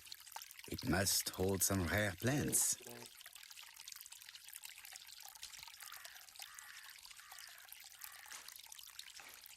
Clark's greenhouse. It must...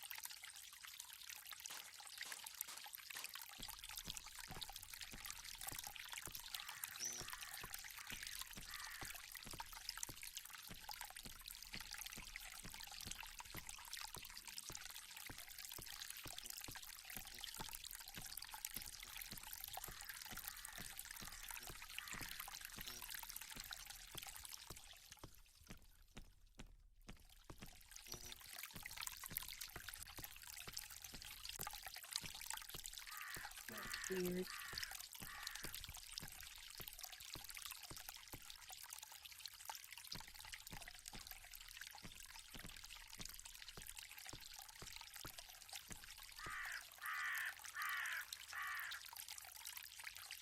Brown pellets. Revolting. Let us now try and get our brain cells to work.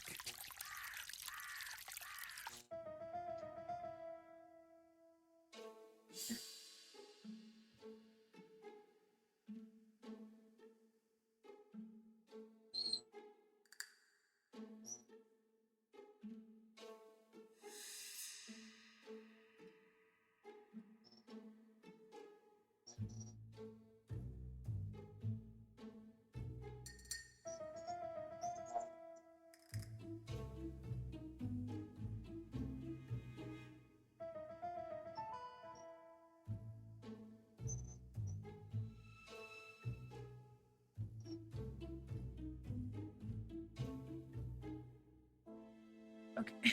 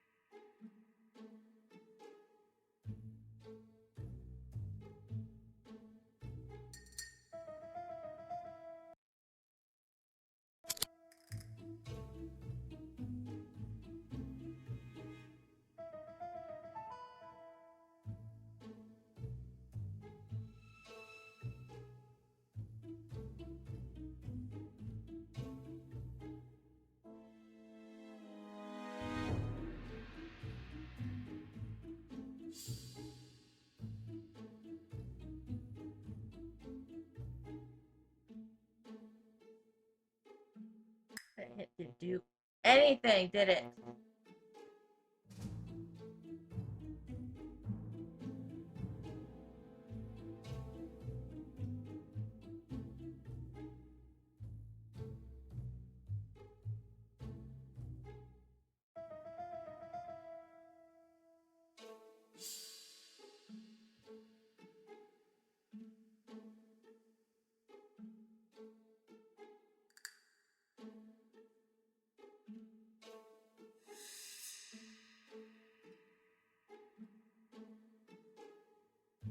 This is supposed to be obvious.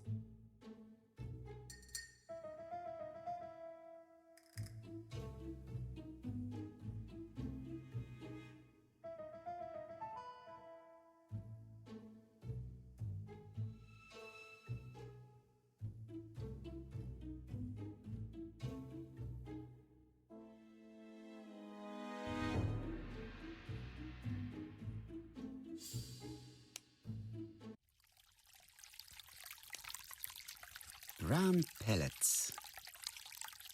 Revolting.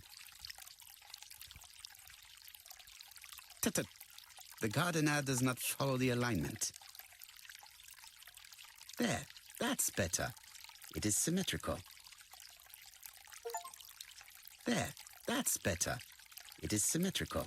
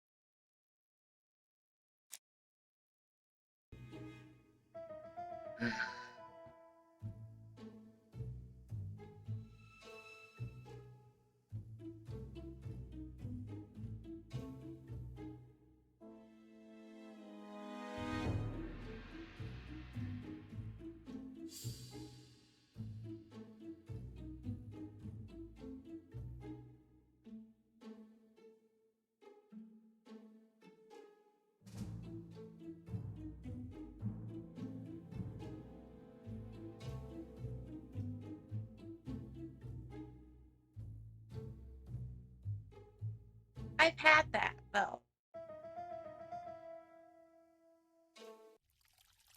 Everything that Thorgray has left behind comes from Sir Carmichael's collection.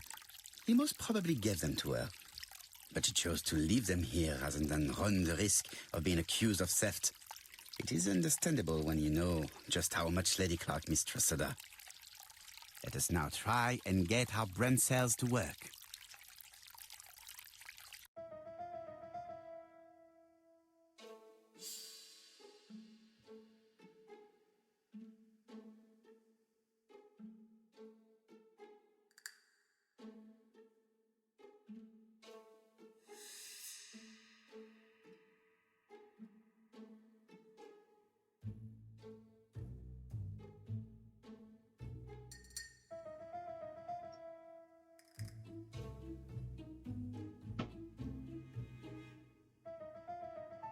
Oh.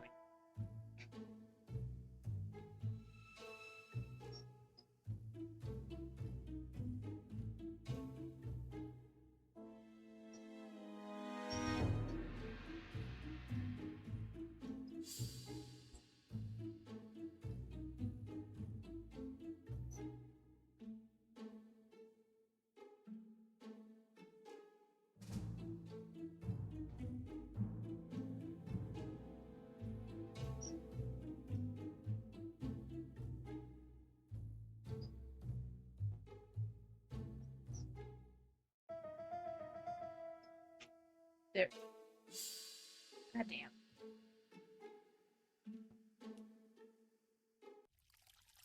Thorgray had no reason to kill someone who only had a few months left to live.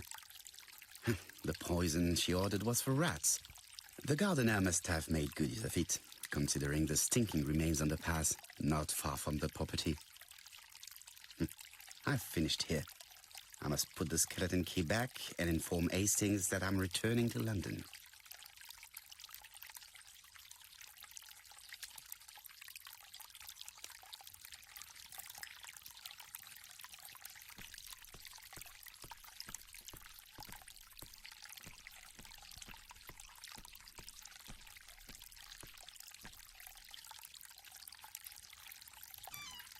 So telephone Hastings.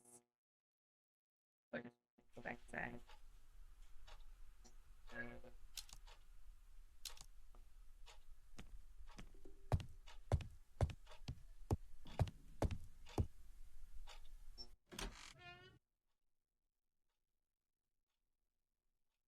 I must put the skeleton key back and inform Hastings that I'm returning to London. Quit it!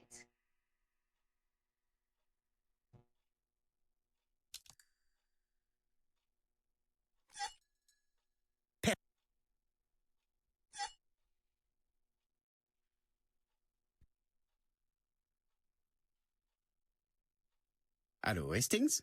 I have finished in Sherstone. I will take the first train. Tell me, do you know how to restore writing on a burnt document? Yes, you just have to soak a cloth with a hydrochloric acid solution and rub the sheet of paper.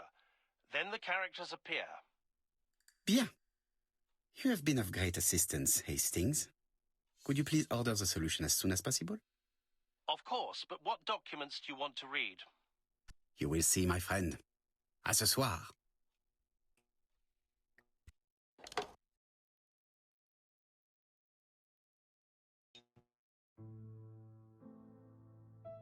Donald Fraser is here. He insisted on waiting to see you.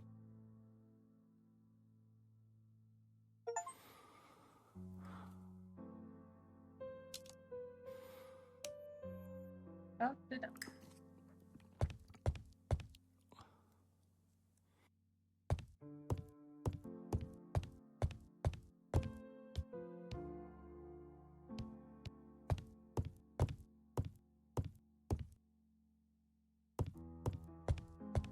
Hastings, it would appear that you are getting slightly thin on top. Really? I hadn't noticed.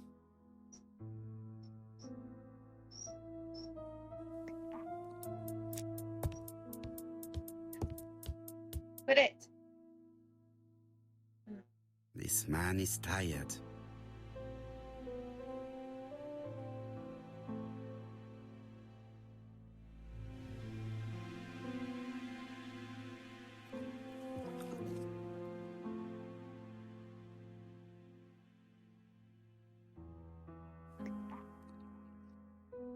Donald is short of sleep, and it looks as if he didn't even bother to undress before going to bed.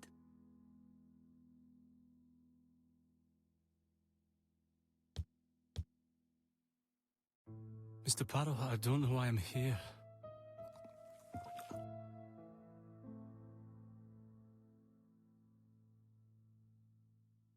You wanted to talk, and you came to find the only man capable of hearing you. Mr. Poirot, since Betty's death, I've doubts about myself. I don't know what to do. And I keep having a horrible dream 3 nights in a row.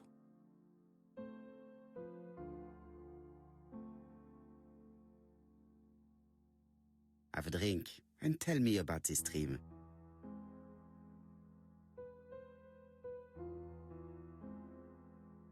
It's always the same. I'm on the beach with Betty. I grab her around the throat, and I squeeze, and squeeze until she's dead. Her head falls back, and I see that it's no longer Betty. It's Megan's face. Have you seen Megan Barnard recently? Yes, our grief has brought us together. I never really knew her before. She's really quite a remarkable girl. But I would never tell her about my dream. Why not?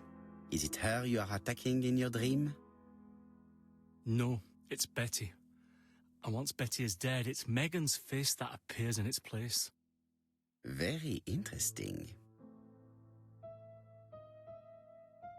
Let us now try and get our brain cells to work. Oh, feels like.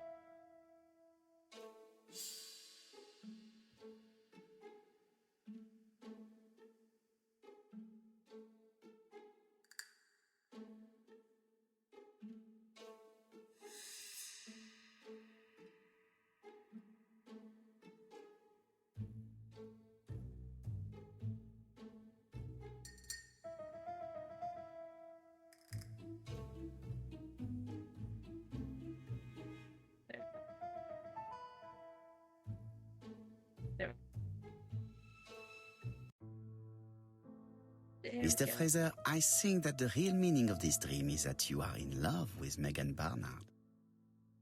Please go on. Do. This dream certainly betrays your guilt. Oh. But what do you feel guilty about? Having killed your fiancé? Possible. Or forgetting her very quickly for her sister? Certainly. And this forgetting is perceived as a second death. So you don't really think I was the one who killed Betty? I do not exclude this theory. I am simply saying that I do not need to know that fact to explain your dream and your guilt. Thank you for being frank, Mr. Poirot. You've helped me a great deal. I'm going back to Bexhill. I'll not take any more of your time up. It is late, Mr. Fraser, and you are tired. I'll sleep on the train. I like trains. It's easy to sleep rocked by the sound of the wheels. Poor boy, he seems completely lost. Well, women seem to like him. I think Megan will take care of him. Oh, I remember. Did you order the product I needed? Yes, we'll be receiving it tomorrow. Bien, it is late, and I asked Miss Grey to come tomorrow morning. I have a few questions I wish to ask her.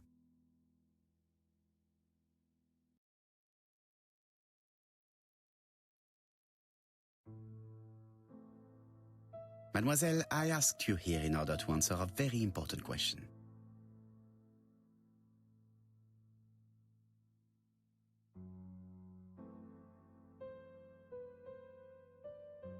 You lied to us, and I demand to know why. But what are you talking about? Yet, Lady Clark maintained that she saw you talking to a stranger on the front doorstep. Really? She must have been mistaken. Oh, I remember now. I'd forgotten all about it, but it wasn't important. It was just a salesman. One of those traders who sell stockings from door to door. Can you describe him to me? Medium size, glasses, dark suit, and a felt hat. Not the sort of man you notice. Completely harmless. That's why I forgot all about him. Nothing else? He was very hesitant and shy. Usually door-to-door salesmen are very confident, but he wasn't.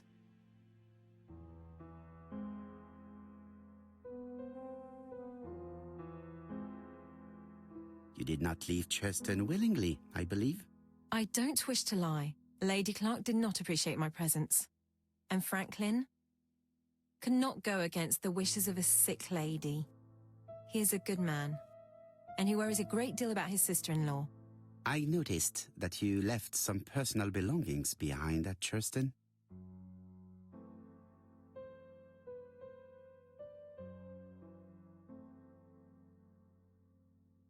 Are you planning on returning to Churston? Who knows what the future holds? Bien. I must ask you one last question. Please reply frankly with either yes or no. If Lady Clark had died, would you have agreed to marry Sir Carmichael if he'd asked you? How dare you ask such a question?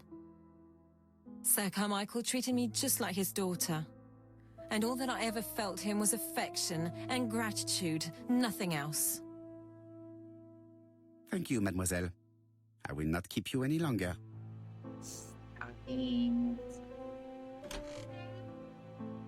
I met Thora Grey on the stairs. Her cheeks were ablaze, and she appeared to be deeply hurt. Poirot, have you offended the poor girl again? Do you have good reasons for accusing her? I accused her of nothing, Hastings. I simply asked her an important question she did not answer. Let us see if we can answer it for her. Leave the cat alone. Let us now try and get our brain cells to work.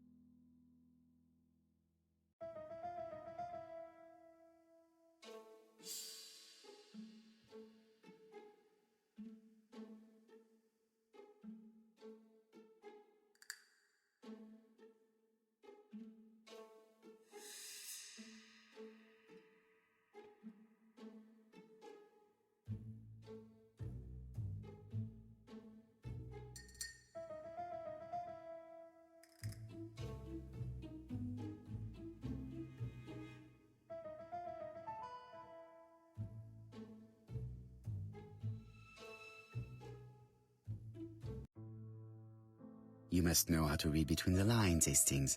When Sir Carmichael refers to paternal affection, he's lying to himself. Read this engraving on the brooch. A dark dragon for an angel with glossy hair. These are the words of a lover, not a father. Lady Clark was not wrong. What if Sir Carmichael had fallen in love with his secretary? That doesn't mean that she forced him to do so. True, there are extenuating circumstances. She is a penniless orphan. But she's calculating. Just look how she avoided it when asked if she would have married Clark. I see. You think she seduced Sir Carmichael for her own gain, and that now she is doing the same with his brother. Poirot, your world is a very dark place. Do not get carried away, mon ami. We have another more important matter to settle. Really? Yes, would you believe that Miss Grey taught me something new?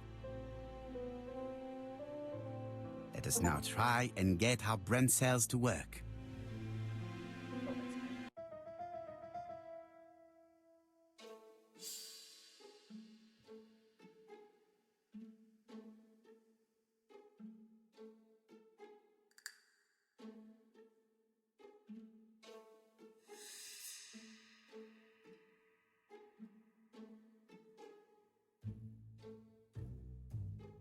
There we go.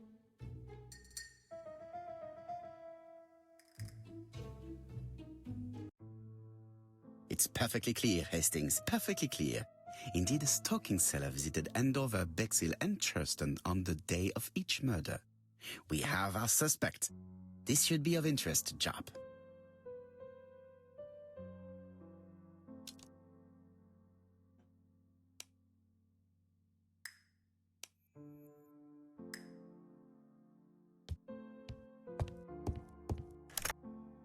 Chief Inspector, we are looking for a stocking salesman.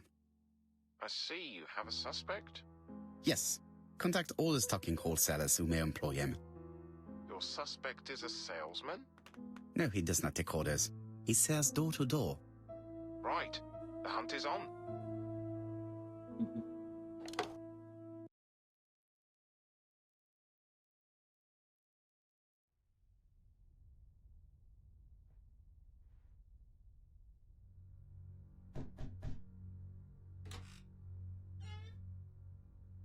Are you leaving, Mr. Cust?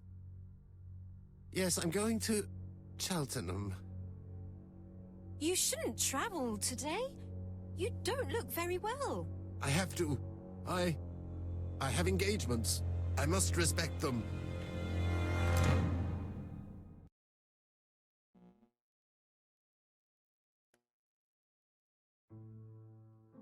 Can you get the post, Hastings?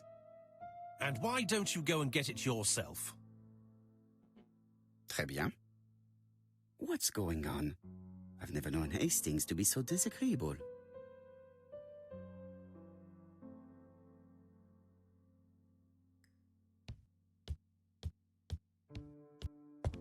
Are you collecting the post, Poirot?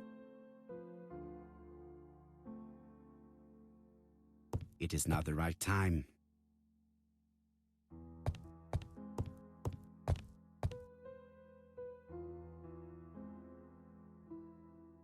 Poor Mr. Poirot. I'm quite sorry for you. If at first you don't succeed, try again. We've a long way to go still. Typery?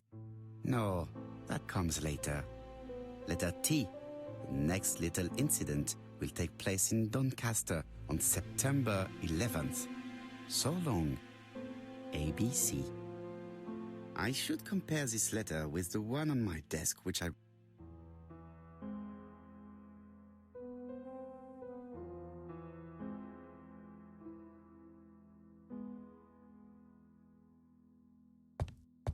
It is not the right...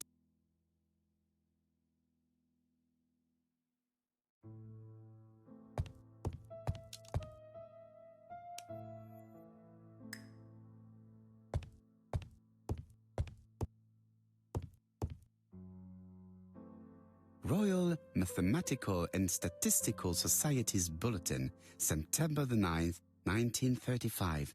The Alphabet Murder, a methodical madman. It's highly probable that the alphabet murderer will kill again. Could we possibly estimate the number of victims in his next crime?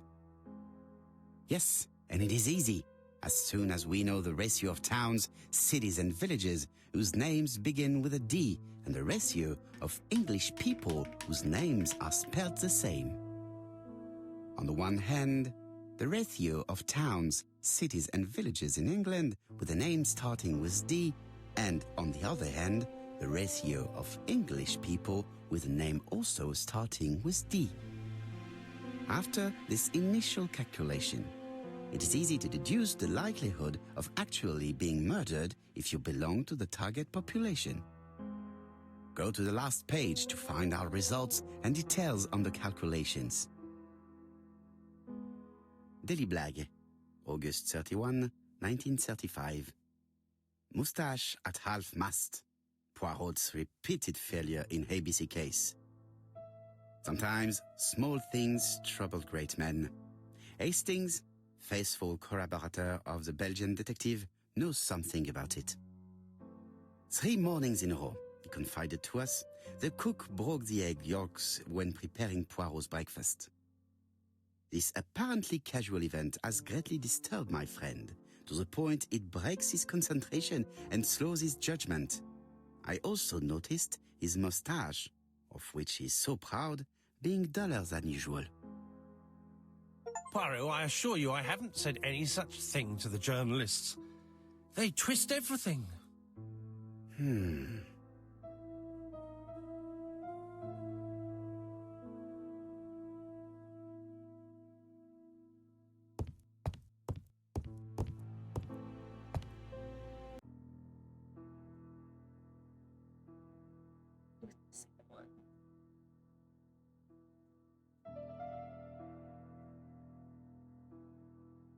Let us examine this more closely. Certain characters in the 2 letters may have similar defects. Yes, the A appears to be quite unusual. That's right. The A characters in the 2 letters do indeed have the same defects. I have to find some other similar defects to confirm my theory. Yes, this I is weird. Yes, the I characters in the 2 letters do indeed have the same defects. I have to find some other similar defects to confirm my theory. The W. Of course, the W characters in the 2 letters do indeed have the same defects. My theory was right. These 2 letters were written with the same typewriter. Hastings, he strikes tomorrow. Chief Inspector Japp? He's on another line. Can I take a message? Yes, please, mademoiselle. It is from Hercule Poirot. Tell him ABC strikes tomorrow in Doncaster. He must call me back. Very well, sir. Bien, now I'm going to see what I can find from these burnt documents. I've received the product I need. Hastings, if you do not mind, I would like you to take a few notes. Yes, yes.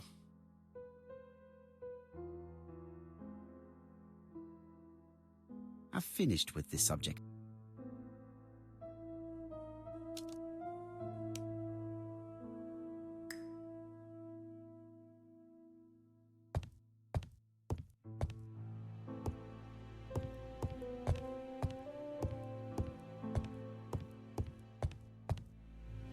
Now, down to work. All of this needs putting in order a little.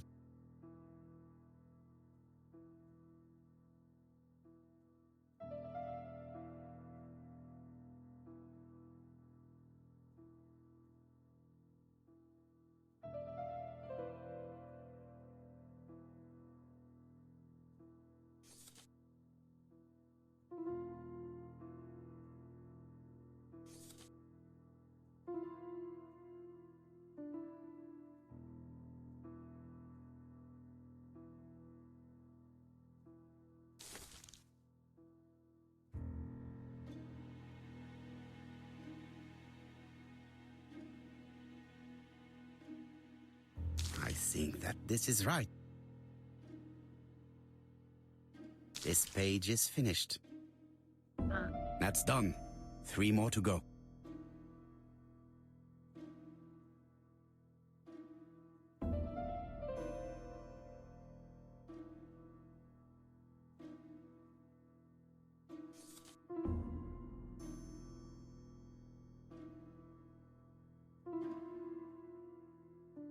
This page will be reconstructed in a flash.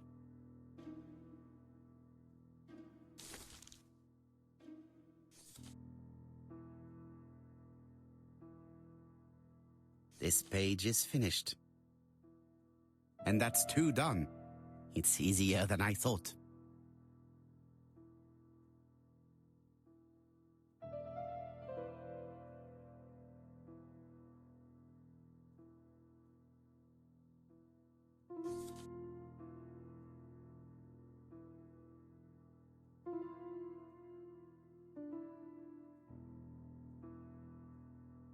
This page will be reconstructed in a flash.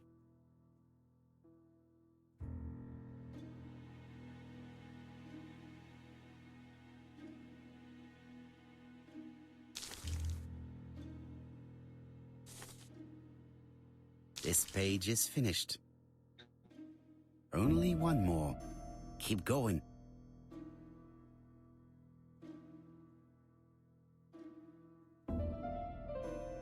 This piece should be placed. This page is child's play.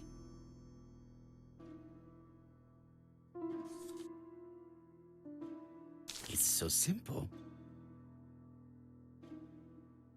This page is finished. All the pages are reconstructed.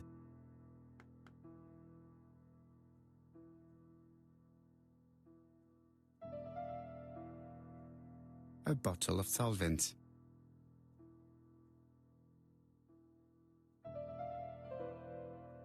A dry cloth. A dry cloth.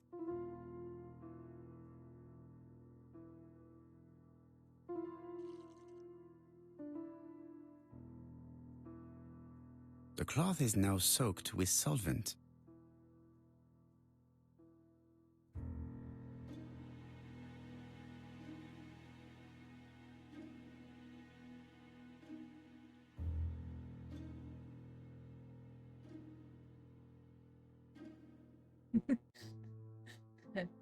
Got it!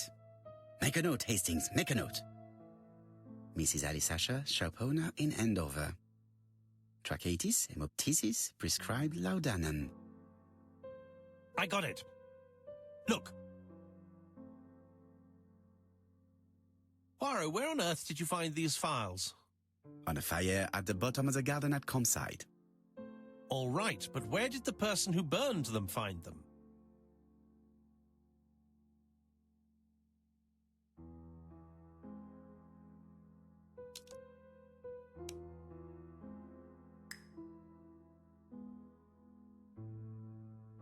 Poor Mr. Poirot.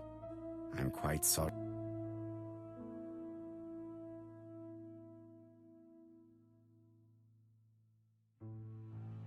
Alice Asher, shopkeeper in Andover. Tracheitis, hemoptysis, chronic cough with lots of blood. Prescribed laudanum-based cough medicine. Betty Barnard, waitress in Bexhill. Chronic bronchitis causing dysphonia. Advised to stop smoking. Alexander Bonaparte Cust.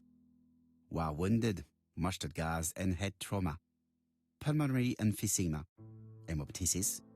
Coughing fits with blood. Suffers from absences and amnesia.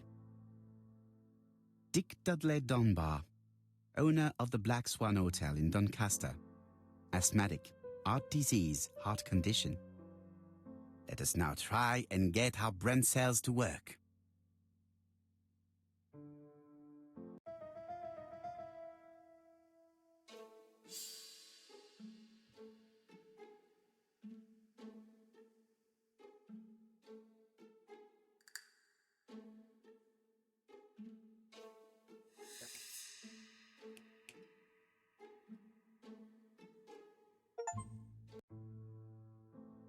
The burned documents are medical records, and without a doubt, they come from Clark's archives. First of all, because all the patients have throat conditions. And secondly, their name starts with either A, B, C, or D, and it is precisely the files that match these letters that have been tampered with. But why burn these files? How come the names of the 2 victims appear on them? And who are the 2 other patients? These are very good questions.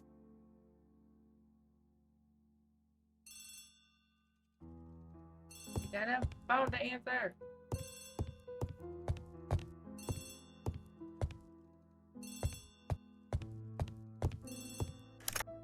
Hello, Poirot? Any news, Chief Inspector? You wanted a stocking seller? We have one. Reported by his landlady, who thought he was behaving suspiciously. He has the most unbelievable name.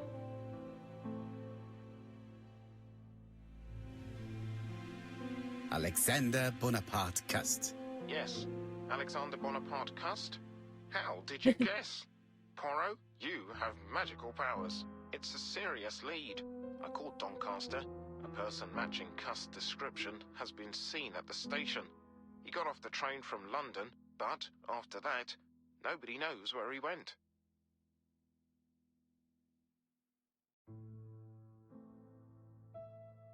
Look for him at the Black Swan Hotel. What? How do you know he's there? Trust me, Chief Inspector. You appear to be very sure of yourself. Very well. I'll call the Black Swan straight away. The owner is going to get a shock when he learns that there's a murderer under his roof.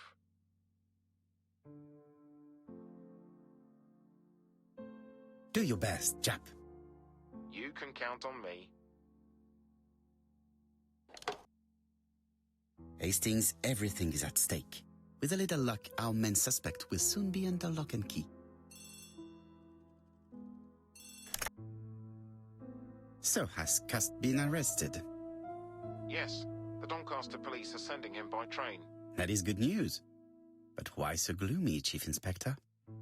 Well, when I told the hotel owner that he was sheltering a murderer, he collapsed. He's dead? No, fortunately, but it has taken its toll on him. It has to be said that with his name starting with the letter D, he had every reason to fear Cust. I bet he was going to be the next victim. Come now, Chief Inspector. He's at the hospital and the doctors are taking good care of him. You think so? Of course. Do not feel down, Chief Inspector. Let us focus on our investigation. While we're waiting to question Cust, we could search his room in London.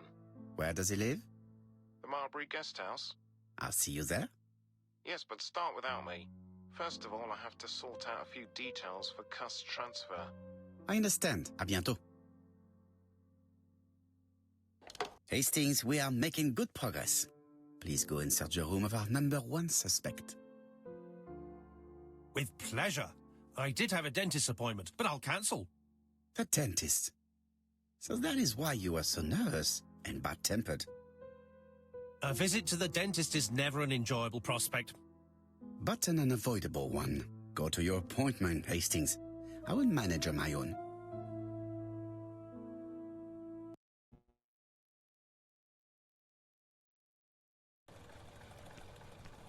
To Marbury Guest House, please. Oi! Really, I'm getting annoyed with you guys.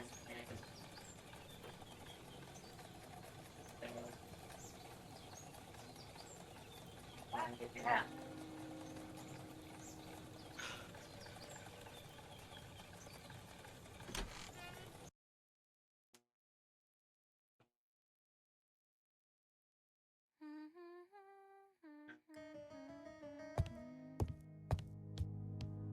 How do you do? You must be Mr. Hercule Poirot. Chief Inspector Jupp told me that you might be coming.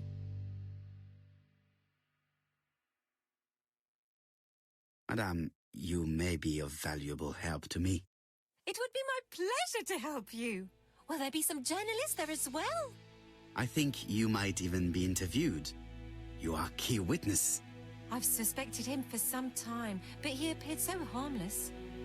Oh yes, sometimes he got angry and waved his arms about. But even then, he wasn't frightening. And he was as gentle as a lamb again immediately afterwards. It was only this morning that I understood. He told me he was going to Cheltenham, but my daughter saw him at Euston Station. It's not the right station. To get to Cheltenham, you have to take the train from Paddington. And what's more, Mr. Cuss left behind an ABC with Doncaster underlined. As you can imagine, when I saw that, I called Scotland Yard.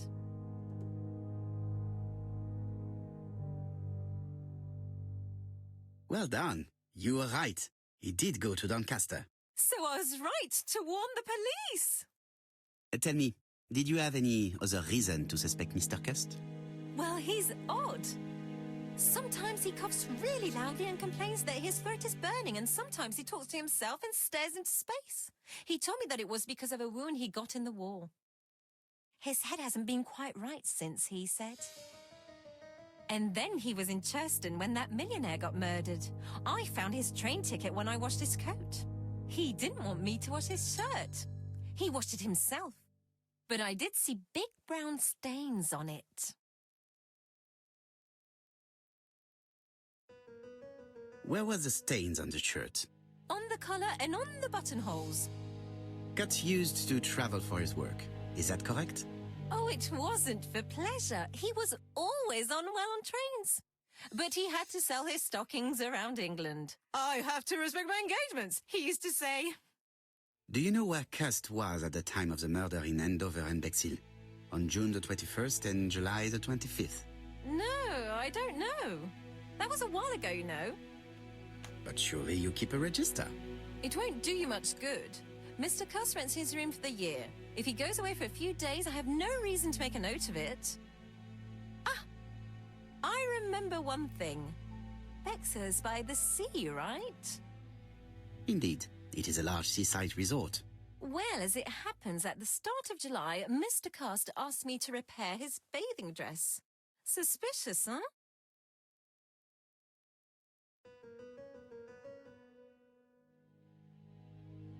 Very interesting. Please continue. I also forgot to say that he started buying newspapers that talked about the case.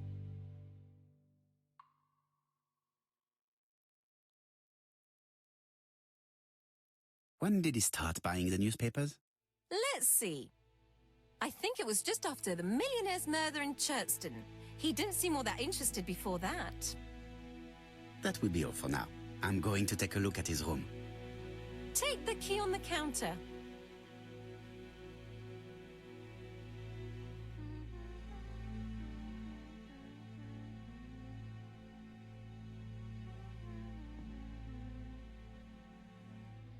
I should check the register. Mrs. Marbury may have been hiding something from me. I don't think my register will help you. Mr. Cuss rents his room all year. If he goes away for a few days, I have no reason to make a note of it.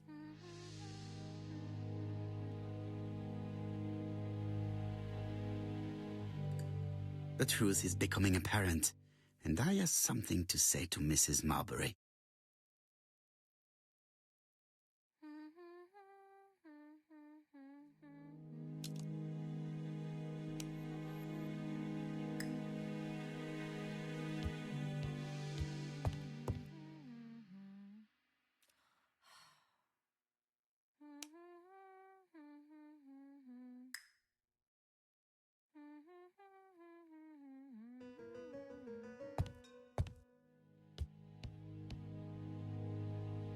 It looks like I've found the real master of this house.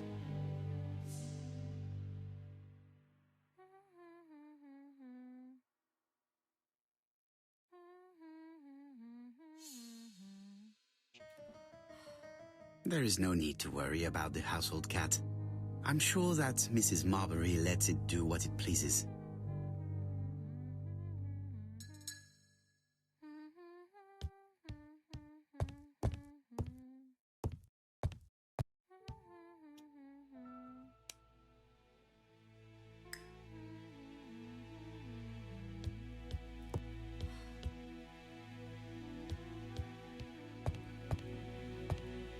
There's something else I have to observe first.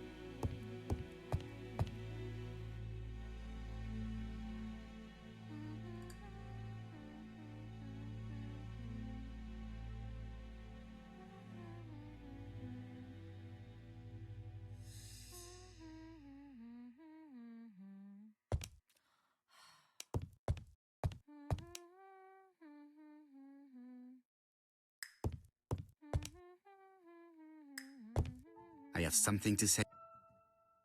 Well, then let me fucking say it to her. God damn. This woman appears to be in a good mood.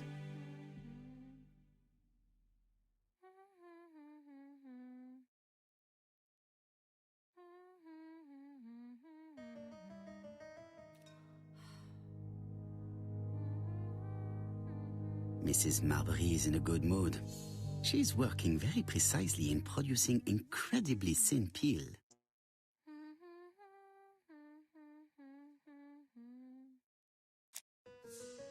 Mrs. Marbury, if I am to believe the register, you rented room 306 to a certain Mr. Fishman on the day of the Bexhill murder? Room 306 is Cust's room. Can you explain yourself? Yes, I remember. Just for one night as a favour. Mr. Cust was away, all my other rooms were taken, and poor Mr. Fishman had nowhere to go.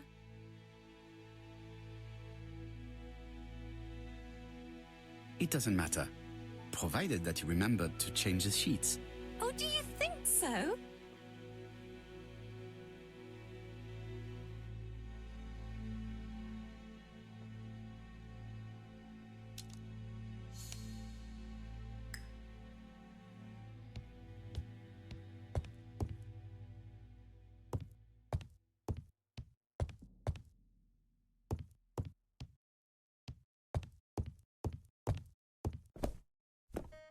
Who knows?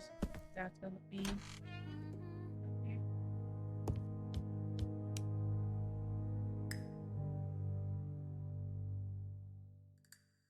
It's an ABC. Cust is parsimonious. He keeps his pencils and sharpens them until there is nothing left. It is clear that he did not grow up in luxury. I have to get the ribbon.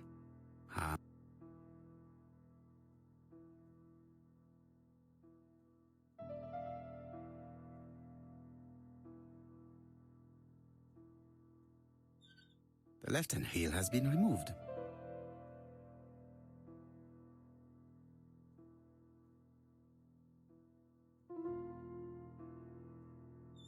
The right-hand heel has been removed.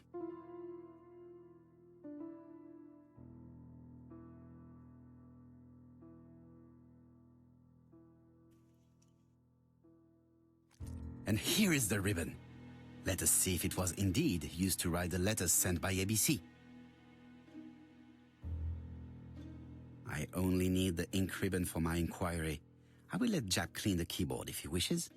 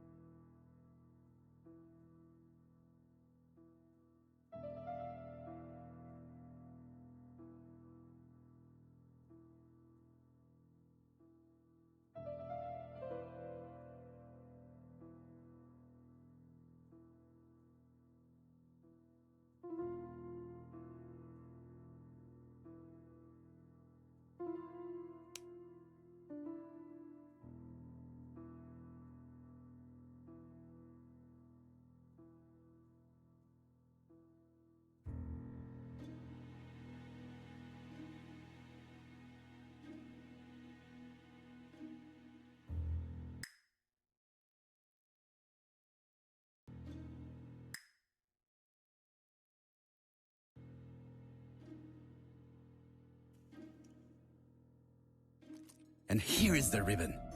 Let us see if it was indeed used to write the letters sent by... I only need the ink ribbon for my inquiry. I will let Jack clean the keyboard if he wishes.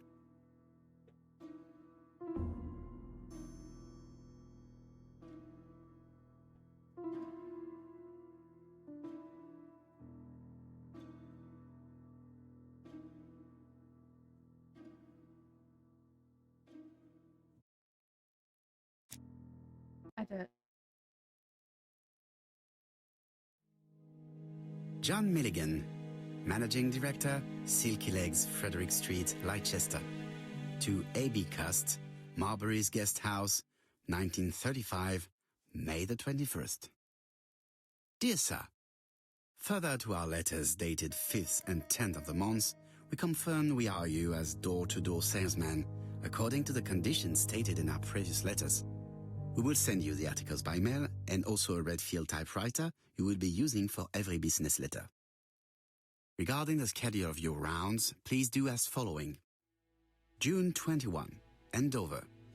Arrive by train the 20th in the evening and get a room at Station Hotel. Start your turn in the north part of the town. This letter establishes that Cust went to Andover, but the ink has hidden the destinations of his other trips. I know from Mrs. Marbury that he went to Churston. I just have to show that he went to Bexhill, and I will have proved that he was present at all the crime scenes. Did Cust drop it when he opened the window, or was it Mrs. Marbury while she was cleaning?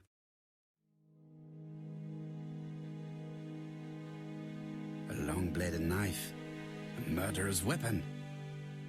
This subject would probably be useful to me.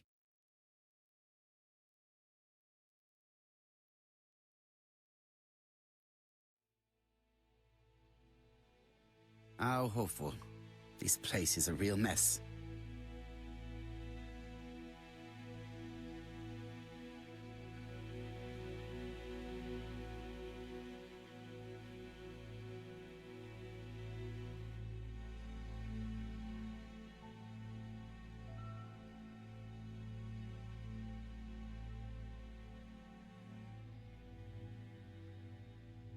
The least we can say that Mr. Cust is not very concerned about order and balance.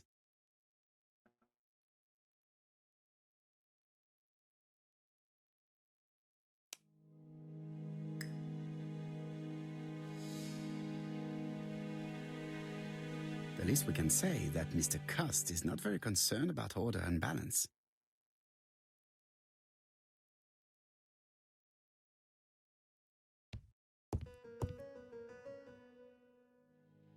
All the main articles referring to the ABC case are here, from the Churston murder onwards. Nothing before that date. The Bexhill Daily Paper, dated from the day of the Bexhill murder. Trousers, white shirts, everything has been washed very well. Most probably the bathing dress repaired by Mrs. Marbury's expert hands.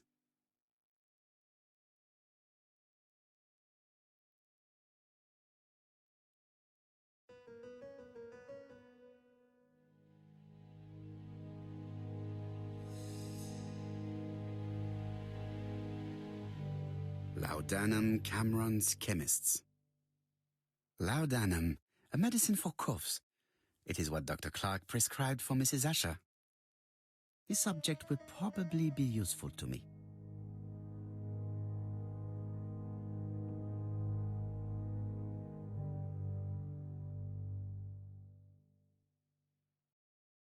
Diethyl barbituric acid, Johnson Company. I know this medicine. It is a powerful sedative. This subject would probably be useful to me.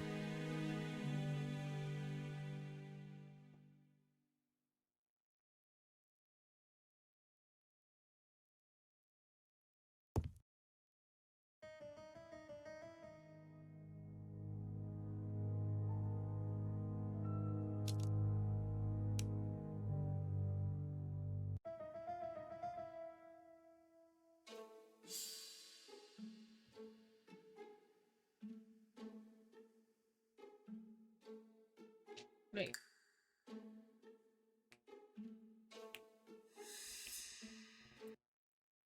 The register shows that Cust did not sleep at the guest house on the day of the murder.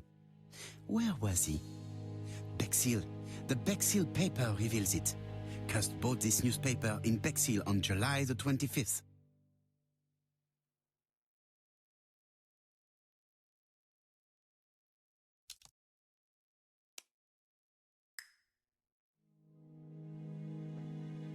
At least we can say that Mr. Cust is not very concerned about order and balance.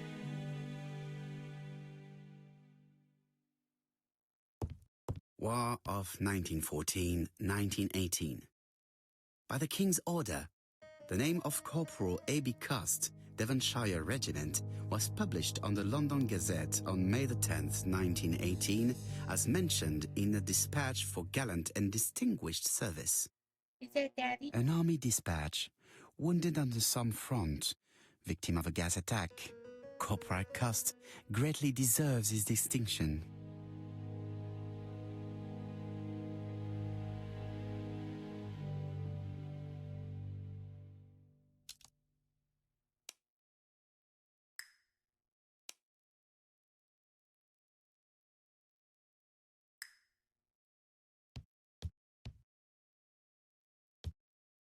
ABC guides, enough to sign about a dozen murders.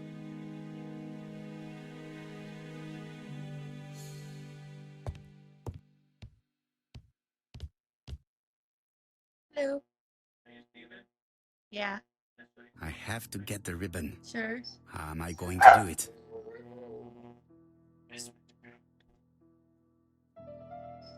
I'll be right back.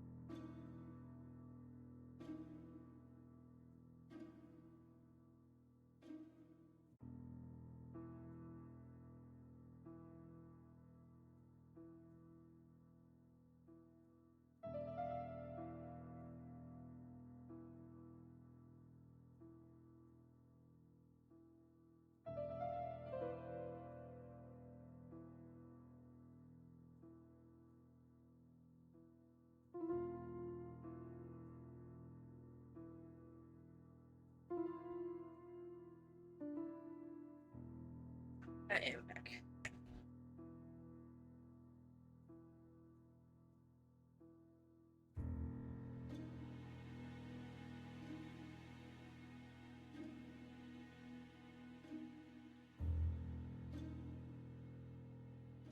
Something is blocking the ribbon.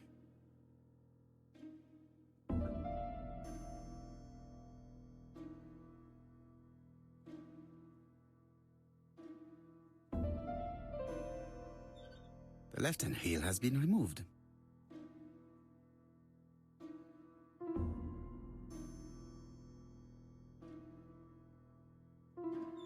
The right-hand heel has been removed.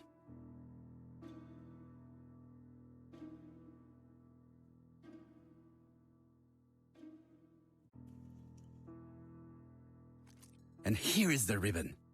Let us see if it was indeed used to write the letters sent by ABC.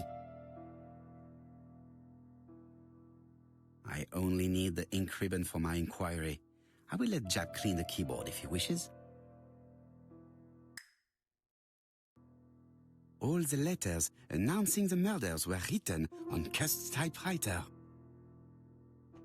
Have to move it like that, and I had it on the whole time. I love you. Oi!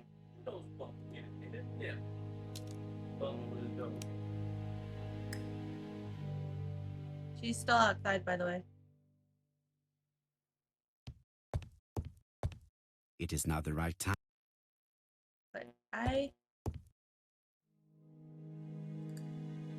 The least we can say that Mr. Cust is not very concerned about order and balance. I've gotten everything right.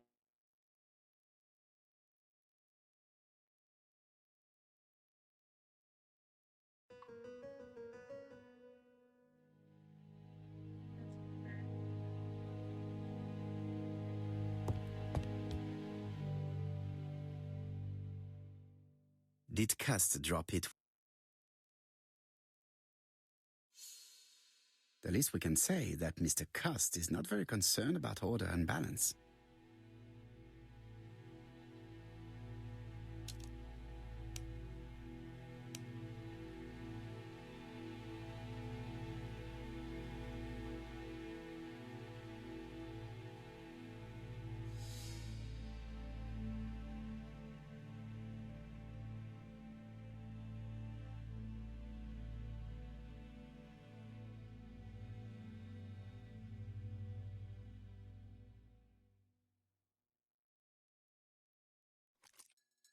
This knife is very useful. Who knows, maybe it never cut anything other than string. Stockings. I forgot if that was. Stockings. Ew.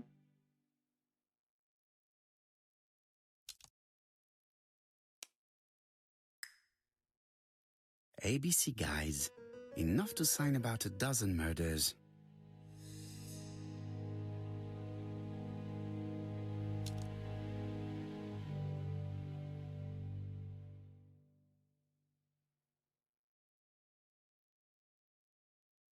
John Milligan, Managing Director, Silky Legs, Frederick Street, Leicester. To A.B. Cust, Marbury's Guest House, 1935, May the 21st. Dear Sir, further to our letters dated 5th and 10th of the month, we confirm we are you as door-to-door salesman, according to the conditions stated in our previous letters. We will send you the articles by mail and also a Redfield typewriter you will be using for every business letter. Regarding the schedule of your rounds, please do as following. June 21, Andover. Arrive by train the 20th in the evening and get a room at Station Hotel. Start your turn in the north part of the town. This letter establishes that Cust went to Andover, but the ink has hidden the destinations of his other trips. I know from Mrs. Marbury that he went to Churston. I just have to show that he went to Bexhill, and I will have proved that he was present at all the crime scenes.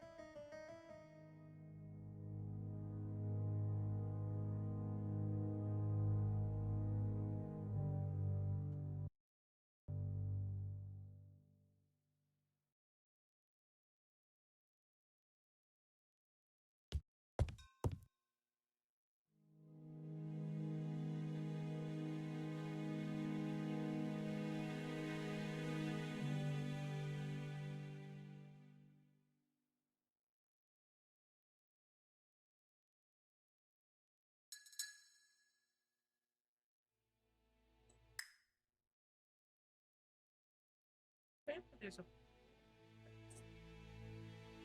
The least we can say that Mr. Cust is not very concerned about order and balance.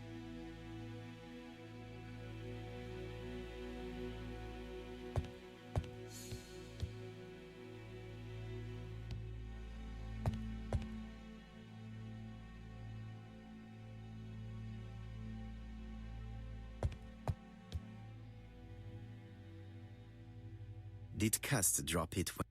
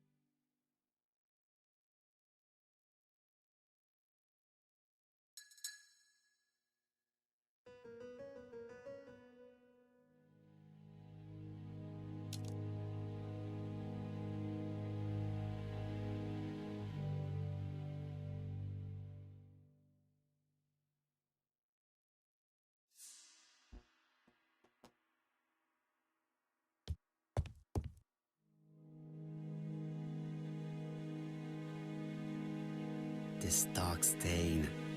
It could be blood, but goodness knows how long it has been there. No use continuing the inspection of this room. I've seen all there is to see.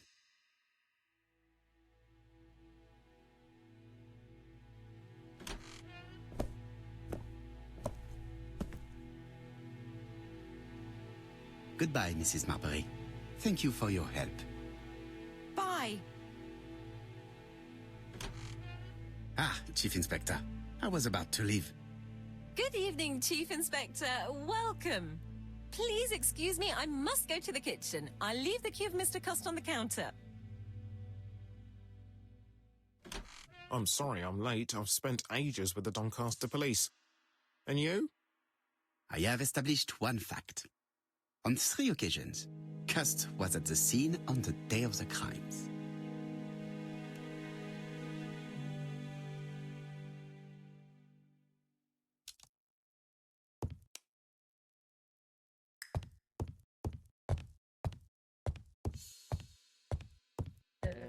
Awful thing.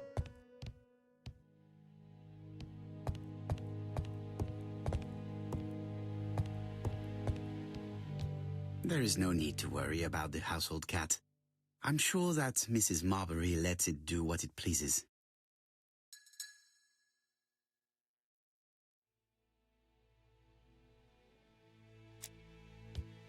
I had best talk to Chap.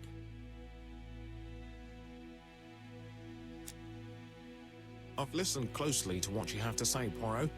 For me, there's no doubt Cust is guilty.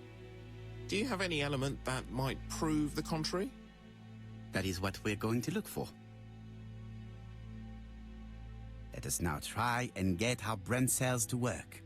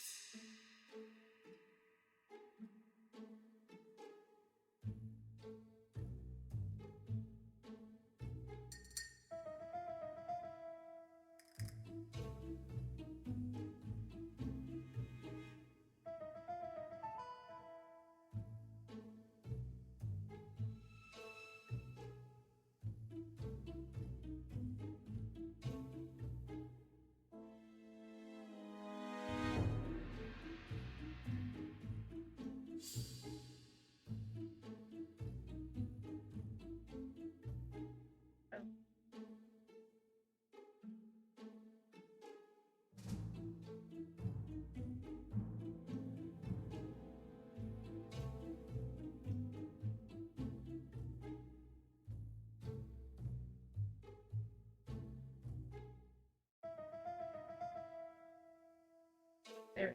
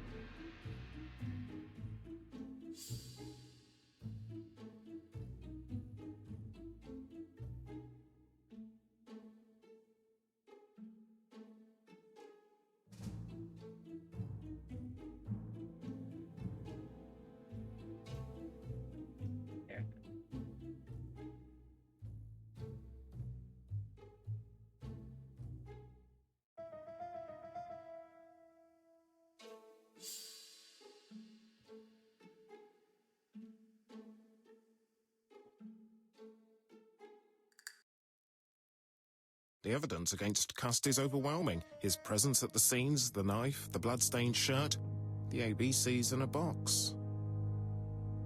C'est vrai. However, the blood Mrs. Marbury saw on Cust's shirt may have been his own. According to his medical records, he suffers from hemoptysis. The murderer cuts Sir Carmichael's throat from behind, and the blood spurted outwards. You would expect the murderer's shirt to be stained on the sleeves, not on the buttonholes, yet we see quite the opposite. You would expect the murderer to keep the newspaper articles about his crimes. But Cust's collection starts in Cheston, as if it discovered the case rather late. I agree it's troubling, but it doesn't change my mind. There's small details that we should be able to clear up by questioning Cust. When can we talk to him? Doncaster is sending him to us on the first train. Are they questioning him already? He says he can't remember a thing. It's plausible. Doctors say he suffers from absences and amnesia. Mrs. Marbury has confirmed this. He may have done the murders in an altered state. A familiar situation. It's not enough to clear his name. Dr. Thompson insisted that even if you don't know what you're doing, you never commit a murder without wanting to. Très intéressant. I shall remember that. Right. I'll go and examine the suspect's room. Chief Inspector, I took the liberty of removing a few clues to examinatum. All right, we'll discuss them tomorrow. In the meantime, I'm going to see if you've missed something.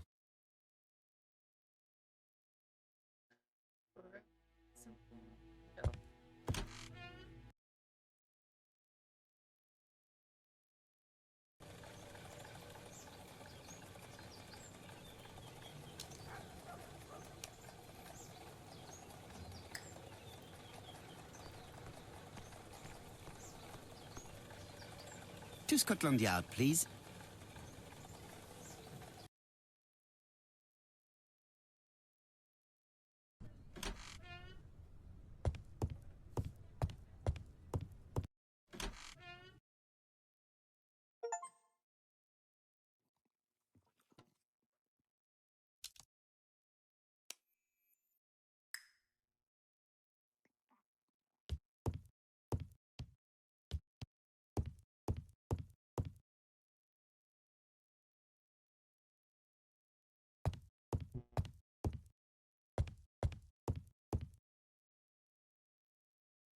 Oh.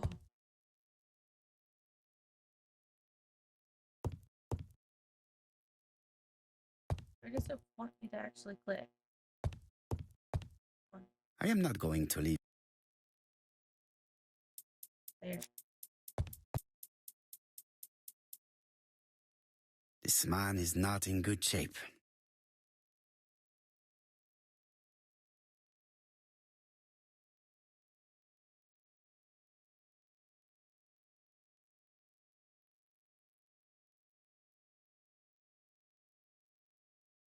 He is worried and very tired, and other police have been hard on him.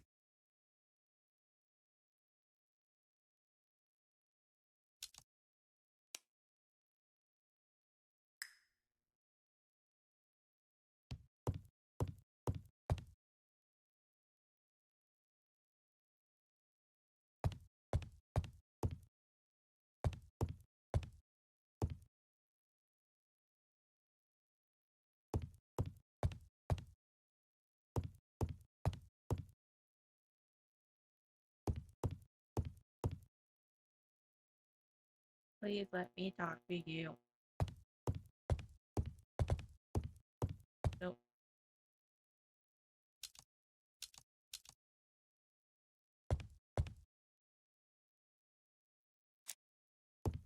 Fucking hell. What do you want from me?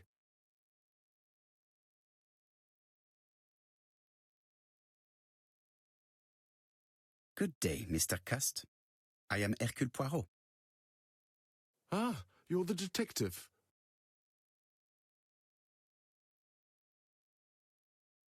Yes, I am the person you have been sending the letters to. I didn't write these letters. I've already said so.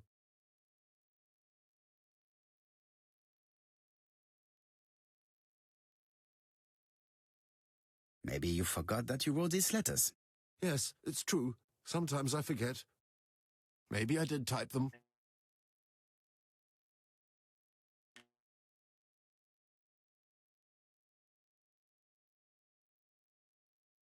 Are you capable of murder, Mr. Cust? All these questions are giving me a headache.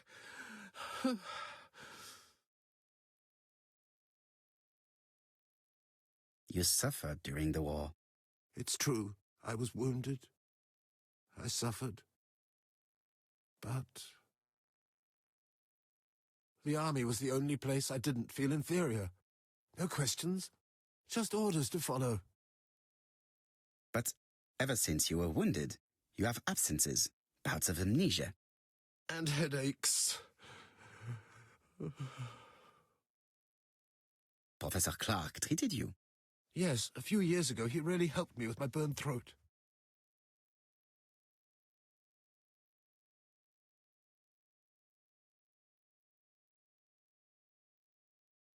But you killed him, as well as 2 other people. That's what they all say.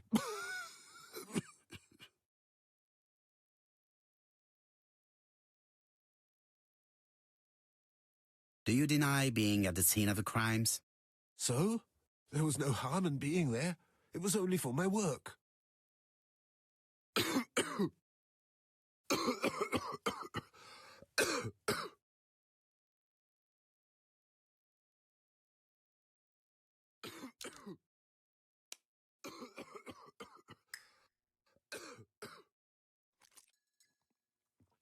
Take this.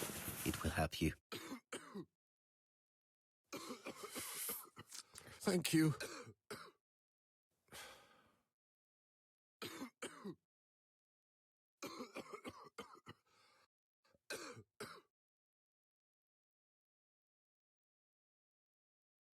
Oh, good God, my shirt is covered in blood again.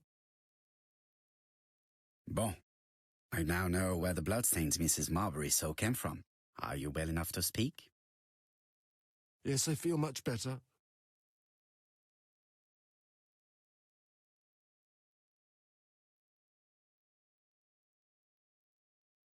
Do you deny being at the scene of the crimes? So? There was no harm in being there. It was only for my work. You were seen at all the crime scenes. Yes, I was. I travel a lot, but not for pleasure. I am terribly unwell in trains. But I had to respect my engagements. My employer gave me very precise written instructions about the towns I had to visit. Let's see. The company you claim to work for, Silky Legs, has never heard of you. And as for these letters they sent you, they were written on your own typewriter. The company sent me the typewriter when I started working for them. Yes, but the letters were received afterwards.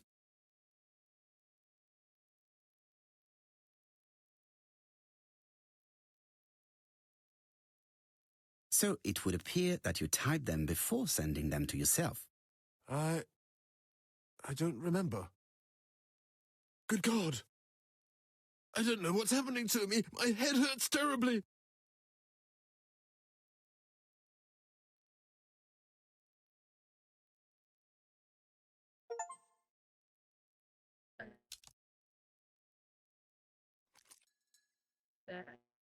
Take this. It will help you.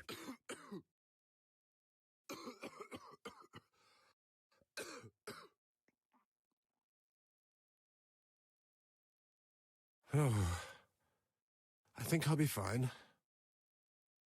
Let us see, Cust. Look at me. You know very well that you committed these murders?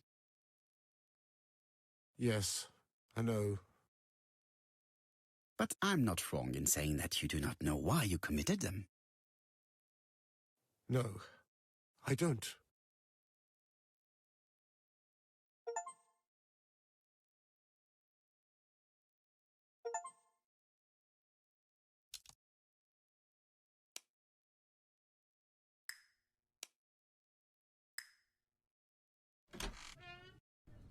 And what conclusions have you drawn?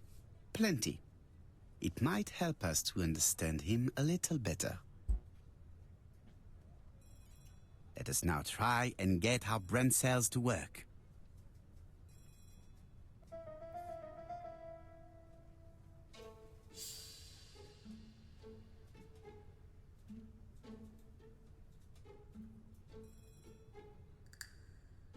There we go.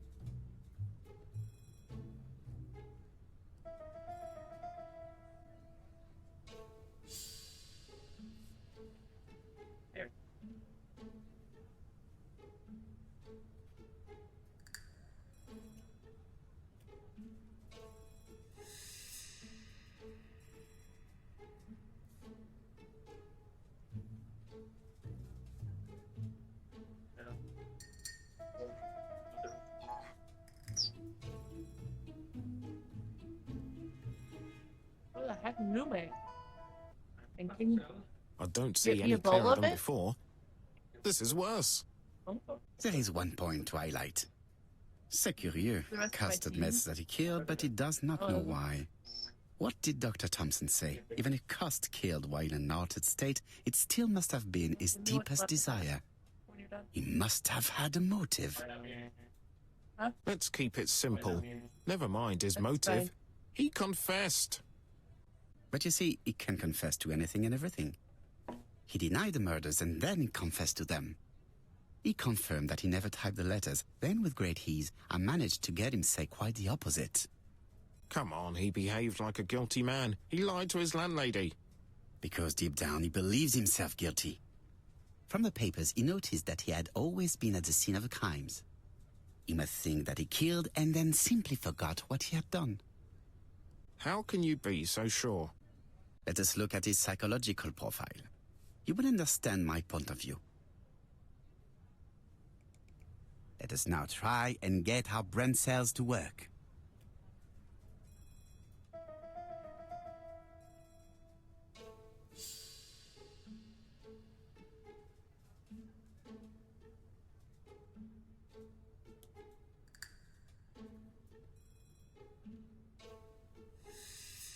Self-confident.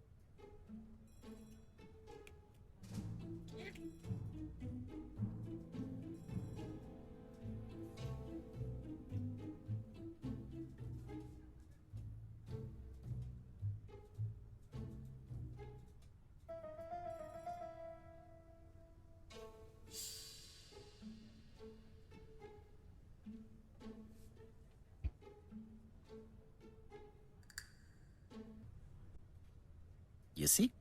Cust's character is quite the opposite of the murderer's. But if he's a madman, can we really talk about his character? You know very well that our murderer does not behave like a psychopath. Apart from the signature, there is no ritual repetition in the choice of victims. Very well, you're right as always.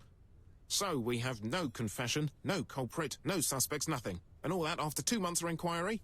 What should I do? Have faith. Just give me 24 hours.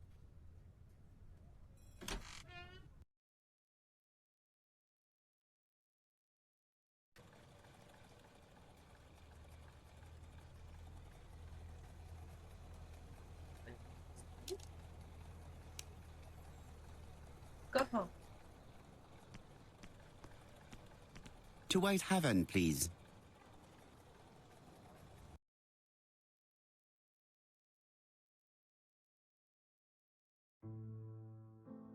Cust's arrest is a great success for you, Poirot.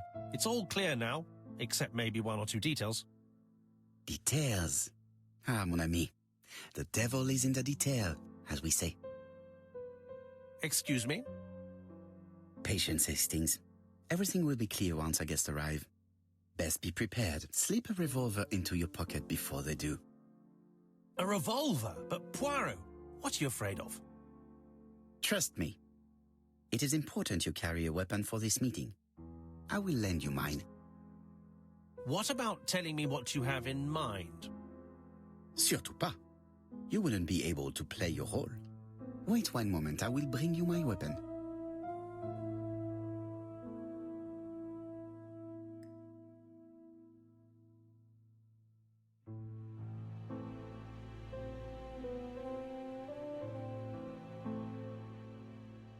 Churston, Devon, population 500 inhabitants.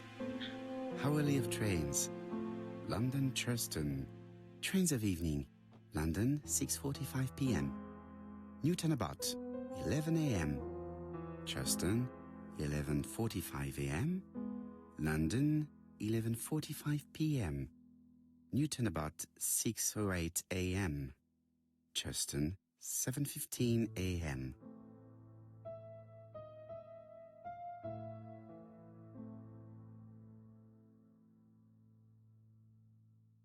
Hastings' photo album.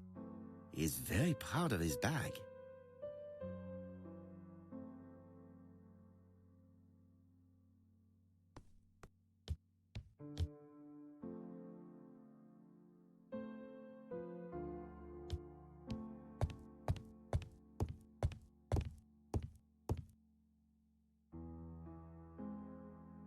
Daily Flicker, September the 11th, 1935.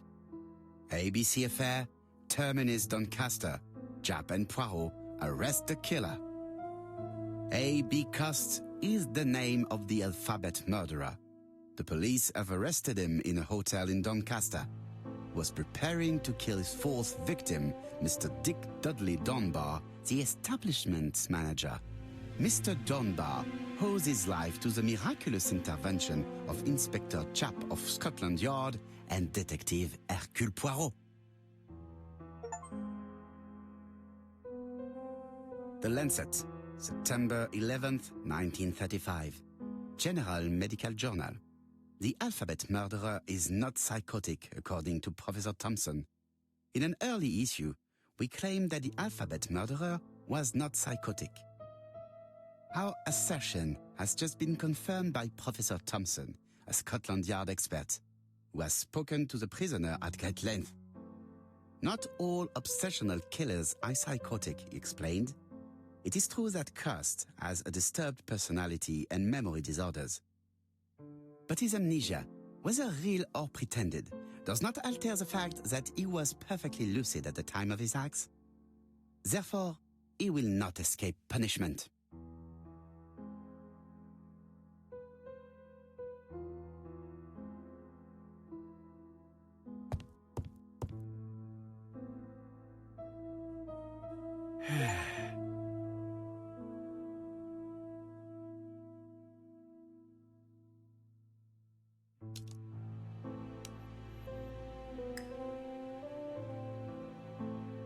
Are you have it?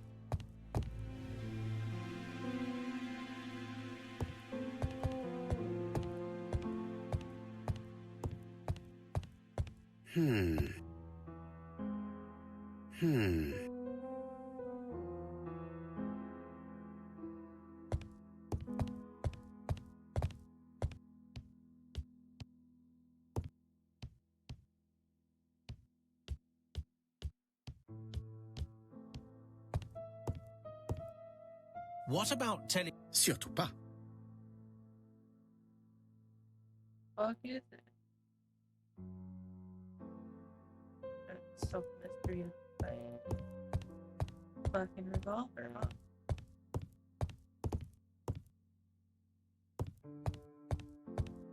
It is now the right time.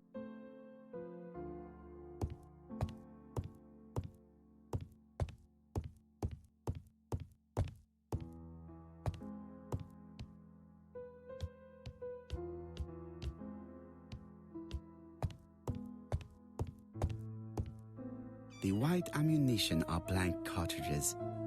The others are real bullets. The revolver is loaded with real bullets. I still have time to choose blanks. The revolver is loaded with blanks. I still have time to choose real bullets.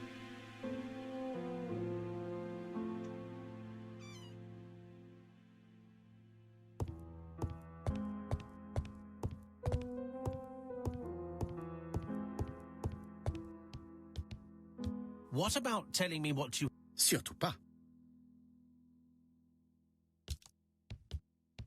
What about telling me what... Surtout pas.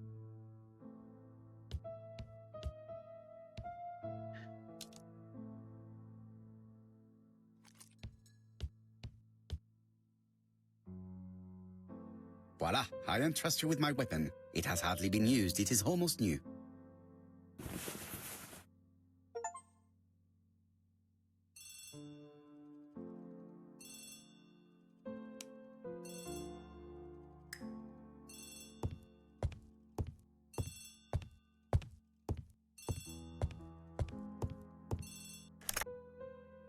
Chief Inspector, is that you?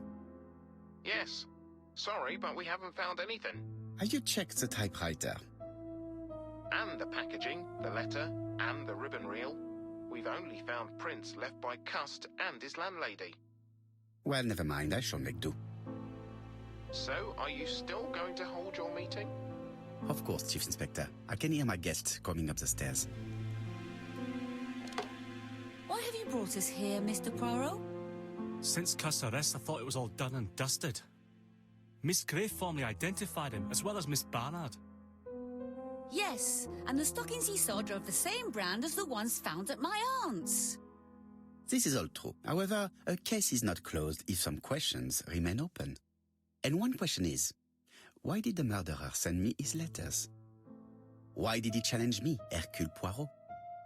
Perhaps he wanted to play with you, to taunt you. Xenophobia? Maybe he didn't like you because you're foreign. I may be wrong, but maybe by provoking you, he was looking for glory? All these theories should be studied. Let us now try and get our brain cells to work.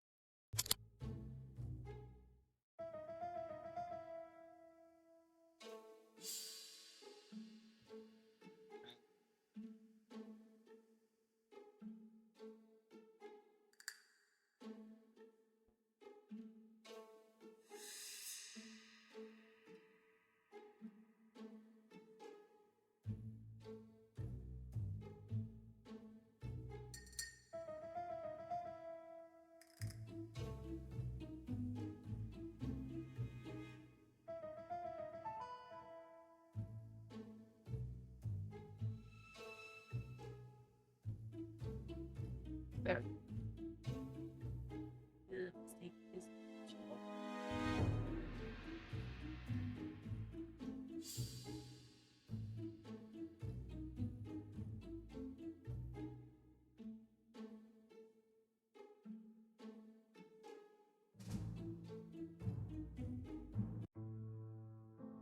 Is everything clear now? You might like to explain your reasoning again. Of course. First of all, remember that the murderer made it a rule to always post his letter before the murder. He never digressed from that rule. However, in Churston, he encountered a problem. The village has only 500 inhabitants. With advance warning, it would be easy to arrest him. Therefore, the murderer delayed his letters deliberately with the wrong address. The plan wouldn't have worked if he'd sent it to Scotland Yard or the papers because everybody knows their addresses. The mistake would have been corrected and the letter would have been on time. That is why the murderer chose me as the recipient. Because for his plan to succeed, it was necessary for at least one of the letters to have a wrong address and get lost. It was very cunning. Absolument. It is a very subtle plan. It matches the profile we have drawn up of him perfectly. That of an intelligent, daring and calculating murderer. But that's not how you describe Cust. You are quite right, mademoiselle. Like you, I find it hard to believe that this dull character is the clever murderer we are looking for. Do madmen... I mean, if he's mad, he might have two very different sides. No doubt. But the murderer is not mad. All the specialists agree that he does not have the profile of the psychopath. But if Cust is not guilty, how do you explain his presence at the scene of the crimes? Mr. Clark, the answer to your question is in the medical records of your brother's patients. Documents which Cust most certainly did not have access to. Let us now try and get our brain cells to work.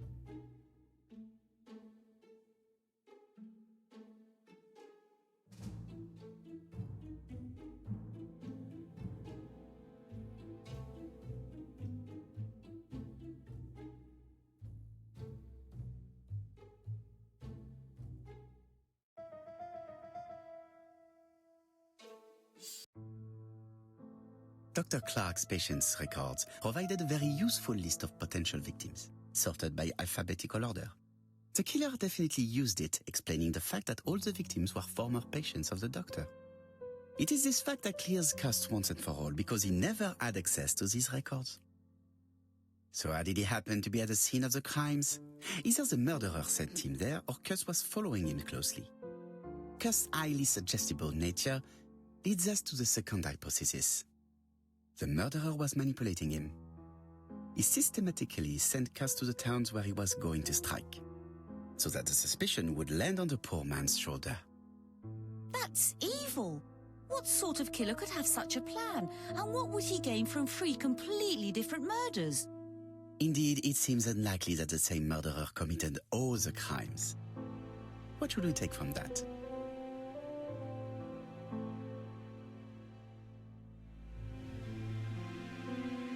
There is not one murderer, but three accomplices, who all used the same scenario. Do you mean that three murderers with quite different aims joined forces to create a smoke screen? Here's another question. Is it still necessary to find a motive for each crime? And the one in Andover poses problem. Why was poor Mrs. Asher killed?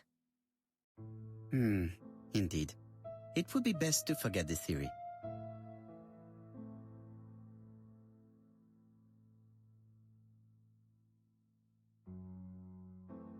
Just one murder was of benefit to the murderer. The others were just diversions. On reflection, there is only one conclusion. The murderer killed once out of interest and twice to divert our attention. This reasoning points at two potential culprits. Franklin Clark. Donald Fraser? Yes, mademoiselle. That's good thinking. Mr. Fraser may have killed Betty out of jealousy. Mr. Clark may have killed his brother in order to inherit his large fortune. Both have a motive. But Donald did not have access to Dr. Clark's records. Please allow me to disagree with you, mademoiselle.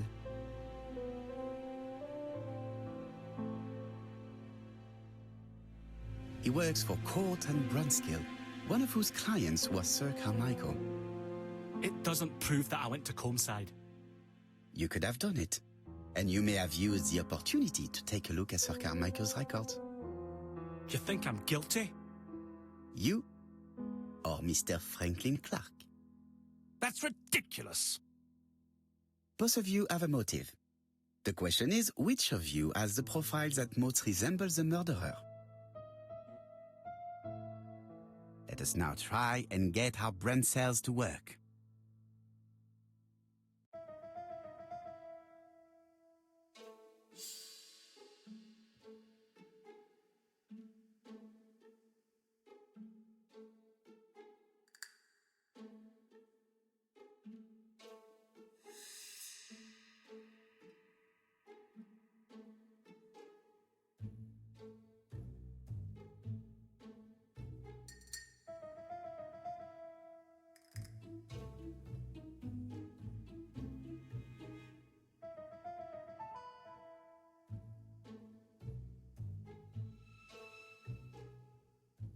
Influence.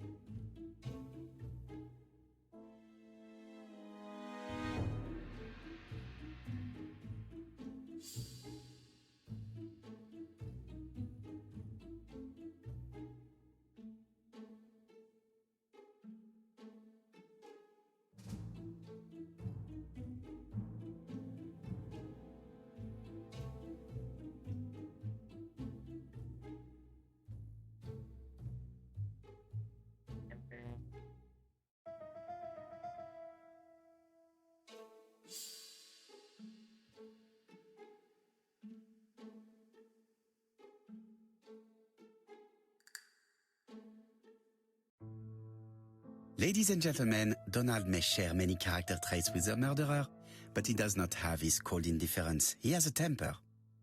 It is hard to imagine him planning anything. Also, jealousy is his motive, and crimes of passion are rarely planned. Right, I suppose it's my turn to be subjected to the same scrutiny. Absolument, Mr. Clark. Let us now try and get our brain cells to work.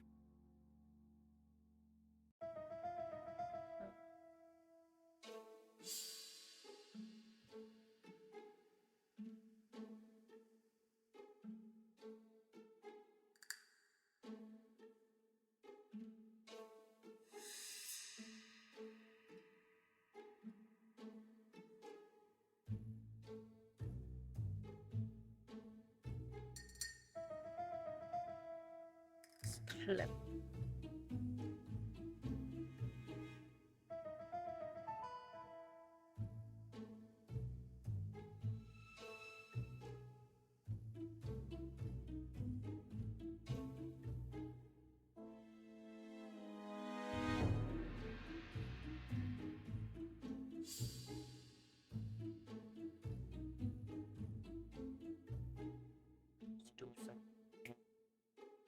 Go.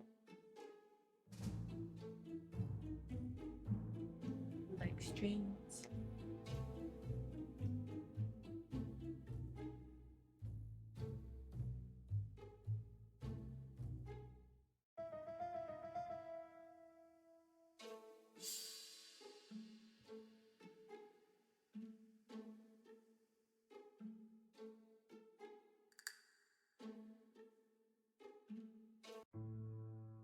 As you have all seen, there is a disturbing similarity between Mr. Clark's profile and that of the killer.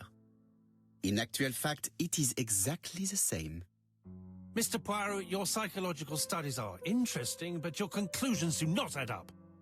Why would I have wished my brother's death? The inheritance is lawfully mine. I just have to wait. No, you had to act quickly.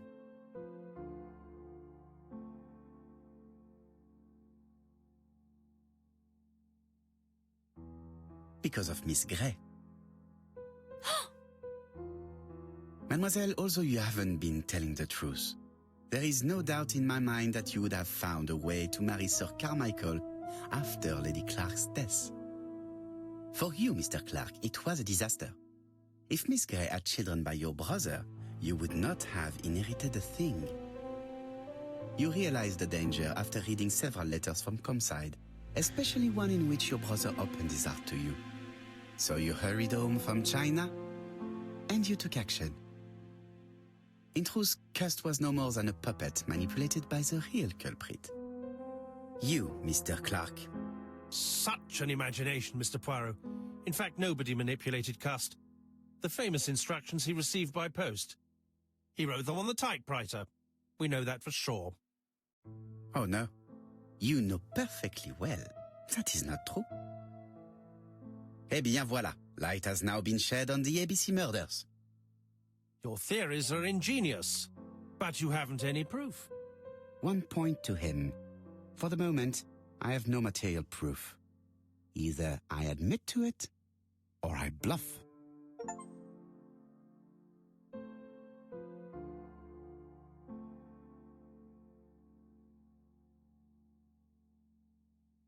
One thing proves it. The prints you left on Cust's typewriter. Enough. Oh, of course you wiped the typewriter before sending it. But not carefully enough. Scotland Yard has found your print along with those of Cust. I understand why you never wanted to lend me your new typewriter, and why you were searching through your brother's things. And the hole you dug on the moors.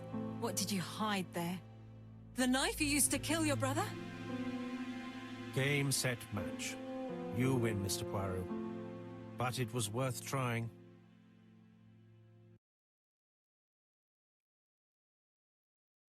Do we not need the gun at all? Don't come near me! I'll Oh, never yeah, let you the take me, lights in Mr. Poirot.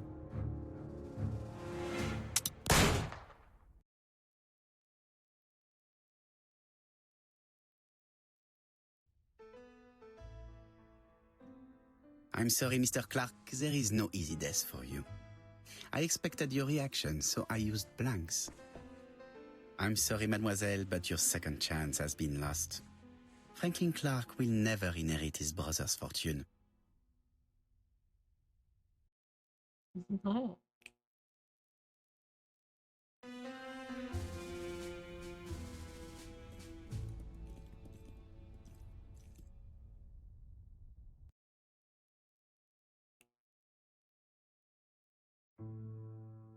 Disappointed at having missed the chance to become Lady Clark, Thora Grey left England. Donald Fraser and Megan Barnard married. On Poirot's recommendation, Mary Drower started to work for Lady Clark. The elderly lady's condition suddenly took a turn for the better. And a few months later, to Dr. Logan's great surprise, she was back on her feet again. According to this eminent physician, it appears to be an extremely rare case of spontaneous remission. Lady Clark has enjoyed very good health ever since.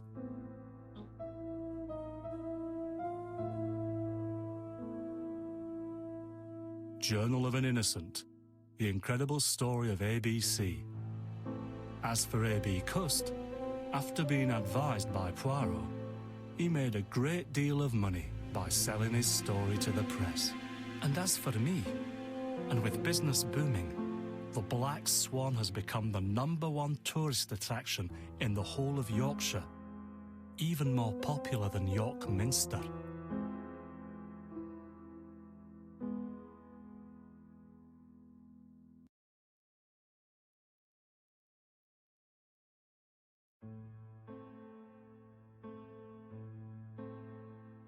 Hey, heck yeah.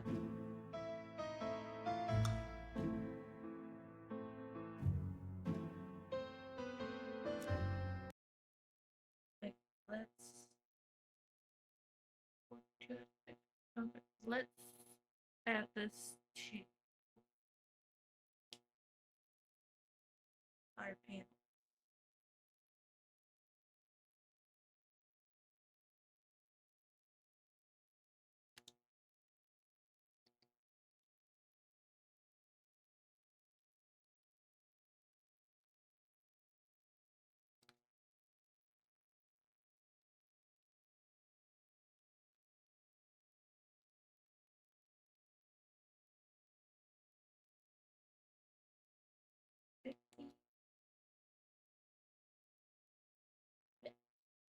Yeah, that's officially been added to our list. And now we can raid.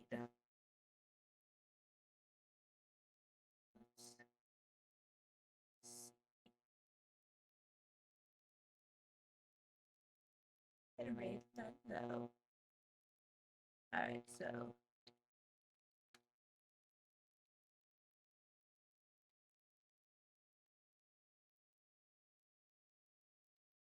raid.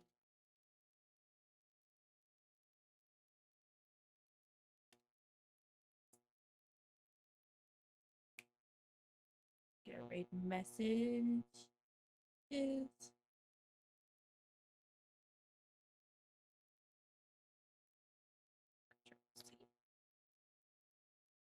Alright. Thank you all for watching. And I will catch you, I think, Monday with some MC. So peace out and bye. And if you have any game suggestions, please head on over to the Discord and tell me what they are. Peace out and bye.